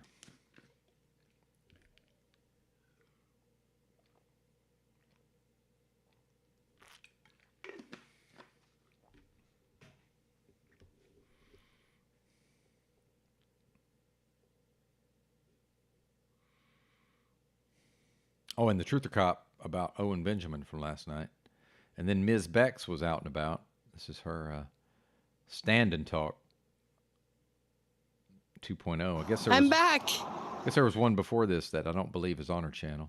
Look at this pretty place. Look at this pretty place. It's only 5 minutes up the highway from the last pretty place I was at. You know? And I never stop at these lookouts, okay? I drive up this highway all the time. I never ever stop at these lookouts. So I thought I'd try and do a second one with a little bit more stable camera work as best I can. Okay. It's beautiful. We're just up the highway from that fjord, which must have been coming in over there somewhere. You know, we're back. I'm back, friends. I'm back. You know, lots of exciting live streams going on right now. There's the little map of the inlet right there. It's going long, going long. I'm back. I'm back. 5 minutes later. You know, I had a smoke to smoke. I was sipping my coffee, smoking my only cigarette because I forgot my rolling papers at home. I might find another one loose in the car. I can stop and buy some. But I thought I'd come back and say hi again because it was only like 20 minutes. Come on, that's the shortest stream Beck has ever done. All right? And everyone's like, what the fuck, Bex? Like, you don't even have any live streams, you know? You don't even have any live streams. You don't have anything up on your channel, I know. I know I don't, friends. One day I'll leave stuff up, right? One day, you know, I'm allowed to do whatever the fuck I want that way. Now, I get that in community crossover and crossover networking, eventually it might shoot me in the butt. I didn't mean that. I'm just learning things. I'm hyper self-critical. But that's okay because, like, I make mistakes on other people's channels too, you know? Hey, Taurus. Thank you, Taurus. Yeah, it's very, you know, people, if you don't leave your house, if you can't leave your house, Bex can now. Bex did, right? Reporting, boots on the ground, reporting there's other people around, friends. I shan't be moving the camera that way because I don't want to take pictures of strangers that might not want to be seen on live streams. You know, I rarely show my face when I do. People are like, oh my gosh, Bextra large. It's hilarious.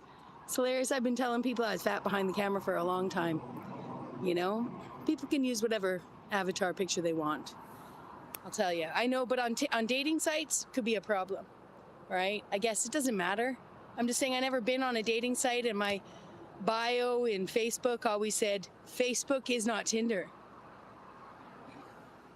Neither is YouTube, but shout out to the people that metaversely connect and, you know, find love. That's great. That's great. I'll be 51 years old in 2 weeks, and I just love, you know, I'm not trying to find it. I'm not trying to find it. I got it. Oh, I've done a really shitting part job. Sorry, friends. Sorry, cars are getting past me, though. Cars are getting past me. Yeah, walk and talk with Bex, exactly. All she does is copy Benton. Oh, my God. Oh, my God. No, we're allowed to, everyone's allowed to walk and talk, friends. Everyone's allowed to walk and talk. You know, and when you can talk for as long as I can talk, someone, you know, who else could I model myself after? Huh? Huh? You know, huh? There's a few people, though. Lev Kung Fu Shaolin used to come by, and he was there for my 27-hour stream. Okay, I did a 27-hour stream as Pythagosaurus Bex, and he came in at the 21-hour mark, and he was like, 21 hours? I've gone for 24 before. And I was like, cool, 24? So he and I made it from 21 to the 27-hour mark. He stayed for 6 hours at the end of a stream once. Then I hopped over, and one of the first times I met Benton was after that. I said to him, hey, you know, I did a 27-hour stream, and he told me about his Super Bowl weekend. I think that's what it was. 48 hours, man. 48 hours, man. I don't know why I'm talking like this, man.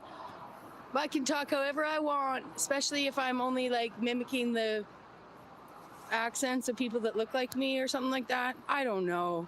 I don't know what the fucking rules are.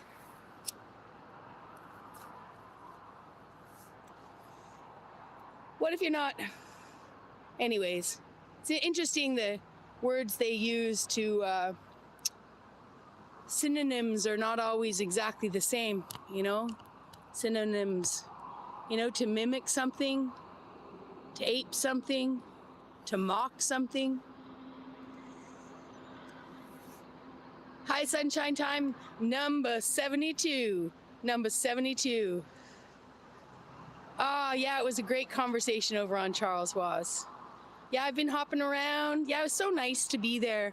You know, people asking where my metaversal home is. You know, I'm not gonna lie. Actually, sliding into Charles Was rooms, you know, feels more at home than my own channel at times. You know, I guess there's something a little more liberating for this free spirit when she's on someone else's channel and things can't be deleted. You know? So funny. I was thinking about it. I was deleting a bunch of community posts last night, and almost every single one of them was, hey, so-and-so, I owe you an apology. Hey, so-and-so, I owe you an apology. I worked them all out, friends, and I metaversally called out to smoking in G-sharp, you know? So I can apologize at a distance, I can apologize in person, you know? And people would be either forgiving or not forgiving, just like in the real world. You know, we're human and we make mistakes. You know, I've never ever made anyone smaller than made anyone feel smaller than I've ever made myself feel. And all those situations I feel worse than anyone I've hurted, you know? So, you know, shout out to all of us for being human, having superhuman expectations of each other, just because we're playing around, you know, in the metaverse. Some people know broadcasting better than others. Some of those people are really good at teaching people, you know, and telling and actually letting me know, you know, I was taught well. You know, it doesn't mean I didn't make mistakes. It doesn't mean I'm still not learning, but just about the sort of, you know, people coming in behind, clipping what they want, you know. I think we start a trend. I think we should start a trend of people's best moments. You know, we can still do the worst. People can still do the worst, you know, but do the best too. There's lots of those. Only 7 minutes and 20 seconds. I'm procrastinating still, friends. I'm procrastinating still, but this cigarette keeps going out. It's a zigzag white with tobacco in it. I roll my own cigarettes. Here's my hand. Are we allowed to smoke, or is this considered like Hollywood and you can't show the cigarette? See, it looks like a joint. I know it looks like a shitty cigarette. It's fucking delicious. Okay? People like this voice. Some people like this voice. It's a direct result of 35 years of smoking, my friends. 35 years. Thank you, Taurus. Thank you, Taurus. Yeah, I've noticed, I appreciate that, Taurus. I was actually posing a new theory this morning, but, you know, I could see that the buzzwords I was using was actually getting people, you know, sort of just on the main topic of my new theory.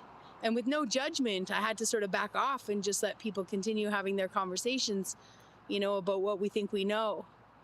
So I'm hoping somewhere along the line maybe I will do some of these sit and talks and just, because I don't even know if I can type back in the chat. Does anyone know if I'm allowed to type in my own, or is it just people chatting at me and me having a conversation with you guys? Like, I really like this, you know?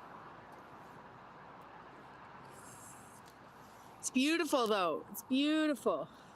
You know, although it's, you know, look at one of the trees. I don't know if you can see how yellow it is. It's not showing up very yellow here on the camera, but back down to the ocean. Pretty sure those are all islands, friends. Yeah, they are actually, because right here's the big map. I forgot. You know, when I stopped at the first lookout, I'm like, I don't know if that's a fjord. It wasn't a fjord. They're all islands. You know, that's how spoiled we are here. This view is everywhere. Every park, people's backyards, you know. Maybe not the ocean, but the trees. Fucking dump, eh? Fucking dump. I'm glad I've encouraged you, Sunshine Time. You know, I'm no radical feminist by any means. You know, I think it's unfortunate that the feminist movement has gone the way it's gone, because it actually denies the opportunity for us women to even acknowledge we have a voice as women.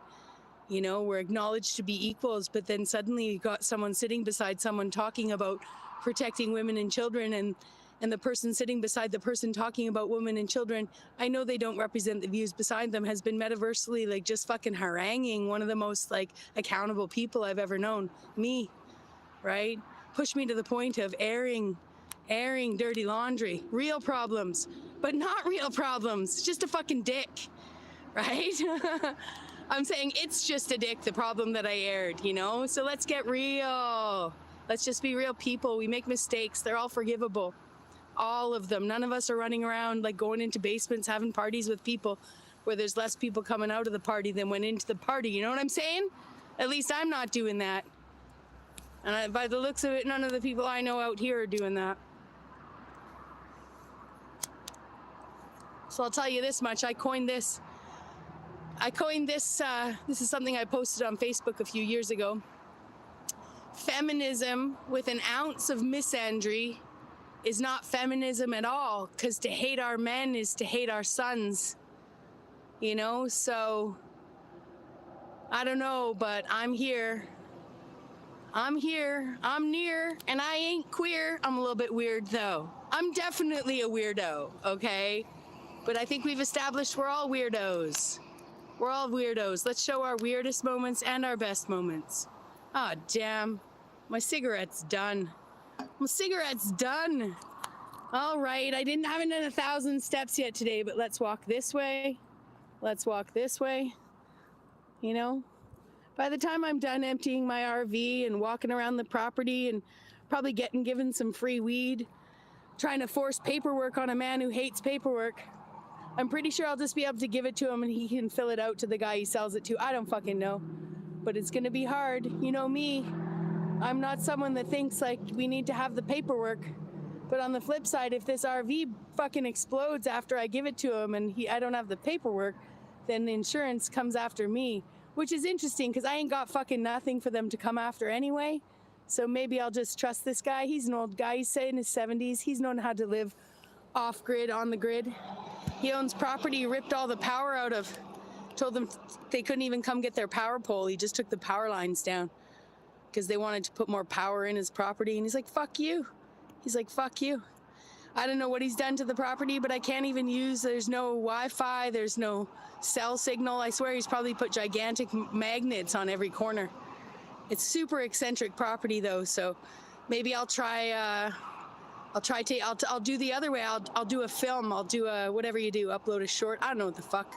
I'm just saying I'm pretty sure I can probably tape something and then, you know, I'm using all the wrong language. You guys know what I'm saying. I could do a little video and then upload it after. Look at me metaversely expanding my skill set, you know?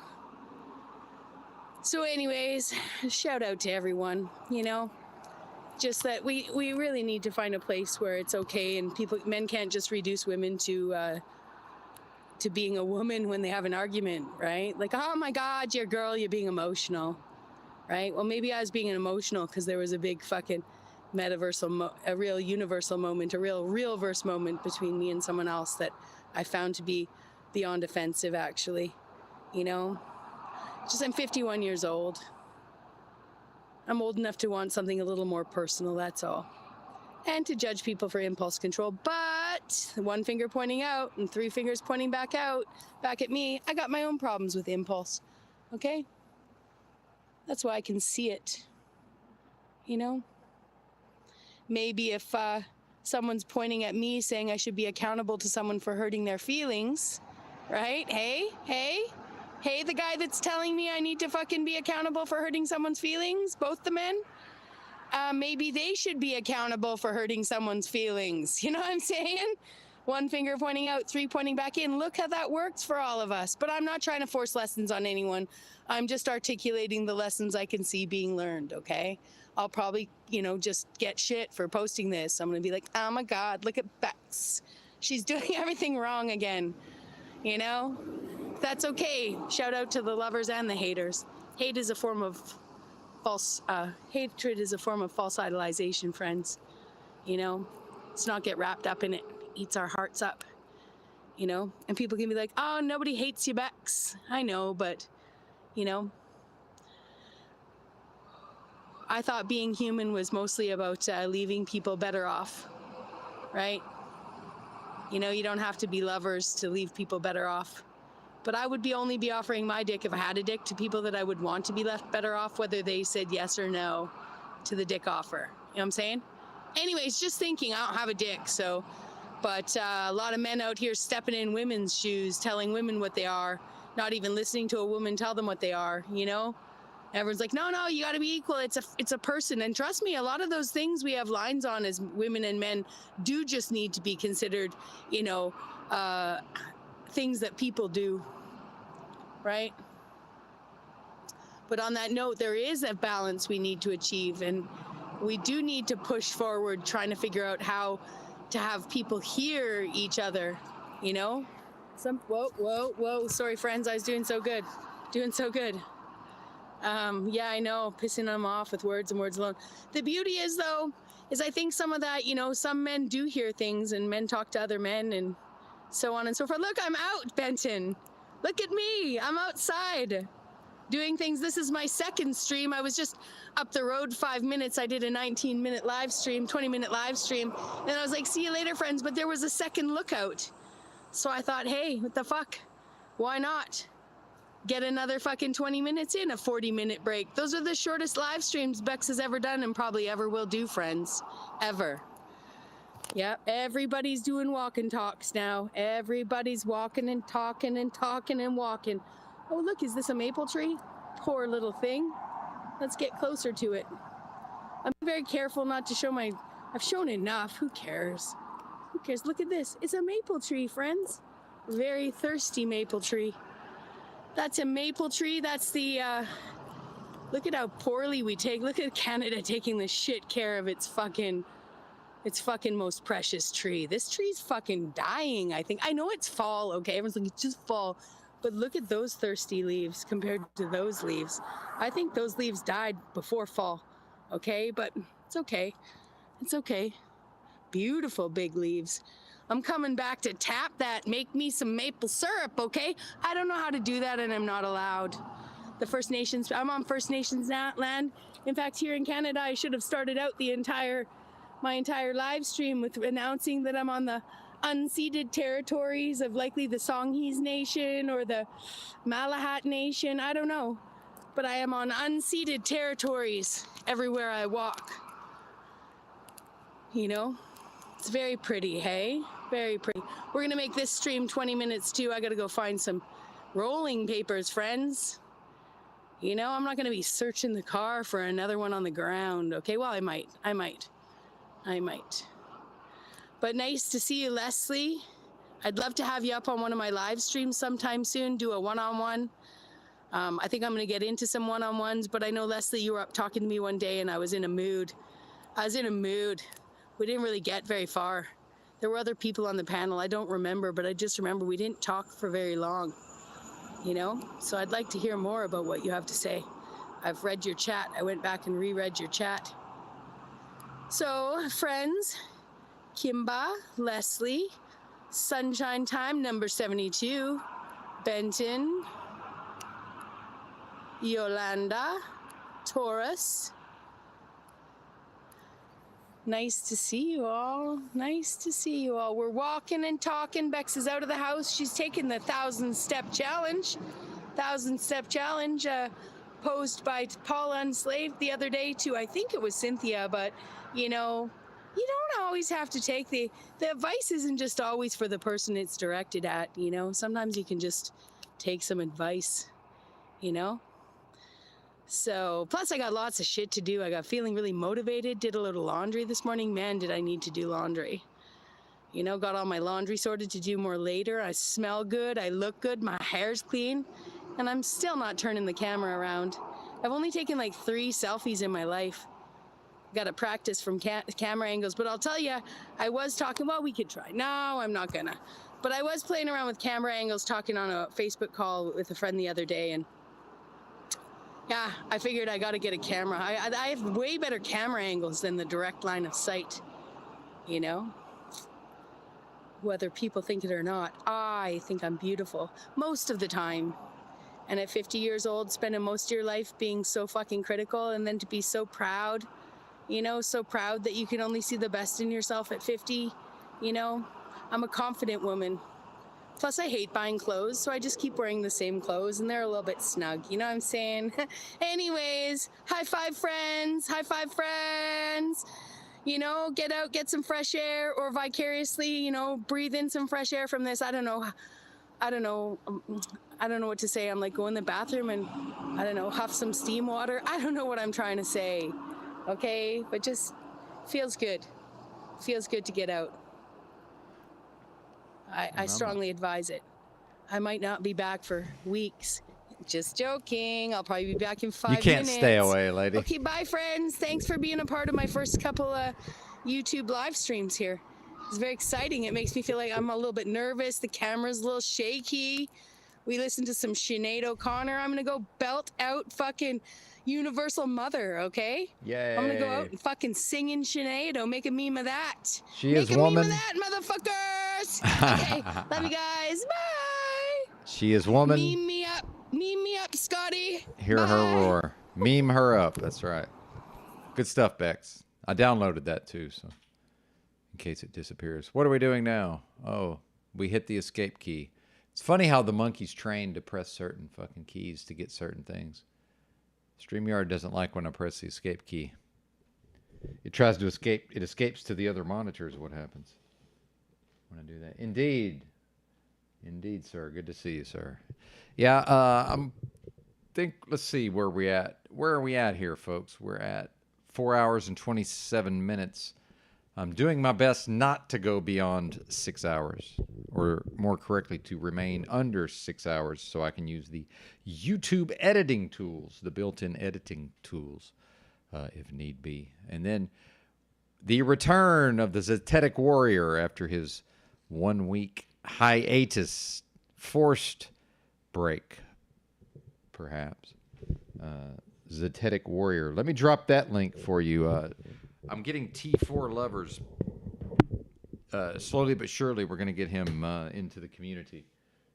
So just so you'll know whether or not you want to go to these other broadcasts, Monday through Friday, Zetetic Warrior generally goes live, let's see, around 11 a.m. your time. So right about now, he usually starts playing his intro music. Then typically he starts talking roughly around 30 minutes after that. So that would be 5:30 my time. And he is the bigger broadcast in the mornings. He's typically up to 90 people probably concurrent. Although it takes some time to build up to that, certainly. And for a time, I was wrapping up my show to more or less coincide with right when Z would start. He's also known as Z. I was wrapping up to stop right about when he went live. Nowadays, I tend to just push on through. Maybe I take a break. Actually, I just took my break, so we're going to push on through. Probably what I'm going to do is when he starts talking, I'll go back to the soundboarding. In fact, Dick also provided some audio clips. Shout out to Freedom Grower, who I saw in the chat. He's also a live streamer. But so are you, T4 lovers. And in fact, we're probably going to show some of your stream from yesterday. His first StreamYard stream. He was on with Miss Bex. And then I saw later it looked like you had someone else, maybe someone you know in your life, possibly. But by then I was falling asleep. So I did not want to continue to operate the computer in order to screen record. And maybe you've left those up on the channel. I don't know exactly what you've gone on. But let me drop the link to Zetetic Warrior. One moment, please. It's probably already down there somewhere. But where is he? Zetetic Warrior. And here's something else. I am absolutely going to make a list of all these channels so that at least when every once in a while, a new person wanders in. It looks like Paul found a new person that went on his panel yesterday, or a new person found Paul. So we need to have just at least a simple website with the channel, Zetetic Warrior and his link, and Benton and his link, Paul Enslaved, his link, right? So maybe I will do that myself beginning today. Perhaps. Does anybody have a recommendation on a free web hosting that doesn't do a bunch of, doesn't put a bunch of crazy bullshit on the screen? But here he is. Let's see if you can see this. And T4 lovers may not be in a place where he can see the screen. Also, Mr. T4, I think goes by Jay, if I'm correct there. If that is right. I haven't been formally introduced yet. But if, in fact, you're known as Jay, please correct me if I'm wrong. If you could email me, sir, and I'm not trying to collect your email address, but I have my email listed in the description of the video. It's bentonja@protonmail.com. When you get a free moment, I understand you're probably at work. Perhaps if you go live today, I will remind you. And if you go live early enough in my day, I'll happily come on with you. I have to be done by about 3 p.m. my time. I have to be off of my screens. I have to be starting the process of laying down. I have to do. If I don't discipline myself into this, then I'll just end up staying up all night, which that's not good for anybody. And I won't actually stay up all night, but I'll end up, not getting the rest I need in order to conduct my broadcast. So. Anyway, let's grab Z's link here. At Zetetic Warrior 2139. And he will be live here shortly. We are waiting for the Zetetic Warrior. Many folks are anxiously awaiting Z's return.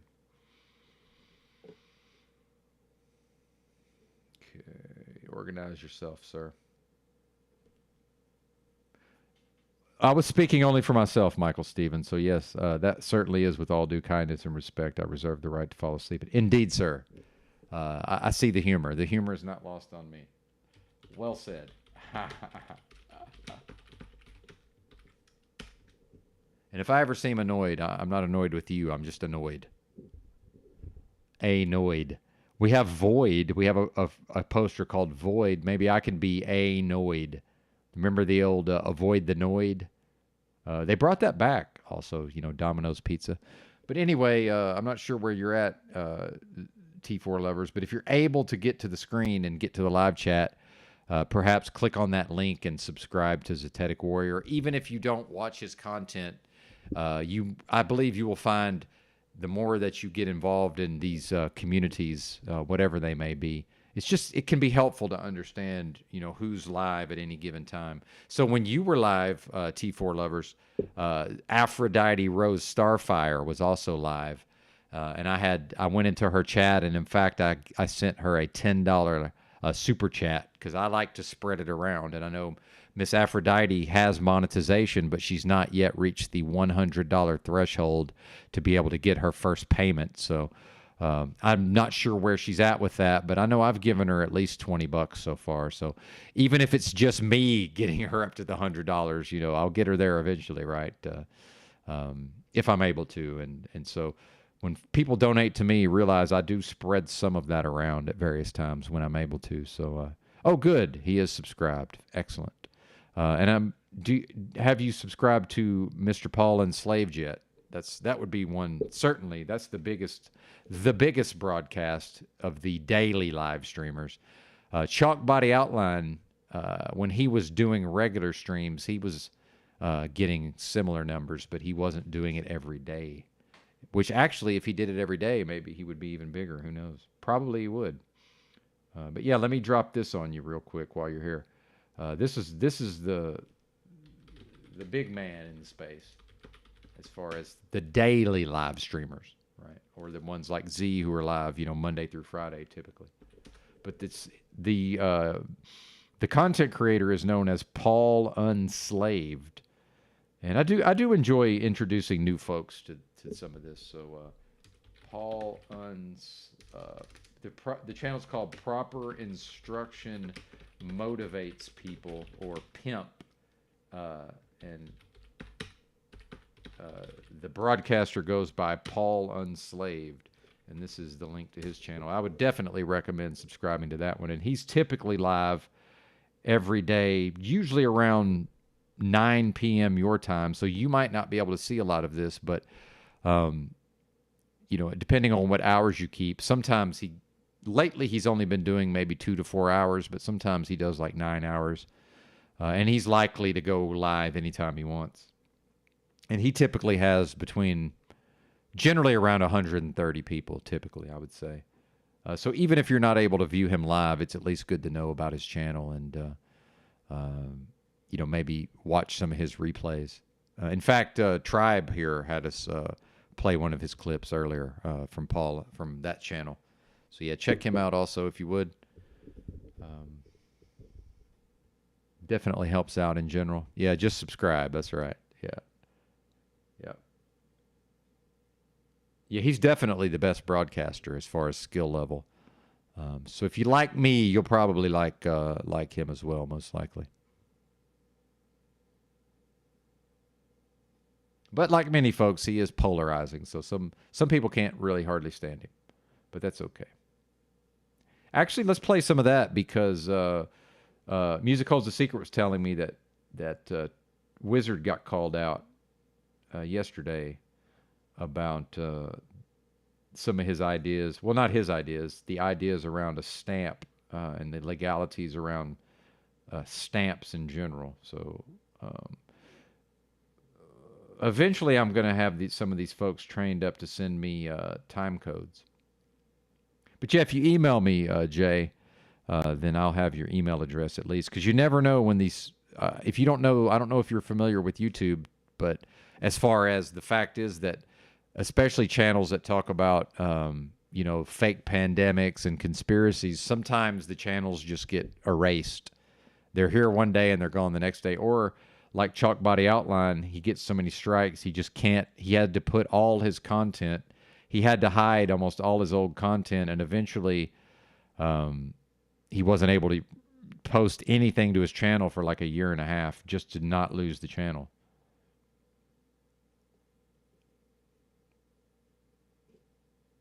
Not going to give you your way to ramble on incessantly because they have other things they can do. Let me ask you this, Paul. You think I'm working with pedograph, monograph? I don't presume to know what you all do and don't do because of what you tell me on the internet. I'm not that gullible and naive, and you should know better.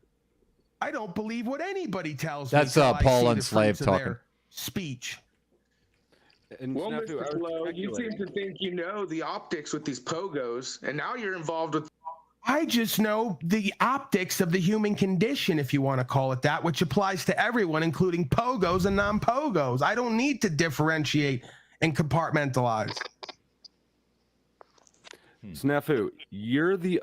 I speculated. I told you that it was speculation. I said it during my stream. It was speculation, not a claim. I don't know what you do. All I know is that I never heard of Monograph or Marfugal from anybody except for you.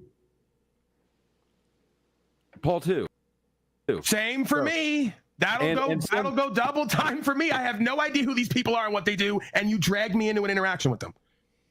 And somehow, even though you talk mad shit on him constantly, he doesn't ever go after you. But you think that me suggesting that you Dude, he's gone after me for years, dude. You say it yourself. You're like, I don't fucking give a shit about you, your content, your crew, your fucking shit. Google my shit up. Fuck not. The point is, you love this shit because it generates some relevancy and controversy for you to promote your shitty channel 3 people watch. You guys aren't kidding anyone. You love this fake online drama, false war simulation. That's why you keep these people's name in your mouth. That's why you tell me to do what you do.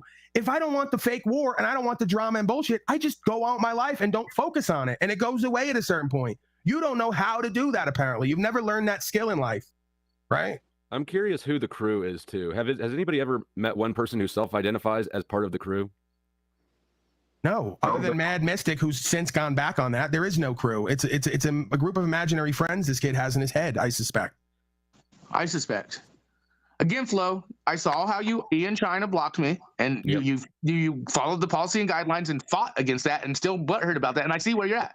Your channel, your ego. You have no insight. It's not a secret insight. You're not about the truth, yo. You're not about fucking truthers. You're here for entertainment and content. But you guys want to act like you're talking about true shit. But I found out what you're about, and you do.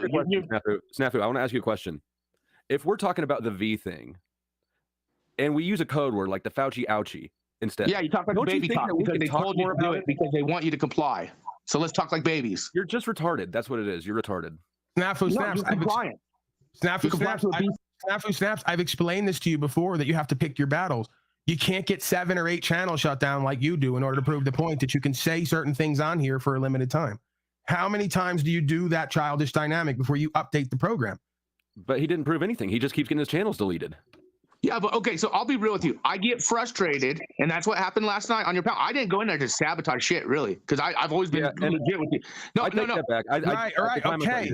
So then all you're indicating is your dysfunction was self-sabotaging you, and flow state essentially mitigated the destruction you were going to do to yourself and others, because there are other people involved and other channels, something you and others don't seem to understand, empathy very well. You don't really embody this very boundaries, right? Like you don't have to have any empathy at all. Just a little bit of respect or a little bit of, recognition of what's mine, what's not mine, what I can fuck up, where I can pee. Yeah, but how do you truly do that if you don't see the other as part of yourself, even if it's subconsciously? The only reason you treat someone else the way you'd want to be treated is because you see them as a version of you. You could do it out of self-interest, I think. You could do it out of self-interest. Maybe to purely just logically avoid certain things. It's pragmatic. Yeah, but there's a generalized care inside of all of us where we want to interact with people on a functional level. We just can't get it done because of our dysfunction and or others and our reaction or response to theirs. So, yeah, I mean, again, I've told you this many times. So all you did was didn't listen to me, went over to him, did the same behavior, and he had to curate you for your own good and everyone else's because your dysfunction got the best of you. What else is new? May I finish what I was going to say, Flo and Paul? When you guys sit there and act like, quote, truthers or people talk about world events, nobody sits anywhere. Don't include me. I'll bring it back in a second. I don't mean to have to do this. Like, I've never self-applied that. Yeah, I've never heard him say he's a truther necessarily. I see that he mixes with all these people and wants to have these conversations, whatever. He can do whatever he wants. But, to put me into a conversation because these people all were drawn to me because I'm the truthiest truther they've ever seen has nothing to do with me being part of a movement. I'm leading a movement indirectly by embodying what these people only talk about. See how that works? I become a legend or a folk hero in a truthing community indirectly on some level. You can call it an E-list legend and folk hero locally in some sense, right? If you want to call the localized consciousness to certain people, some places and sometimes I embody what they only talk about. So that has nothing to do with me on my own merit becoming a leader in a community that I don't want to be part of, ironically, versus me being in a community because I'm not. I have my own community in life. It's about 3 to 5 people who we work on the land together. We're co-creating and sharing resources, time, energy, attention, and we're going to prepare for coming events, especially in light of recent events. This next growing season will be pivotal for myself and others. So you won't be seeing me here. It'll be back to the trailer and back on the land and back to Paulie Boy shedding some weight because I'm going to be out in the field like a Negro. Okay? I'm sorry to trigger people. Latino as well. Latinos doing a lot of the manual labor. This is more aimed at that panel at that night. But you guys were sitting there getting all like, okay, so here's what's funny, especially here with what's going on. Now, I understand the whole thing when Paul talks about what he said, but Paul doesn't get in those dumb subjects to get caught up in that shit talk usually. You guys do that on purpose. And it's funny because when I go on there and I say, you guys talk like babies, you have to use code words, you follow policy and guidelines, but then in the second sentence, you sat there, talk about freedom. And then you tripped out on your channel. And then, well, we talk about those subjects. We do that. Yeah, you talk baby talk. You talk coded. You talk the way that the system tells you to, and you comply to what you are to say and not to say. In other words, for real journalists like me who are on channel 7, 8, 9, 10, whether you want to talk shit or not, we don't comply to a beat system. Just a rabble you do, and you're about your channel, you're about your money, and you're about your growth. And I see exactly what you're about, Flo. It's fine. Snafu, you know how you're not allowed. You're blocked from my channel. I didn't expect you to trigger E and Nazi block the way you did. You know how you're banned from my channel and it makes you mad? I don't want to be banned from YouTube the same way, right? So there are rules there when it's not your shit. Right. So why do you have these panels talk about shit that you talk baby talk instead of talking real talk? Why are you complying to the system of censoring your speech? Why even talk about the subject in the first place then if you're going to fucking code talk and baby talk about it? Instead stand up and talk. Can I talk now? Snafu, you think that it would be better to avoid the entire subject than to change one word out? Yeah, at this point, I look at people like you, and I say these guys are more concerned about their channel and their fucking views and their than right, actually so you realize you're indirectly criticizing me because I do the same behavior. I don't Satanic warrior I don't use that goofy lingo, Fauci, ouchie. I think it's vomitous. I don't even want. I just saying it there like provokes a thing in me. Right. So I will talk about, after all the bisexual stuff you and Jack talked about last night, that's the one that's going to make you shiver. Well, no, that's the thing is the gay shit has the same feeling, but it turns into something that is comical to me. There's nothing comical about genocide and reducing it down to this cute little phraseology for all the neotenized broken children to perceive it as palatable. I just talk genocide. I don't need to talk Fauci, ouchie, because we all know what the fuck we're talking about. Genocide is genocide. Slavery. You can call it legality, policy, and code, and safety all you want. I see it for what it is from the beginning of time, by the same people who've been doing it. Snafu, I was dropping the realest deepest shit last night. That wasn't frivolous, man. Hey, is that Jack Talcott behind you, Flow State, on your wall? No, but I've been asked that too many times. So I'm gonna have to change it now. I just keep It reading did about kind it. of look like Jack. Yeah, and that looks like Scott on the other side as well. I know. It does. I got a question for you, Snafu. You keep saying the sleeper cells are awakening and America's fixing to be third world, but then you keep running around. No, saying you mistook him. You mistook him. He didn't say sleeper cells. He said the incels are activating. You can see it online all day, every day. Right? The involuntary celibates. And he would have firsthand knowledge about that as well. Of course, he's got insiders in different groups of incels, sleeper incels all over the nation who are activating online. Once you start to self-identify with that acronym, you're. But hey, we got to talk baby code. Follow YouTube guide, policy guidelines. So keeper pals. Why do you care so much about being a Captain Save-A-Ho for all the other people who've given up their free speech and free choice in the world and try to protect them online at your own detriment and your channel's detriment? I think it's a show because there's other people with the same mentality of me. I get it. The whole protection of the channel, the whole continuing monetization, even at first I believed it. They were like, well, you get more of the message out if you comply. You still got to reroute your message and do it the right way, blah, blah. So your message gets out to more. I get the whole analytics and blah, but the more I'm witnessing everything being taken away, everything being and that's compliance. Compliance is accepting it, ignoring it, and promoting it.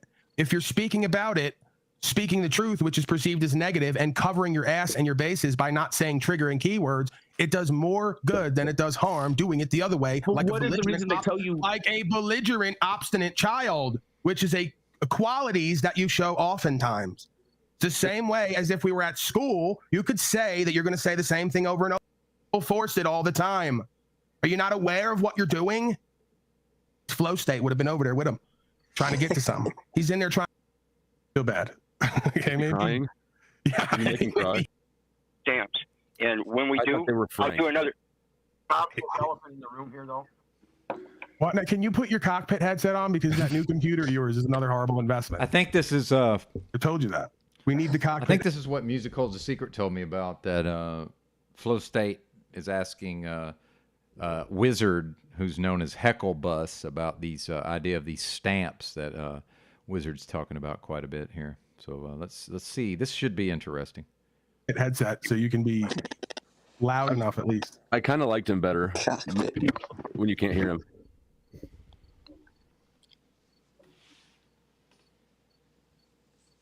So can we start talking about Israel now? Is that better? There we go. Israel. That's what I want to talk about.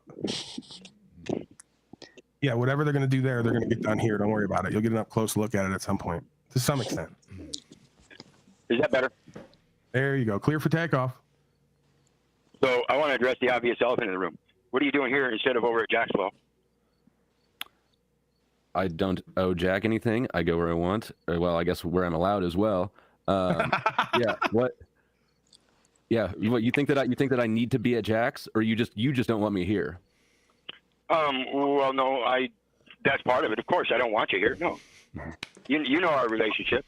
Right. I hate a son of a bitch that will sit there and stop his research at one level and tell everybody else that I'm lying and I'm a fraud. I've got firsthand evidence. We're going to show you again how that works. You are both of those. I've got firsthand. I've got firsthand evidence again where we're going to use those stamps. And when we do, I'll do another. Well, you can call them stamps ambiguously if you want, because that's what they are. Is they're stamps in form. Same thing as a postage stamp that you affix to the envelope, rather than a Frankie's privilege that you spread ink into an envelope. No, you don't do that with a Frankie's. That's why it's no, you don't. So let's get to the original. So let's get to the original term called prepaid postage. No, I don't want to go down this rabbit hole with you. Okay. I've done more research. I've never heard of Frank until you brought it up. Now I know more about it than I care to know. What you need to do is you know so much in the short time. And you know so much in the short time that you've done research, which doesn't include the full spectrum of the research, because like I was trying to say, let's go back to the original term, prepaid postage indicia. Why aren't we sticking with the things that are relevant now, Wizard? It's an indication, and that's what the law presumes. If it indicates this, it's going to assume that's what it means. Will you just film yourself succeeding at what you say you can do and stop? That's what I'm saying. I'm going to do a video of receiving stamps, because again, like I said, I can't be on the other end when that stamp that I made gets there, I have to show evidence of the ones I am receiving. So again, I got word out. All I want you to do is film yourself. Again, Do it. Film yourself. Again, take your piece of mail. Again, go into the post office. Say, here, I made my own stamp, and film yourself handing it to the UPS worker, USPS, and have them go, okay, thank you. Again, like I said, I can't do that myself and be on the receiving end. So what I've got is I've got other people that are going. No, I don't care if they're okay, you don't want to. You don't want to see. You don't want to let me explain. You have this insolent fucking disrespect, immature attitude that I don't get to say what I need to say. Shut the fuck up or let me speak. I don't respect you. That is correct. Go ahead. Okay, so when I've got 3 or 4 other people that are going to send me their stamps, I'm going to video it when I receive them from the Postal Service worker. That's not what I want. I don't give a fuck what you want. It is the same equivalent evidence, you dumb fuck. And no, that's what you're going to get. Wizard, you're being a bit obtuse here. You know what he's asking for. He wants you to... I know what the court asked for this morning, and I told them to get fucked. You're going to do it or you don't. I don't give a fuck. That doesn't lend credibility to the argument if you claim you can make a stamp and hand it to a post worker and tell them and not get arrested. You stop right there. How does it not prove authenticity? From their perspective? Hey, listen, I don't give a fuck you're about getting their combative with me, and you're not meeting... You're getting combative with me. You're getting combative. It's not about that. You're yelling and you're getting combative. You cut me off again. You cut me off without letting me explain. That the proof evidence is the exact equivalent of what you're looking for in a multitude. If I get 4 people to send me a stamp, a homemade, prepaid, postage indicia, and video it themselves, and get on a panel with me showing how I've got videos of receiving them, how that is not the evidence you need. I'm telling you what the evidence is that I need. You're trying to give me something else. That's more work. You're giving me what you want, just like you said before. And I'm telling you, just like anybody else, ask me for help. If you want help, you can accept help. We're not at the court where it may or may not go over. I have no experience with it. You're in the court of public opinion. In the court of public opinion, most of the public, whether you're talking over me. Whether you like it or not, the court of public opinion is going to dictate that they want to see you hand it to a worker and say, I made a reindeer stamp, don't arrest me. You're cutting me off. I let you speak. I'm going to speak, and you go. They have a belief that if you hand them the letter and tell them, they're going to arrest you for mail fraud. They're not going to be convinced till you do that. Whether or not what you're saying is adequate, equal, or superior, that's what it's going to take, is what I'm perceiving from them. And that is your perception, from one man, Flow State. Now get your opinion from everybody else and ask if their opinion is the same, or whether I present the fact evidence. I would conjecture that it is. I would conjecture that it is. And don't say that they are demanding that I do a video myself of doing such a thing. I will do what I need to prove the evidence they are looking for that will leave them dumbfounded. Again, that makes no sense. If you were going to prove it to you, you would use the standard of evidence that appeals to you in your perspective. If you're going to meet people where they're at, then you have to give them a standard of proof that ups their belief in what you're saying based on their perspective. Yeah, that's the point I'm making. So the little 5-year-old boy that says he's hungry and wants a cookie, and mom decides for his best that he should have a real meal instead of a cookie. But based upon his opinion, what he wants, he should get what he wants. No, you don't get to claim parental authority over other perceived equals from their perspective.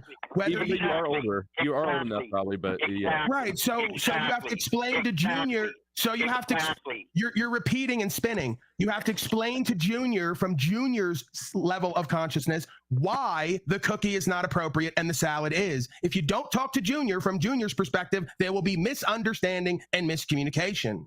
I will not believe you. If you get letters mailed to you like you want to do, I will not believe that has proved anything. I will remain unconvinced.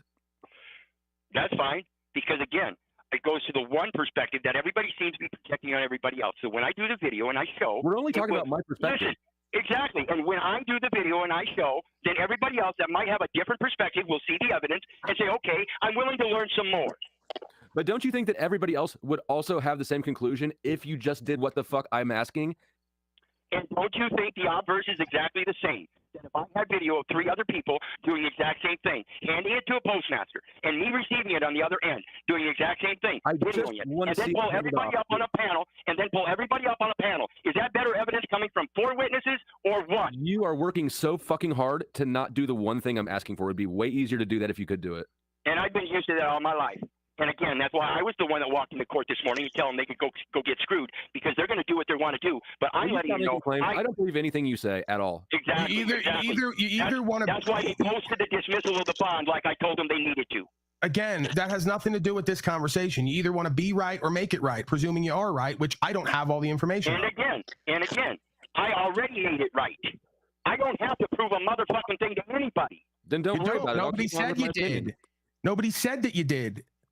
I didn't say that you had to prove anything to anyone. I'm just saying if you wanted to shut him up, the same way he told me, with the certain sir, with the certain values. When I do the video, it will shut him up. No, it won't. Sir, with this value system, I said to him, if I showed you what I was doing, you'd probably shit and piss on yourself because you don't think it's possible. With that said, I didn't for my own reasons because I knew it would create liability with the corrupt. I shit and piss on myself anyways, so it's a win-win, right? So all I'm saying is I know what he's doing. He may even have a purpose in what he's doing. It may serve all of us. If you let it, if you want to shut him up and prove to a bunch of people like him that it's possible, you'll do what he asks.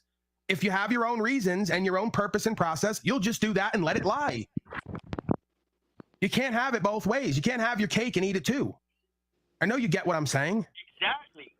Do you not see the same thing from Flo? I can't hear you.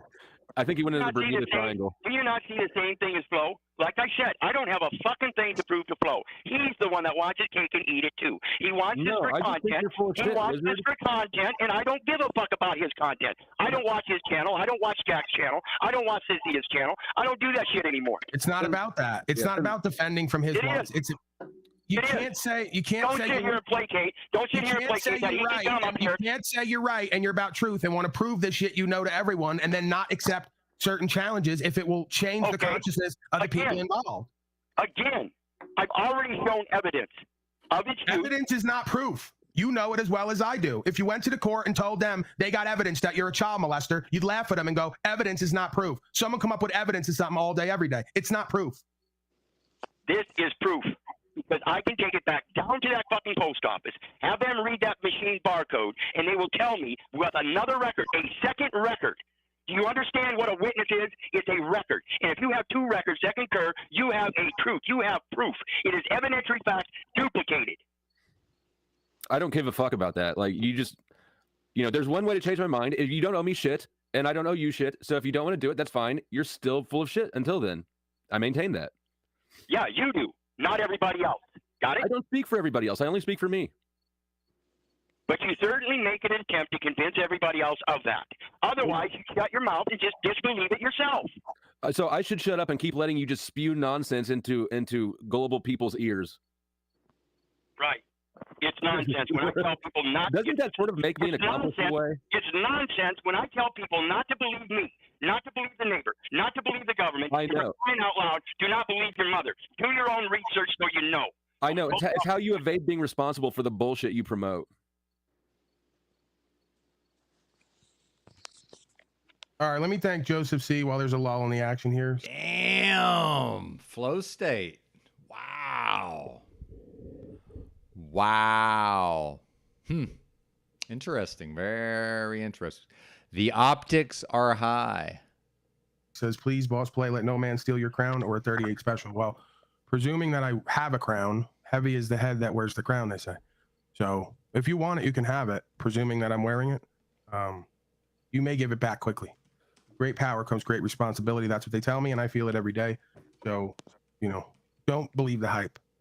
I guess that's my best advice. And for Calvin, I believe this is Calvin Mauve, Jeremy, towards old-fashioned snafu beheading. He's contributing. So he wants snafu beheaded, old-fashioned style. We haven't done that in a while. Maybe we'll resurrect that.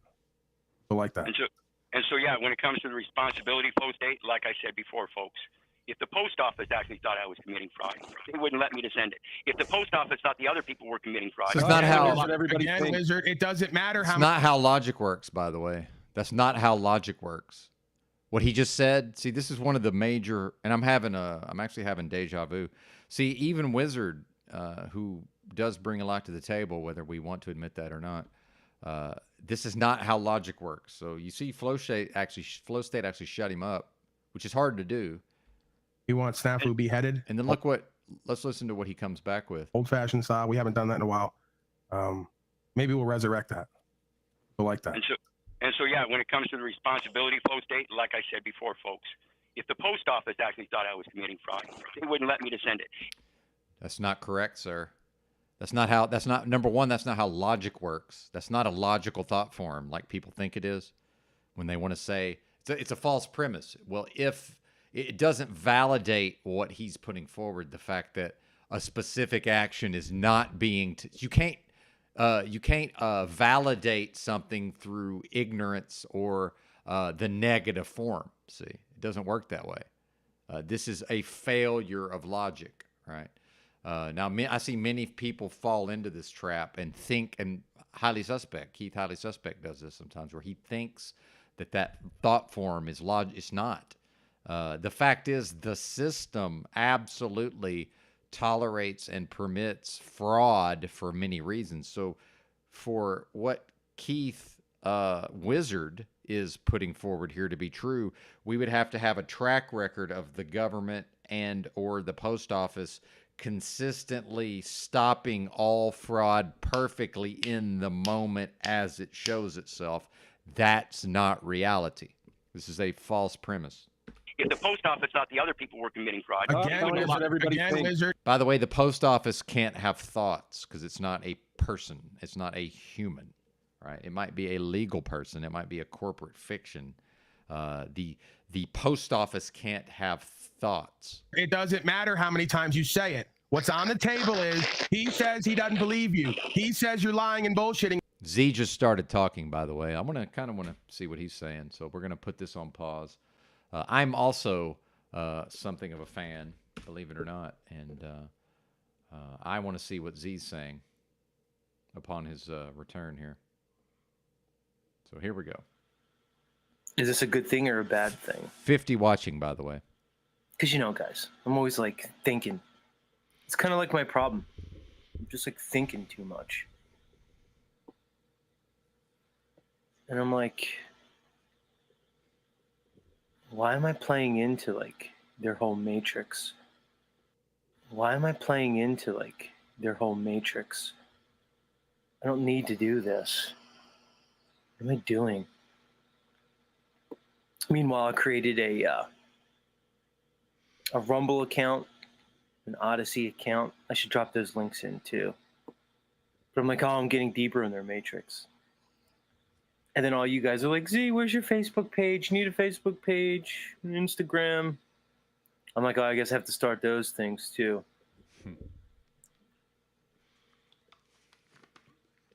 It's a part of it. I look at it like this. Either I'm going to be in or going to be out. If I'm going to be in, I need to be in.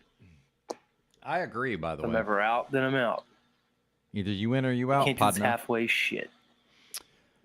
I agree. That's the weird part about this whole fucking experience. Although I'm not going to be on Facebook, and I'm probably not going to be on Odyssey and Rumble, but I might. I reserve the right to go to any of these platforms should I choose. But I've been here, and I'm going to remain here until I'm not. I'll be here up until the moment I'm not here. It's pretty much works for everything. But I'm sticking by my decision. I will not break my protocol, as my good friend Bobby the Bee Warrior says. He said, Z, what's your protocol? Yeah, what is your protocol? In terms of your socialization here on the metaverse. And my number one protocol is no consorting with the listeners. Sorry, ladies. What? I've said it before, but I'm just going to reiterate. Oh, I know. Hearts are breaking all across the metaverse. Don't worry, Cadence. Well, Z, if you were like me, they wouldn't want to consort with you. Z, maybe I'm operating on a higher level, or is that a lower level? I'm not exactly sure, Z. No offers are coming my way, and that's how I like it. Your We Are Awake TV's coming back, so I'm sure you'll be fine once your boy Ian comes back. Z will be old news. Anyway, I got a hard line.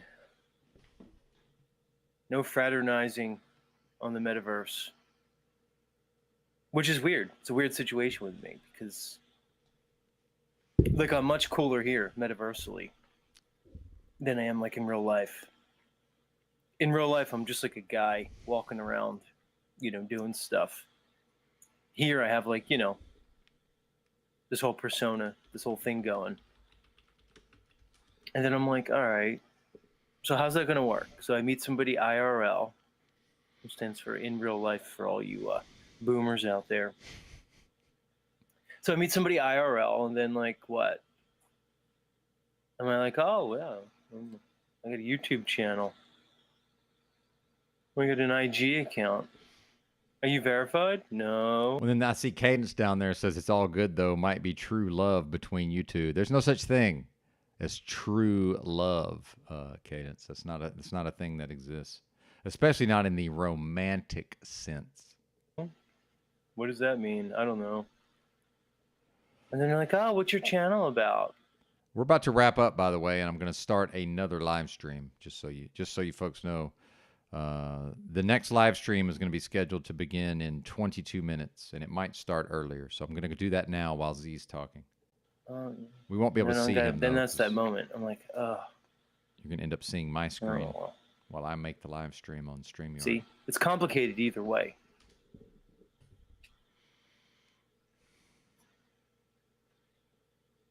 Because then I'm like, oh yeah, I got a channel, check it out.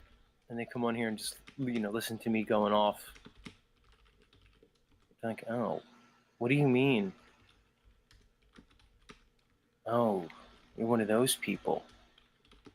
You're a conspiracy theorist. Yeah. Praise God, by the way. It's kind of like you can't win either way. That's the rub, guys. I can't. You really can't win. That's why you really just got to laugh at it. Laugh at the whole thing. It's funny, really. When I meet people, I say I'm a conspiracy theorist. It's surreal. So I own it out of the gate. This existence. And then sometimes they try to excuse me and they try to say something to negate, and I'll say, no. I've decided that I identify as a conspiracy theorist. Going full Talcottian in my mindset. And that takes all the power out of it. Jack more and more. So we never get to the, oh, you're one of those. Which is strange. Because I'm not trying to LARP as if I'm something I'm not. He's like a mind I enjoy bug. being a conspiracy theorist. It's for my own entertainment. Like if you listen to Jack, you have to, there's certain parameters that need to be met. He can't be too loud, too soft. He sort of needs to be in the background where you can't really focus on what he's saying. You just need to experience this whole neuro-linguistic programming-like presentation. Where are we at here? If you listen to Jack long enough, he'll mindfuck you to such a point where you'll start to like synchronize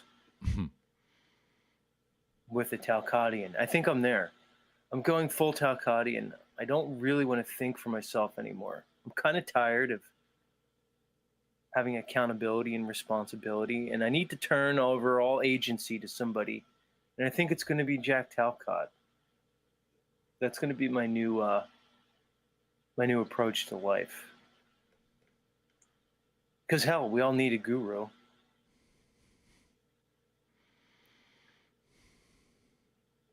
Who's with me? Let's go full Talcottian.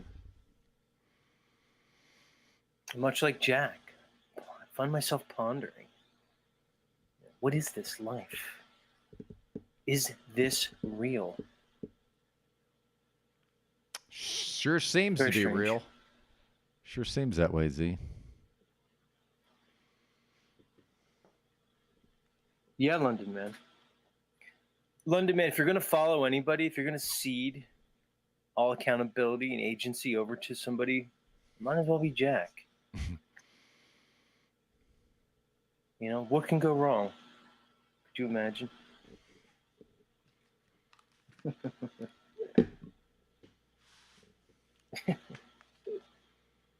Right, Jack saved my life. Uh-oh. Look at that, Jack. Spilled water on my keyboard. Creating miracles here in the metaverse. You're Is there a saving rap lives. on the keyboard already? Hey, why not, everybody? Where am I? A little weird this morning. I don't have my sound effects. I don't have my music. I don't know what I could play. London man, like, what kind of shit can I play? Like, I don't know where I am now. Like, can I play my little sound effects in the background? What are you gonna do to me, YouTube? You gonna come down hard on me? Like, what's going on? For months and months, you just let me kind of like play whatever I wanted. Not really trying to reproduce things here. You can't play TV theme songs. I can tell you that. Like, is it so bad if like we sing along to the sound of music? Like, what's up with that? Yeah, if it's from the TV show or the movie, I they're don't not going to let you understand. do that, sir. Especially if you're playing from a YouTube video. We'll figure it out as we go along. I have YouTube guys. Music, so you can probably play There's whatever's ways to on do YouTube things. Music that's not actually on YouTube. Let me drop the link for my second channel now. Oh, good.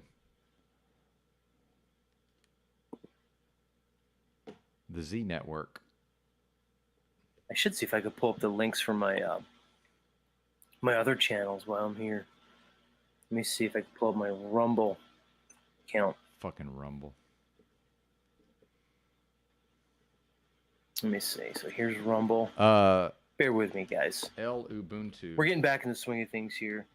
Calm down, everybody. Wait a minute. Oh wait, turn the. It's a keyboard long on. journey. Everybody wants things all at once. Tired of it. My content, my channels. Yeah. Account overview of you. Go to my channel. No, I don't want to go there. I just posted the link to Z's backup channel if y'all want to subscribe. Leave site. Oh, whatever. I'm trying to pull the link from my Rumble. Not like anybody's gonna fucking go to Rumble anyway. Like, I'm gonna try to drop my link for my Rumble channel, but how many of you guys are really gonna like go to Rumble to listen to me? Nobody. I'll fucking do it anyway if I could find it. That's what people say. Oh, Z, go to another platform. Go here. Go to what was the one there everybody was trying to get me signed up for? Rockfin. That's where a lot of like people in these communities are on Rockfin. People were coming to me months ago. Oh, Z, go to Rockfin. They pay you in cryptocurrency. Trash. Now everybody's telling me like the real Yeah. story about Rockfin. YouTube's bad enough. These other Apparently all the platforms content are creators get trash. Screwed, except the Let's just call it what it is, Z. Just do the shit on StreamYard. You can, if you pay like $75 a month you can just do this on StreamYard. I don't know if you know that. Although he's got 100. Yeah, it's with up to 100 participants. You can just do the shit on StreamYard. Yeah, I don't know if they have a decent live chat or not. That's the only question. I guess I need to investigate it for myself. Now here I am. Everybody wants to say hi to me. I don't like to hide, which is fine. I like saying hi to people in the chat, but I don't want to hijack Z's live chat. you know, the most heavy hitters. That would not be cool. So there's like a handful of people on Rockfin making out. Apparently, everybody else just kind of got duped. It's like, oh, okay. So that's the deal. You're just gonna get everybody over and behind these paywall channels and then just sort of shadow ban like all of them. And then I was thinking like about these guys that get completely deplatformed. Like I was thinking about Owen Benjamin, like fucking Alex Jones. I'm like, wow, people could be deplatformed. Like, what's the rationale behind that? To deplatform. Yeah, OTW's asking me about Linux, so let's wrap up on that, and then I'm going to end this live stream and start the next one. I run El Ubuntu, which is a light version of.